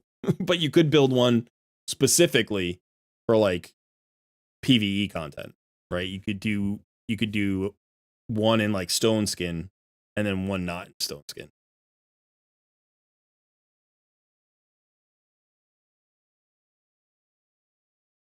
Yeah, I went for the progressive chance for the newt because I wanted a second newt. It's a crazy strong like condition, I guess I would say. Like if you have two newts, the game is really easy. It just becomes easy. And the truth of the matter is you don't need ridiculous builds on him to have him be effective. He's very, very good in like good gear. Do you know what I mean? But if you have the god tier gear on him, he becomes even crazier. And so it's like build the second one, just build him okay. Just build him decently, you know? Be creative about it. It doesn't have to be like, I don't know, use Swift Parry if you don't have anything else. Do you know what I mean? Like, it's fine. Build them in a crit damage set. Build them in Cruel or whatever. You know, like, who cares?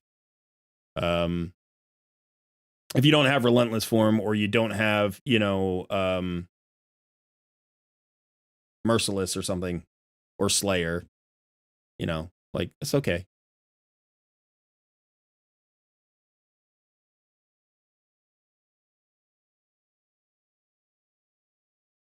Stultus is very good.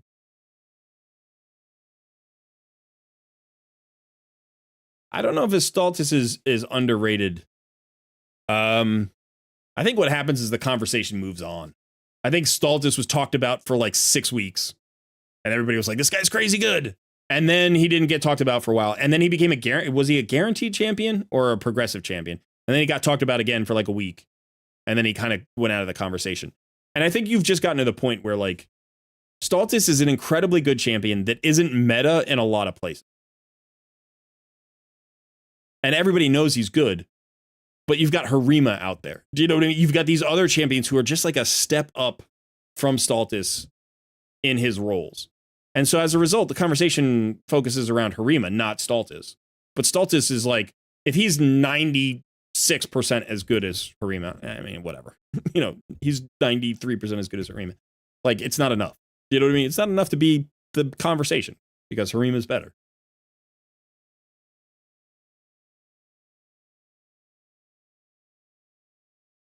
Yeah, exactly. He fell out of the top arena meta, so he fell out of the mainstream conversation. If you're a free-to-play player and you pull Stultus, you'll use him everywhere, including arena. I mean, depending on, like, I wouldn't. I'm not at the point on my account where I need to worry about that.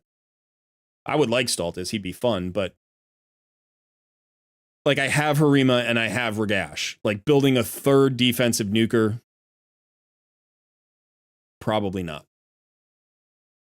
You know, and I don't need that all-around carry.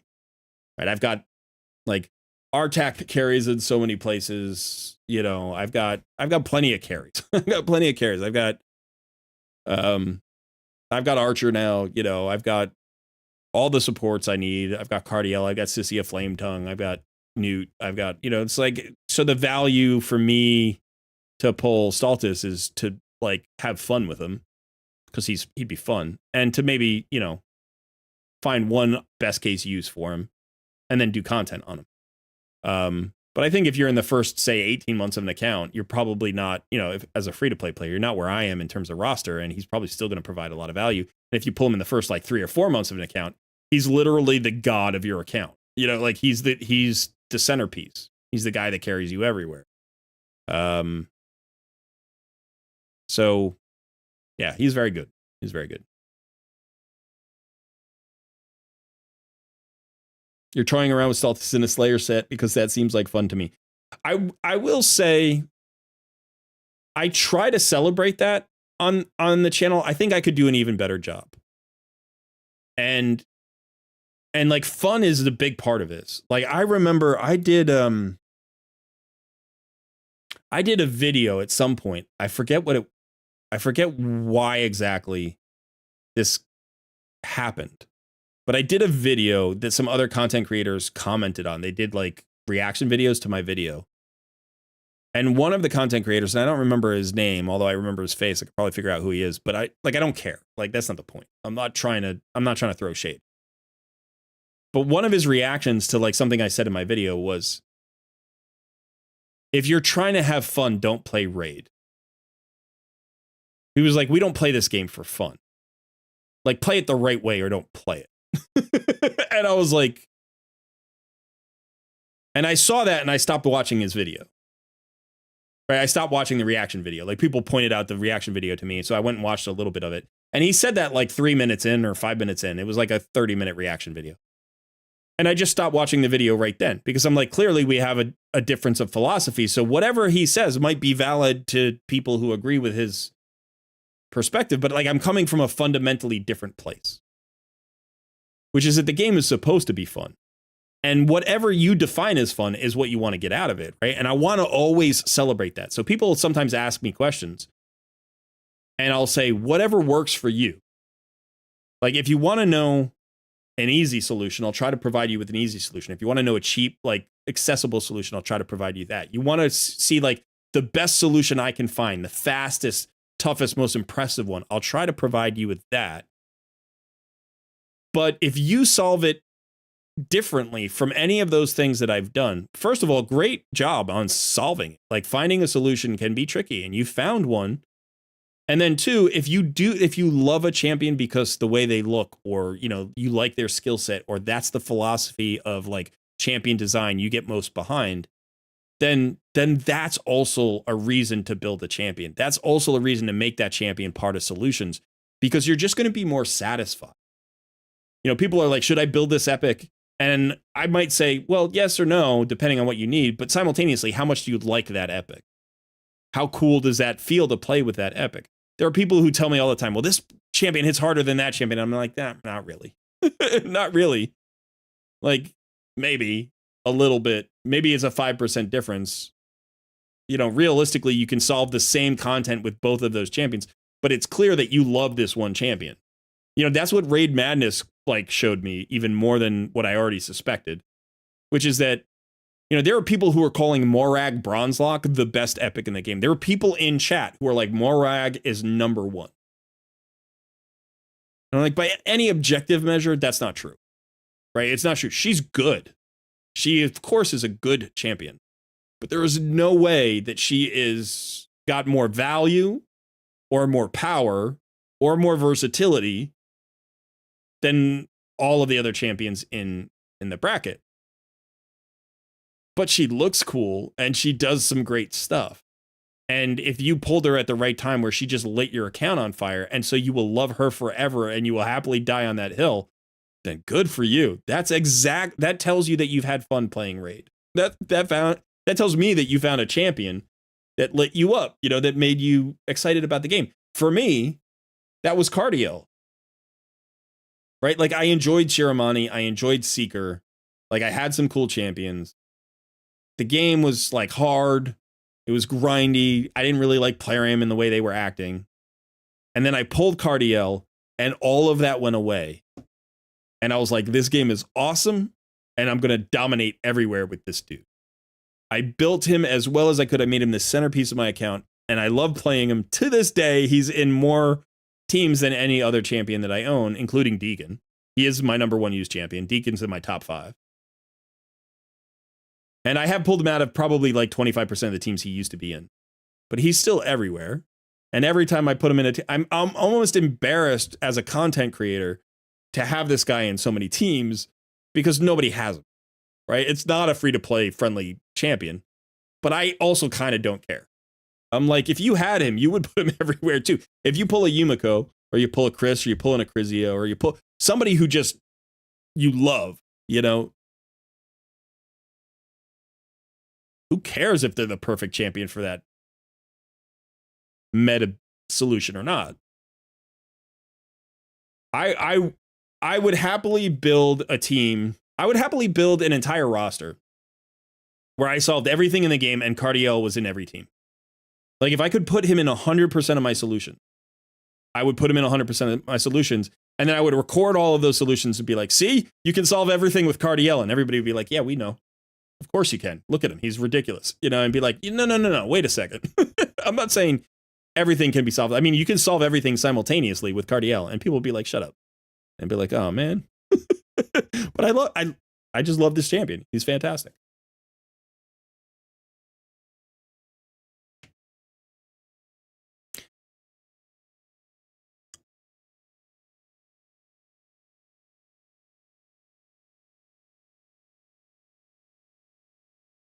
Some content creators on YouTube are just way too competitive. We're all competitive. I'm super competitive. But I'm honestly like, I like to think I'm a good loser and I'm a gracious winner. You know, the competition for me is just an opportunity to push my limits, to grow. And it's great to have a measure of that growth, you know, and a motivation for that growth. But I don't bank my life on the competition. You know what I mean? Like, it's just like at the end of the day, there's more to life than competition. But I'm still very competitive. Yeah, I don't know, Darren. I don't know what he was saying about, right? Like, it was so clearly like he was exasperated. He's like, for fun? What are you talking about? This isn't a fun game. Like, it's like weird. It's like, it's actually a game and games are meant to be entertainment, right? It is entertainment, but it's not fun. He's like, play it right. You know, I'm like, like, it was so clearly fundamentally different at that point. I'm like, everything that I do in this game is for fun. There are things about the game which are not fun, right? And you get past those things to access the fun behind the not fun content. You know, you're like, all right, I got to get through Scarab Boss floor 90 in order to get to, you know, finishing Doom Tower. And finishing Doom Tower is satisfying. But fighting Scarab Boss 90 is not. Like, I don't care about Scarab Boss 90. Although coming up with the first solution was fun. You know, it was satisfying the first time. Yeah.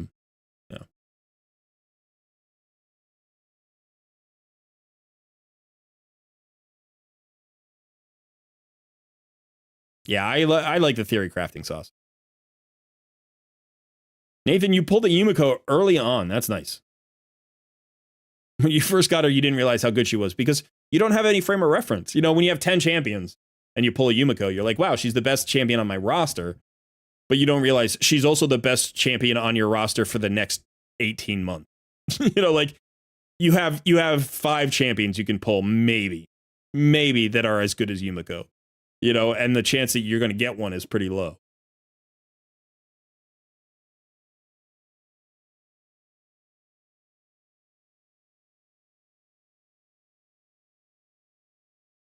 Syl is a game changer.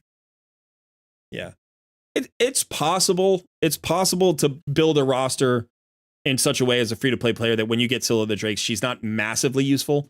It is possible, you know, depending on who, like if you've pulled a Duchess and you've built a Rector Drath and you've got a Stag Knight and, you know, maybe you had like I don't know, maybe you got to your Carl before you got to Scylla the Drakes. Like, you know, it's possible to have a roster where you're like, oh, Scylla the Drakes is nice, but not necessary. It's possible. But I think that's a very small minority, you know, especially of free-to-play players. Like for spenders, it's probably a larger percentage. But it's another one of those things where, like, we were having that conversation about Deacon before. I think that there's always value to be had in Scylla the Drakes. There's always value to be had in Deacon. And if you're not finding value in them, it's probably because you're not looking. And like, that's a choice. That's fine. You can not look for value in certain champions just because you don't want to bother. I have the same reaction. There are champions that people love who I'm like, yeah, I don't want to build that champion. You know, it doesn't fit my philosophy or my roster, my goals or my style or whatever. But to say that there's no value there is different. Like, I might not be exploring the value because of a choice, right? But to say that there's no value is a different statement, which I disagree with. I mean, Syl's incredibly valuable. And for some players, she will be a foundation from which you will launch your assault at the mid game. Do you know what I mean? She's like going to be in every dungeon fight. She's going to be in all your Doom Tower fights. She's going to be everywhere. She's going to be in Hydra for you. She's going to be in Arena for you. She'll be in 3v3 Arena for you. You know, you'll use her everywhere. You'll build her as well as you can. She'll solo stuff for you. You know, like she's going to be part of you're going to clear Nightmare campaign with her. You know, you're going to do everything with her and you're going to absolutely love the champion. And then somebody's going to come along and say like, yeah, Scylla Drakes is whatever. I don't really care. And you're going to be infuriated. You know, you're going to be like, what are you talking about? She's awesome. So yeah, it you know, perspective matters, desire matters. I mean, one of the things that I've said a lot, I've said frequently on the channel, in my videos, in my live streams, I love high utility champions and I love tanks. Now that's just a personal preference, but that means that when I've got access to a great tank, I'm going to value that tank. I was one of the only content creators who really touted Islin, like Strategos Islin, when he was a fusion. Everybody else was like, this is a guy you can pass, because we had just had Emic. We had Newt, and then we had Emic, and then we had Islin. And it was like, do we need this other tank right after Emic, who was a Void legendary and who had an unkillable buff, right? And it's like, Emic seemed like the rarer of the two originally. And I was like, no. Islin is going to be a solo god. He's going to be usable everywhere. He's going to be unkillable. And that, to me, screams value, both because of the style I like to play, but also because in free-to-play, I know how valuable that is. Having an unkillable tank means all sorts of solutions that you can find for really cheap, right? So again, talking about the different messaging from like endgame spending content creators versus the free-to-play player who's thinking about the mid-game and you know, moving on into the late game. And Syl is that, and it's like, okay, put Syl and Islin together. Just put that duo together. Let them walk up Doom Tower for you. Like, they can probably clear, out of the 124, 20 floors of normal, put Islin and Syl together, they'll probably clear like 114 of those floors without anybody else in the team. Like, they'll kill 3 of the bosses out of the 4. It's stupid, like, that people, I don't want to say people are stupid, but I'm saying, like, to me, I use the word stupid as like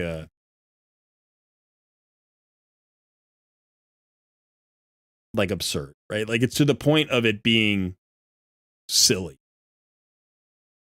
Like, there is this sort of silly factor that I think when we judge good champions as because it's like it's like an emotional reaction. It's like, no.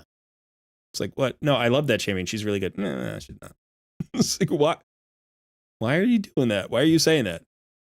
I don't know. Because it makes me look cool. Like, what?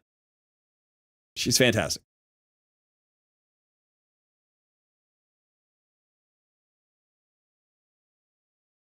Yeah, Darren, I remember that. I remember you pulling him. And Matt Davis, that is totally fair. I have no problem at all with that. In fact, I recommend that. If people are like, I didn't do this champion because I was burned out. But I've noticed one thing that happens, and I've seen this in my comments, and I kind of suspected this before I became a content creator, but then I saw it like happen over and over and over again. When people pass on a fusion because they're burned out, a lot of them, a large percentage of them, will publicly devalue that champion. Like, they'll almost try to convince the community that there isn't value in the champion, as if to justify the fact that they're skipping it. It's like, I'm burned out and this is a trash champion, right? And so I have no reason to go for him at all.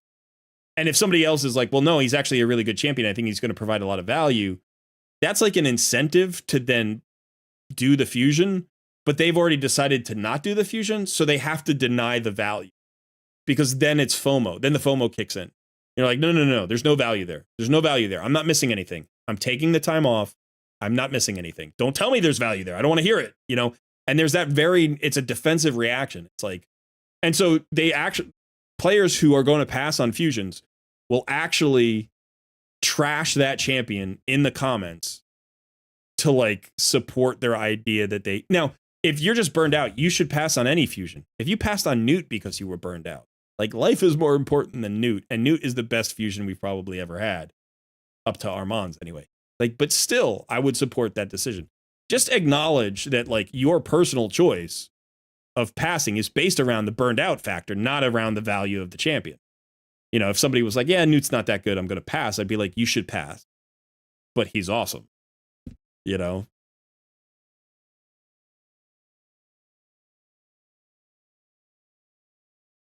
Yeah, I skipped Oella, and then I pulled her from a shard like 3 months later, so.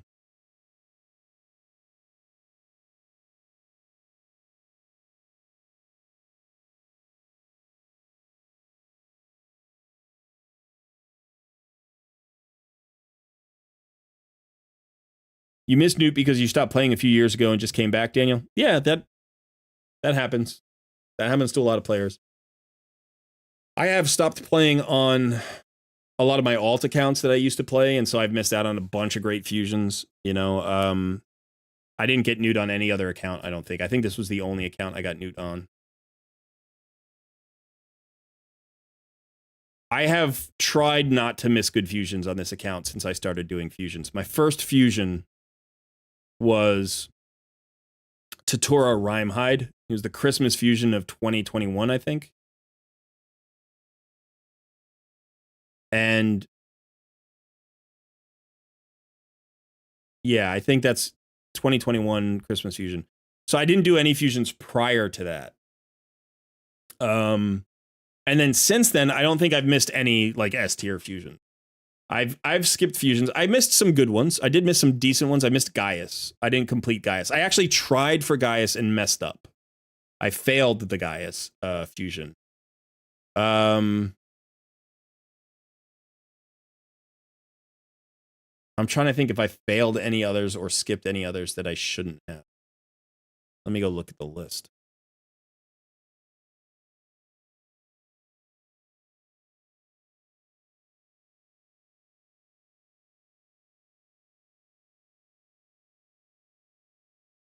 This is one of the things on hellahades.com that I check fairly frequently. So I come here and I look at the old fusions and like, you know, try to figure out whenever I do a fusion plan, I try to go and look at old fusion plans and think about those fusions that I went through. Okay, so going backwards, I did Armands, I did Encore, I did Zenogre, I did Blazar, I did Ugir, I did Timit. So the last one I skipped was Bamboos, and that was in September, October.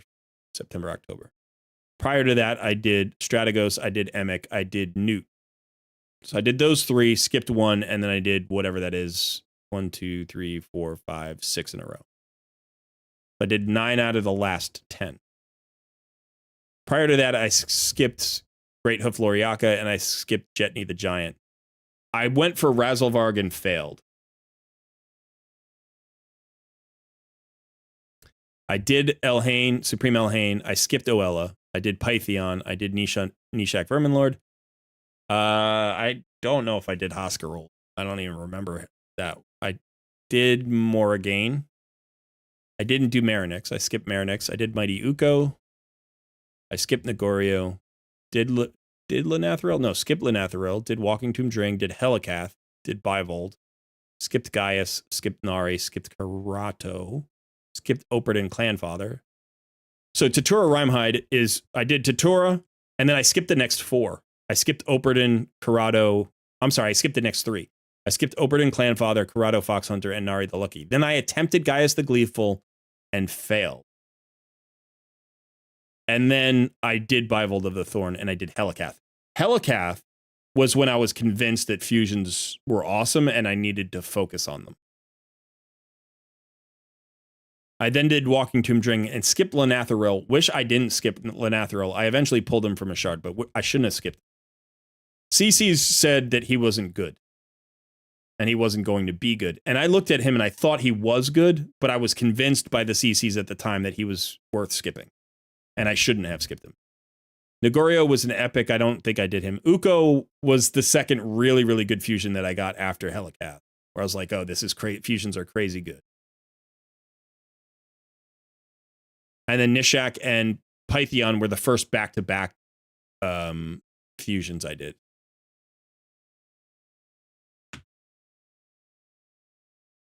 So I think all told, let's see how many I attempted. Yeah, so I wasn't like around for Brogni or Herndig or, you know, any of those. So let's see, 1, 2, 3, 4, 5, 6, 7, 8, 9, 10, 11, 12, 13, 14, 18, 19, 20. All right, so I've attempted 20 fusions and succeeded at 18 now. I failed 2 fusions. I failed Razzlevarg and Gaius. Those are the only 2 I failed.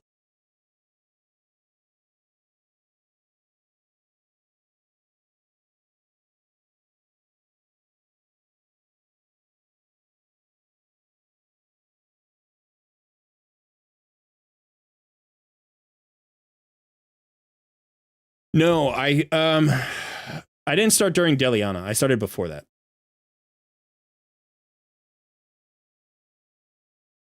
So the way my raid career unfolded was I started playing raid.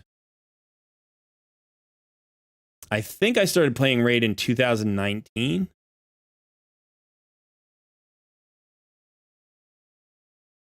And I played for 3 or 4 months.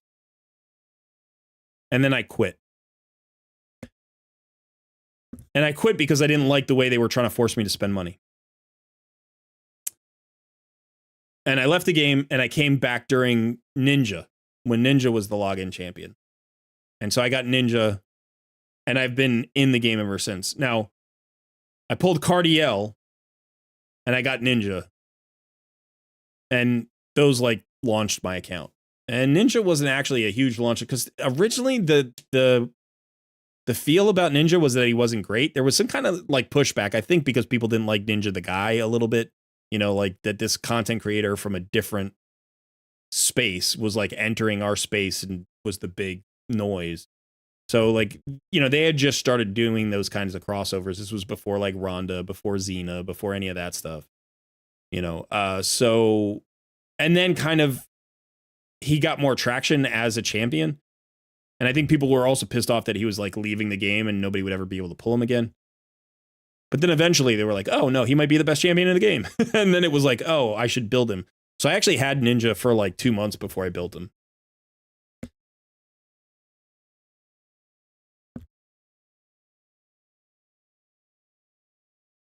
Yeah, so let's see. I think I came back around September of 2021.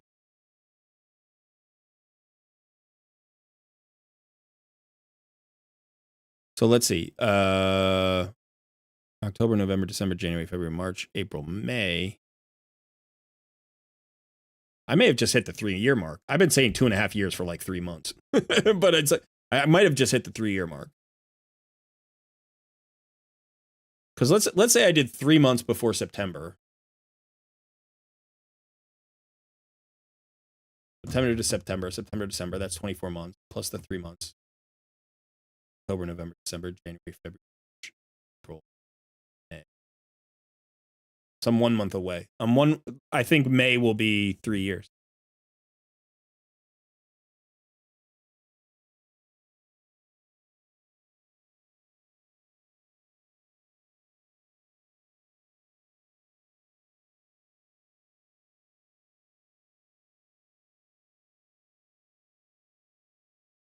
Received an amulet.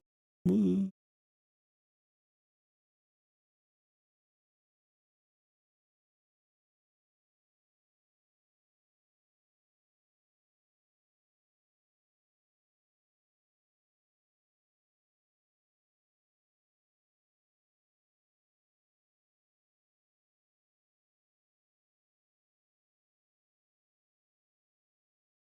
Where's my royal guard? Got 1 star. Might be worth it in Cintranos to get him a 2nd star.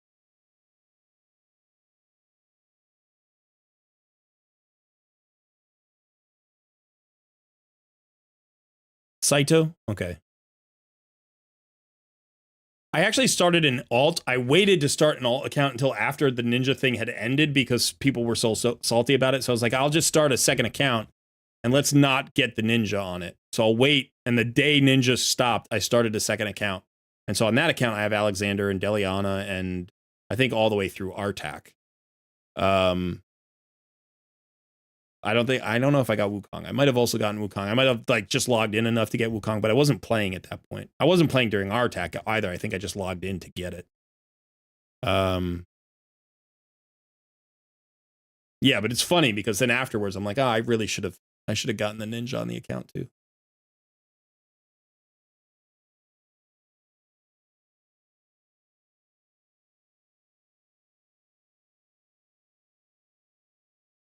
All right, so I still think I still need more Ice Golem. Yeah, all right, I need to finish off Ice Golem. And then I also have to remember to pull the last few mystery shards here. and finish my champion training.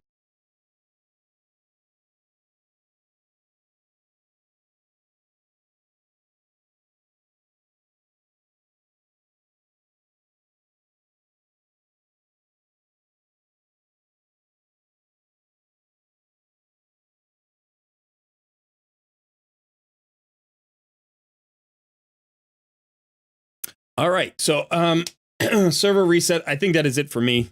Stream went longer than I expected. Are we freezing up? The current bit rate is lower than the recommended bit rate. Why? Why is it lower?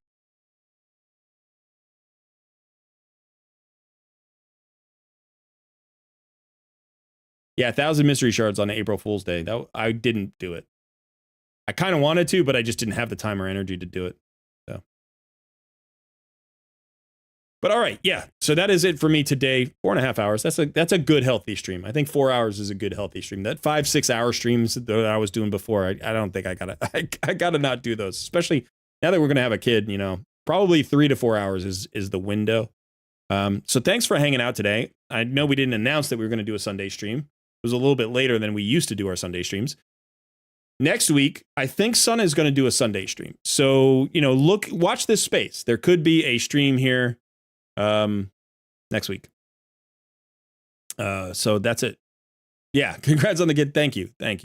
He's not here yet, but hopefully he'll be here this week. So I probably won't be around next weekend.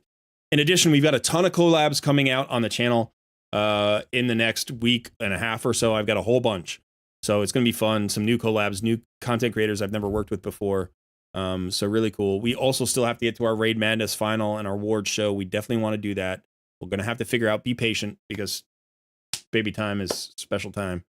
But we will get to that. And yeah, so thanks so much for hanging out. Watch out for those things. And been fun. I'll see you soon. Have a good night, everybody.